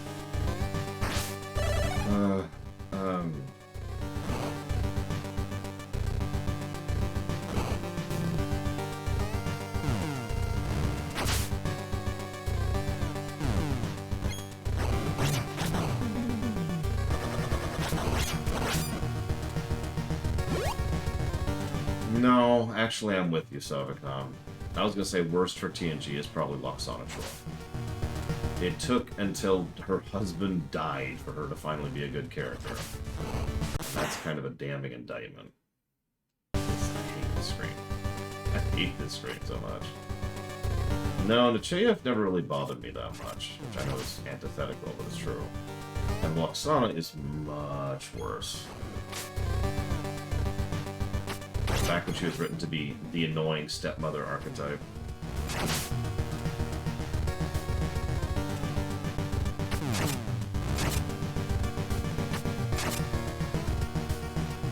Alexander would count, yes.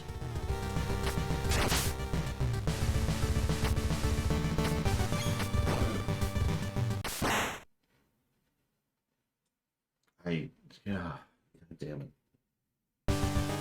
Okay. Do all that again.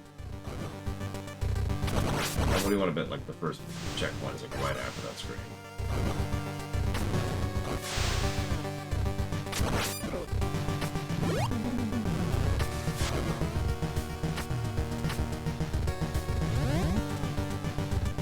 Okay, okay, we've done best and worst in TNG. DS9, ooh, let's come back to that. Let's do worst recurring character in DS9 first. Honestly, Vedic, what's his face? The dude who was supposed to be Kira's love interest, who they never really did anything good with, and was honestly kind of just Bariah. That's him. Just you talk about a piece of bland toast character. And the writers were so sick of him that they actually, like, I really hate RSU and Bears of that. They wanted to make sure that they had an antagonist, because otherwise they couldn't possibly have anything interesting going on. And that's why we got Kai Wynn, so yay. But then they were done with him because he was originally intended to be, you know, a major character, and they didn't know what to do with him because they changed their minds. So they just got rid of him as a character, and it's like, okay. Just, why? Right up there with, we don't know what to do with Harry Kim. Why not? What's the problem here? Anyways, right, rant off.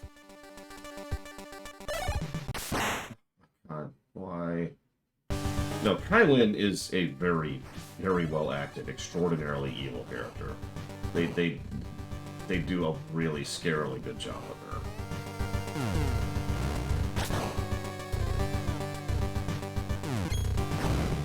You know, I would say that wouldn't surprise me, vice versa. So I will.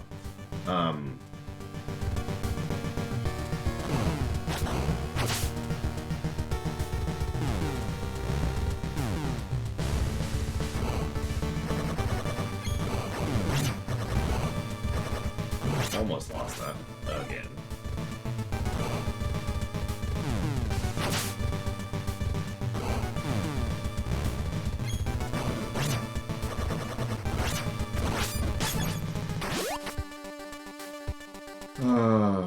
Yeah, best in DS9. Jesus Christ, I don't know. We've got Weyoun. I'm just gonna count them all as one. We've got Dukat. We've got Damar. We've got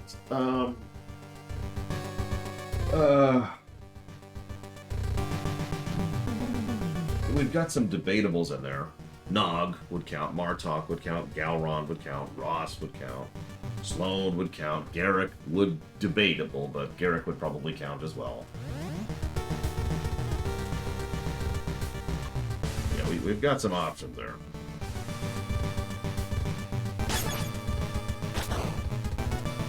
Yeah, win. I win.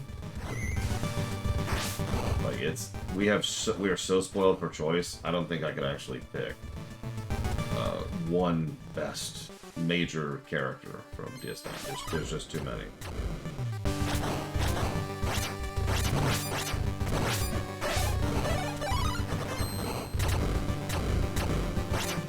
Oh yeah, also Zack.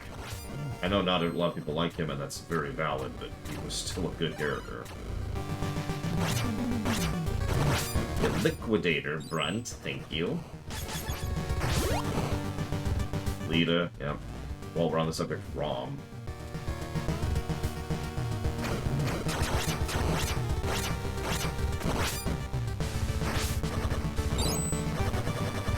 I already mentioned Nog, but yeah.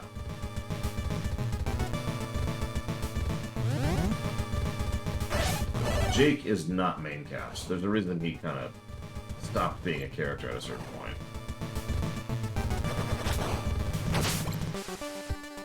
They briefly tried to use him as a way to showcase the war.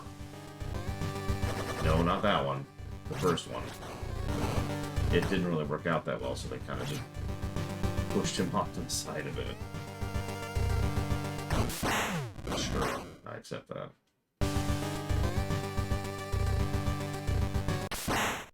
I accept that too. Why not?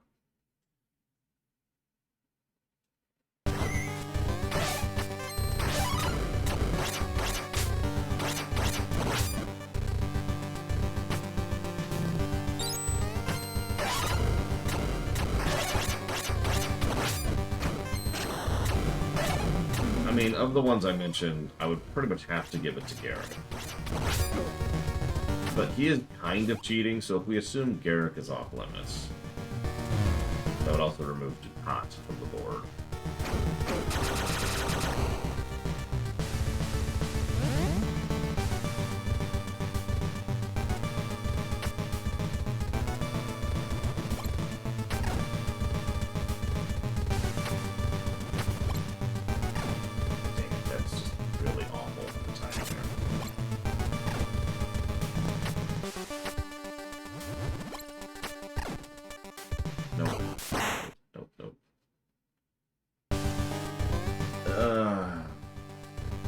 Was not a one-off in TNG. Garon has ironically never been a one-off. He showed up less than you'd think, but he has been playing the character pretty consistent. Playing the character pretty consistent for about 9 years. God, I hate this screen. I'm also starting to lose the ability to concentrate.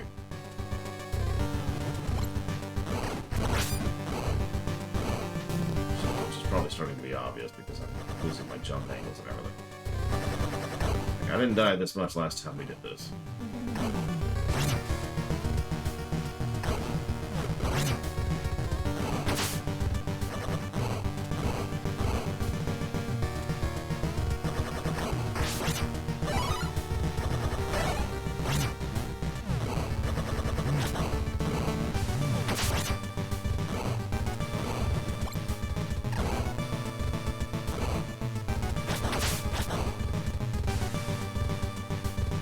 Thing I'm gonna accept one. Finally starting to get caught up, and I just had Dragon Age freaking funded.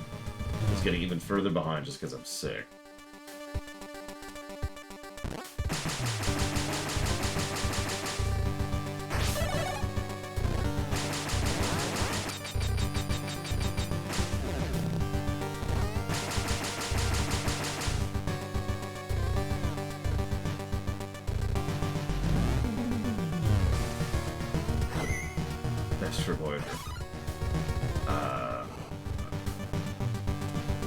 Good question.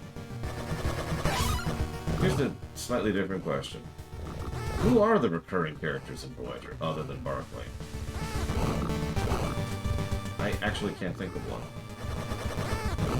Q, yeah, no, that's valid. Q shows up 3 times? Yeah.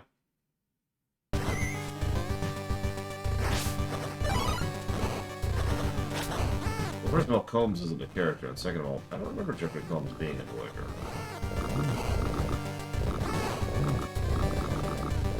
Oh yeah, Troy. So we've got Troy Barkley. I guess that also makes Barkley's boss qualified. And Tom's dad. And yeah, I guess there's Seska, that's true. God. Just, I did not like Seska.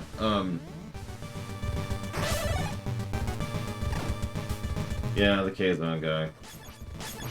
So we've got a couple. Suitor barely counts, but he does count. I'm going to immediately give Best Recurring Character to Suitor, by the way.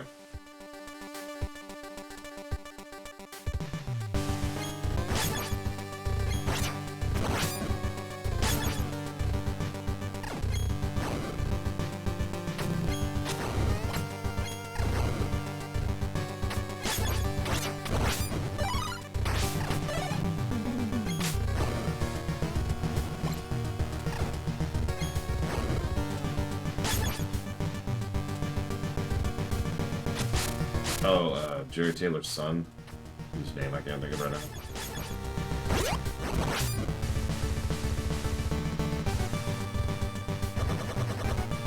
Oh, there.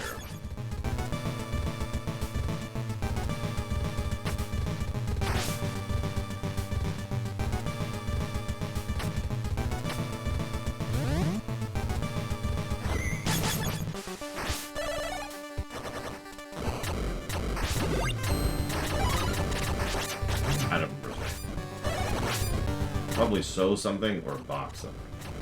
Yeah, ironically, I think I agree.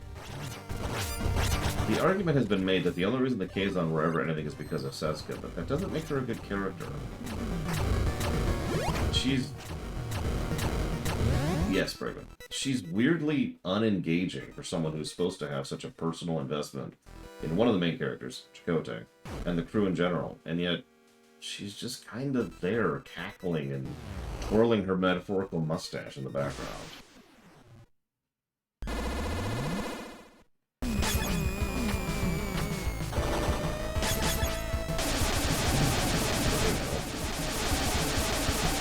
Why is he shooting flower petals at me now? Oh, tell me about it. Oh, that's true. Kess counts as a recurring. I'm still going to put Seska as worse than Kess, though. Don't mistake me, I liked Kess exactly once ever. Oh lord.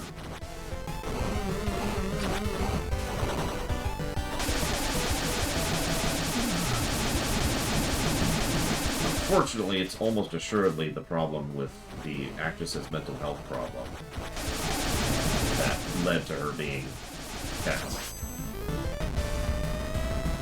Like, we have so many reports now that they're allowed to talk about it, of how many issues she had just, like, doing her lines and interacting with other people on the set and just all kinds of crap.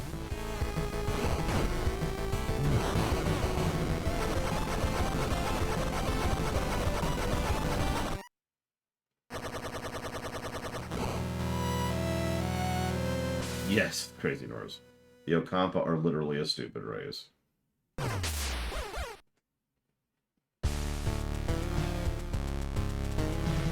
Okay. Got this. We're going to save our friend.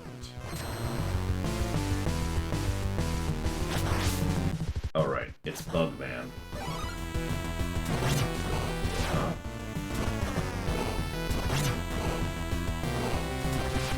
Whatever. Hey, I was right, Bregman. Can I just say, called it? Rickety called it. Nobody ever listens to me. Nobody listens to me.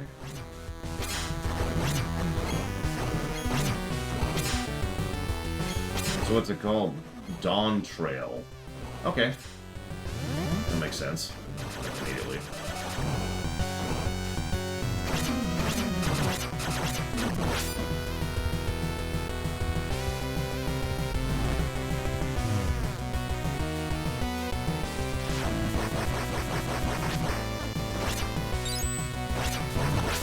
Yeah, these are so mean in this version. got a cutscene. Cutscene? A checkpoint. Yeah, it looks like Bug Guy isn't facing us. Probably because Dominique is actually going to be the boss here. How fun will that be? No.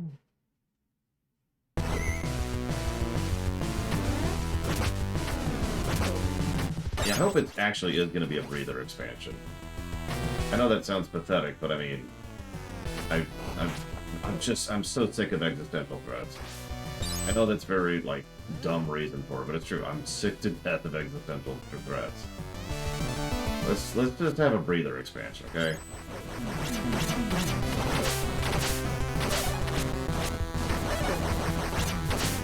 I mean, I was talking about this recently. Even Dragonflight is really a breather expansion. They're not portraying it as one, but it is one. But WoW has only ever had 2 breather expansions, and we're currently in the middle of one of them.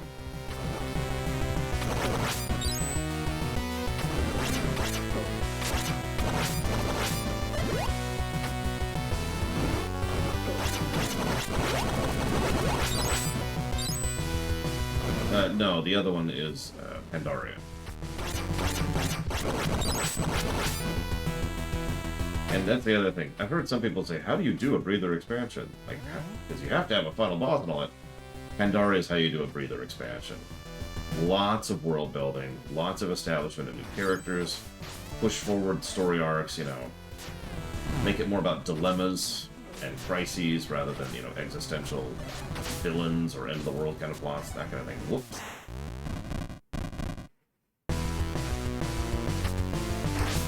Yeah, there were still threats in Pandaria. Most of them were local. As I've said before, even Garrosh was ultimately a local-sized threat. That's not why he was threatening. What he was trying to do to the Horde was the problem.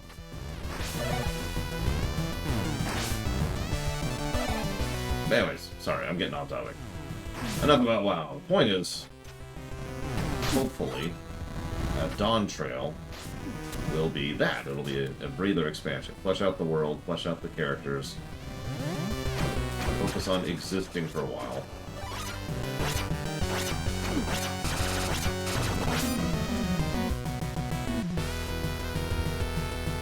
I mean, you know me, Ross. I'm sick of it, I'm sick of it.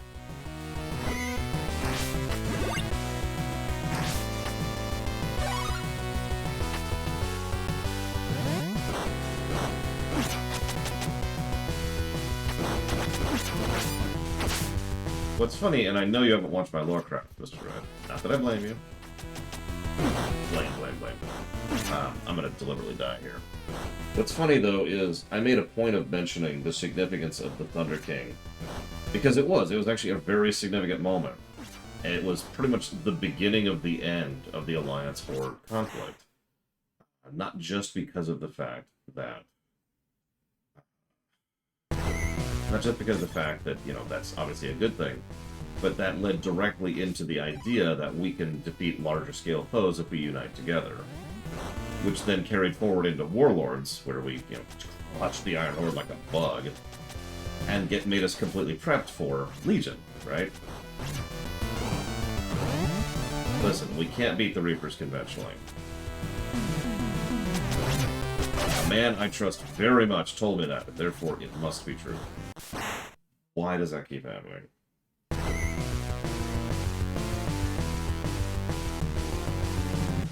Who's Aaronville?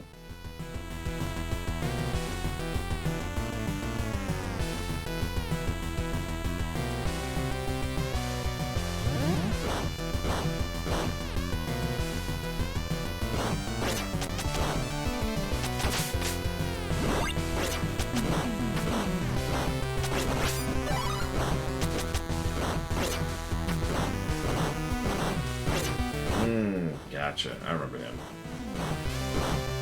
It's interesting that he's joining the main party. I mean, he was pretty popular.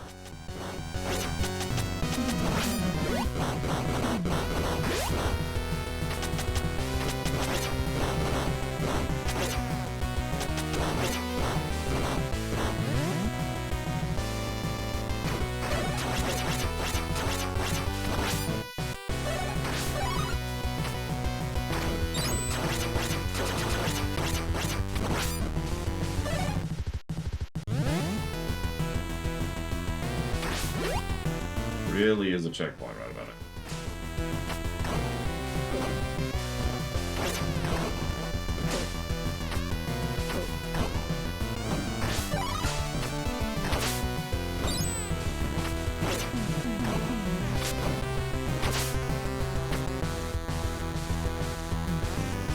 See you around, Crazyverse. Have a good one.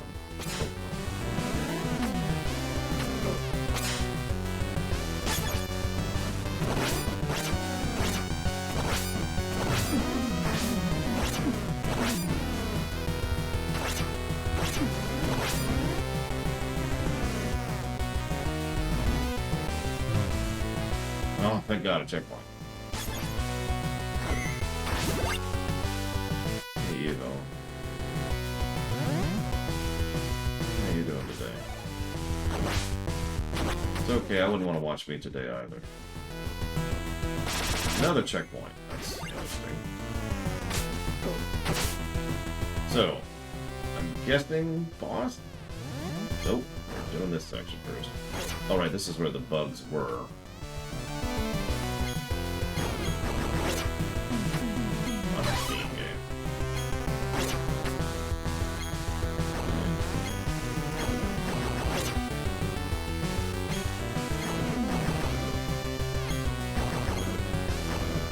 I'm not quite at migraine levels because I understand how bad a migraine really is, but it's pretty bad. No, we haven't seen anything new, old, or in between, Mr. Red. That's the problem. There's nothing to review because we're just repeating the same stages so we can get to the new stuff. That's why I haven't done anything for the review in the last, like, hour and a half.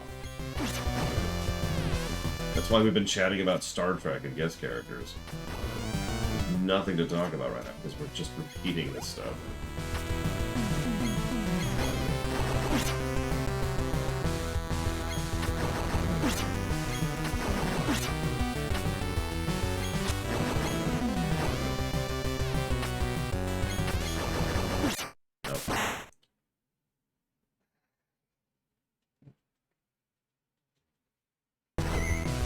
No, it's something I've been debating if it deserves a negative, because it's the exact same thing that the first game did. You have to just kind of, like, it's not exactly the same, but it's so close as to be meaningless. It might as well be the same content. The first couple of stages change slightly because of the fact that you have characters you know, and the bosses have slightly different attacks, but that's it. That's the whole sum of the changes. We're ironically on the first stage that's been noticeably different right now. And that's just because of the absence of the bugs. We will finally encounter some new content as soon as we get to the top of this thing. If I ever manage it.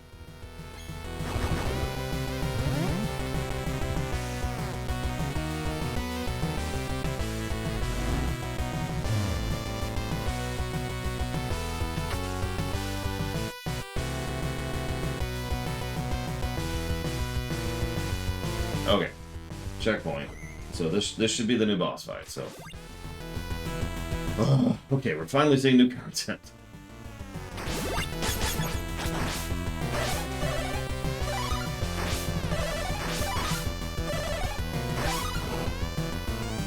Listen, gentlemen. So, Dominique. Or rather, that thing.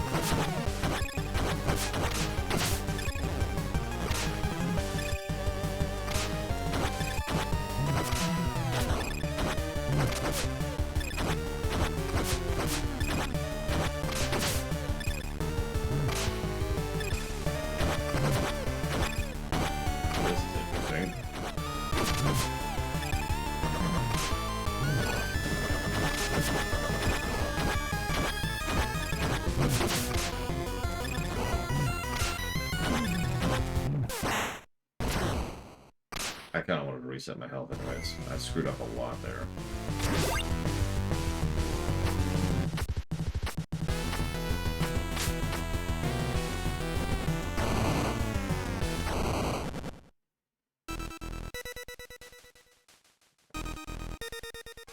Unskippable cutscenes. Again.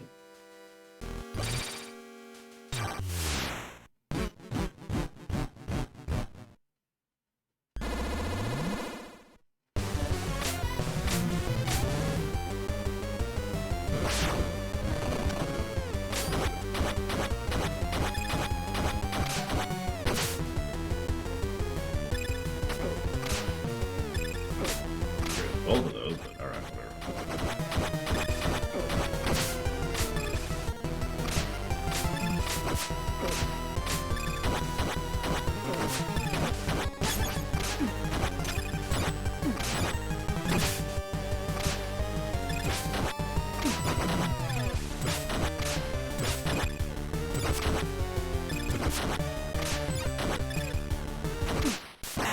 Ugh. Alright, let's just reset completely here.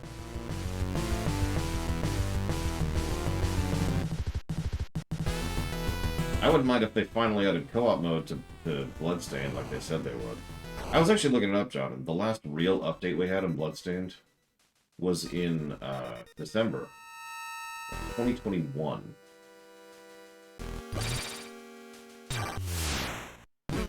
They then said, hey, we're having issues, and we're doing a crossover thing, and that's it. They have been media silent ever since.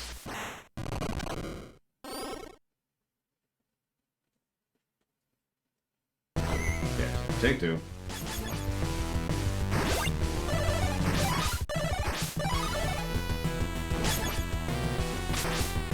Meh.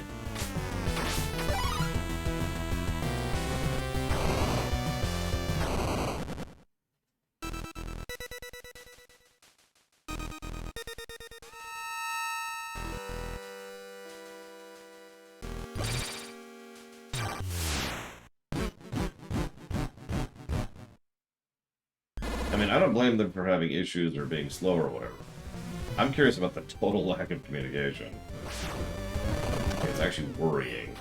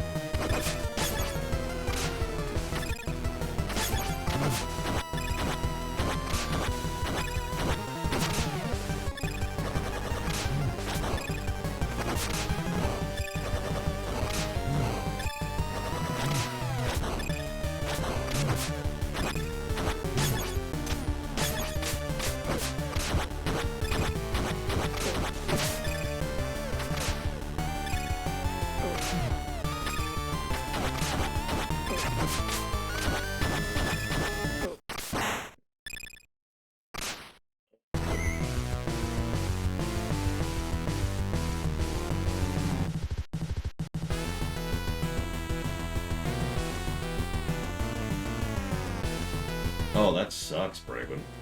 Which ones?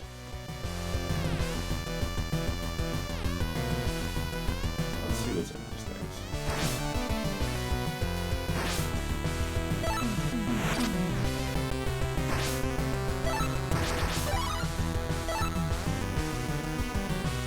They haven't even said what the new jobs are.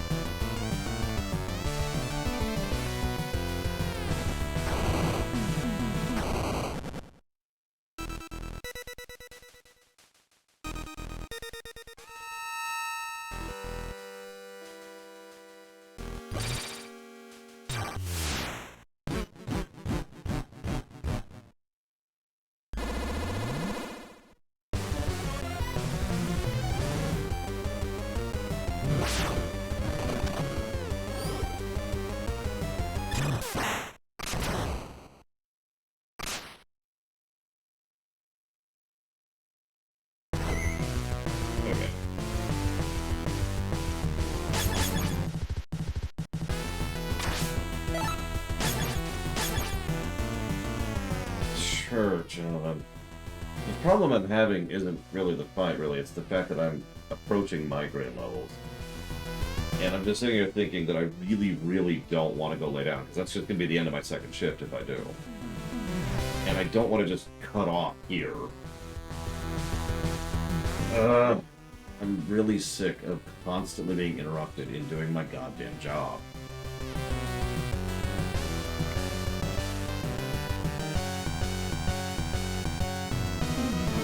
No. Like...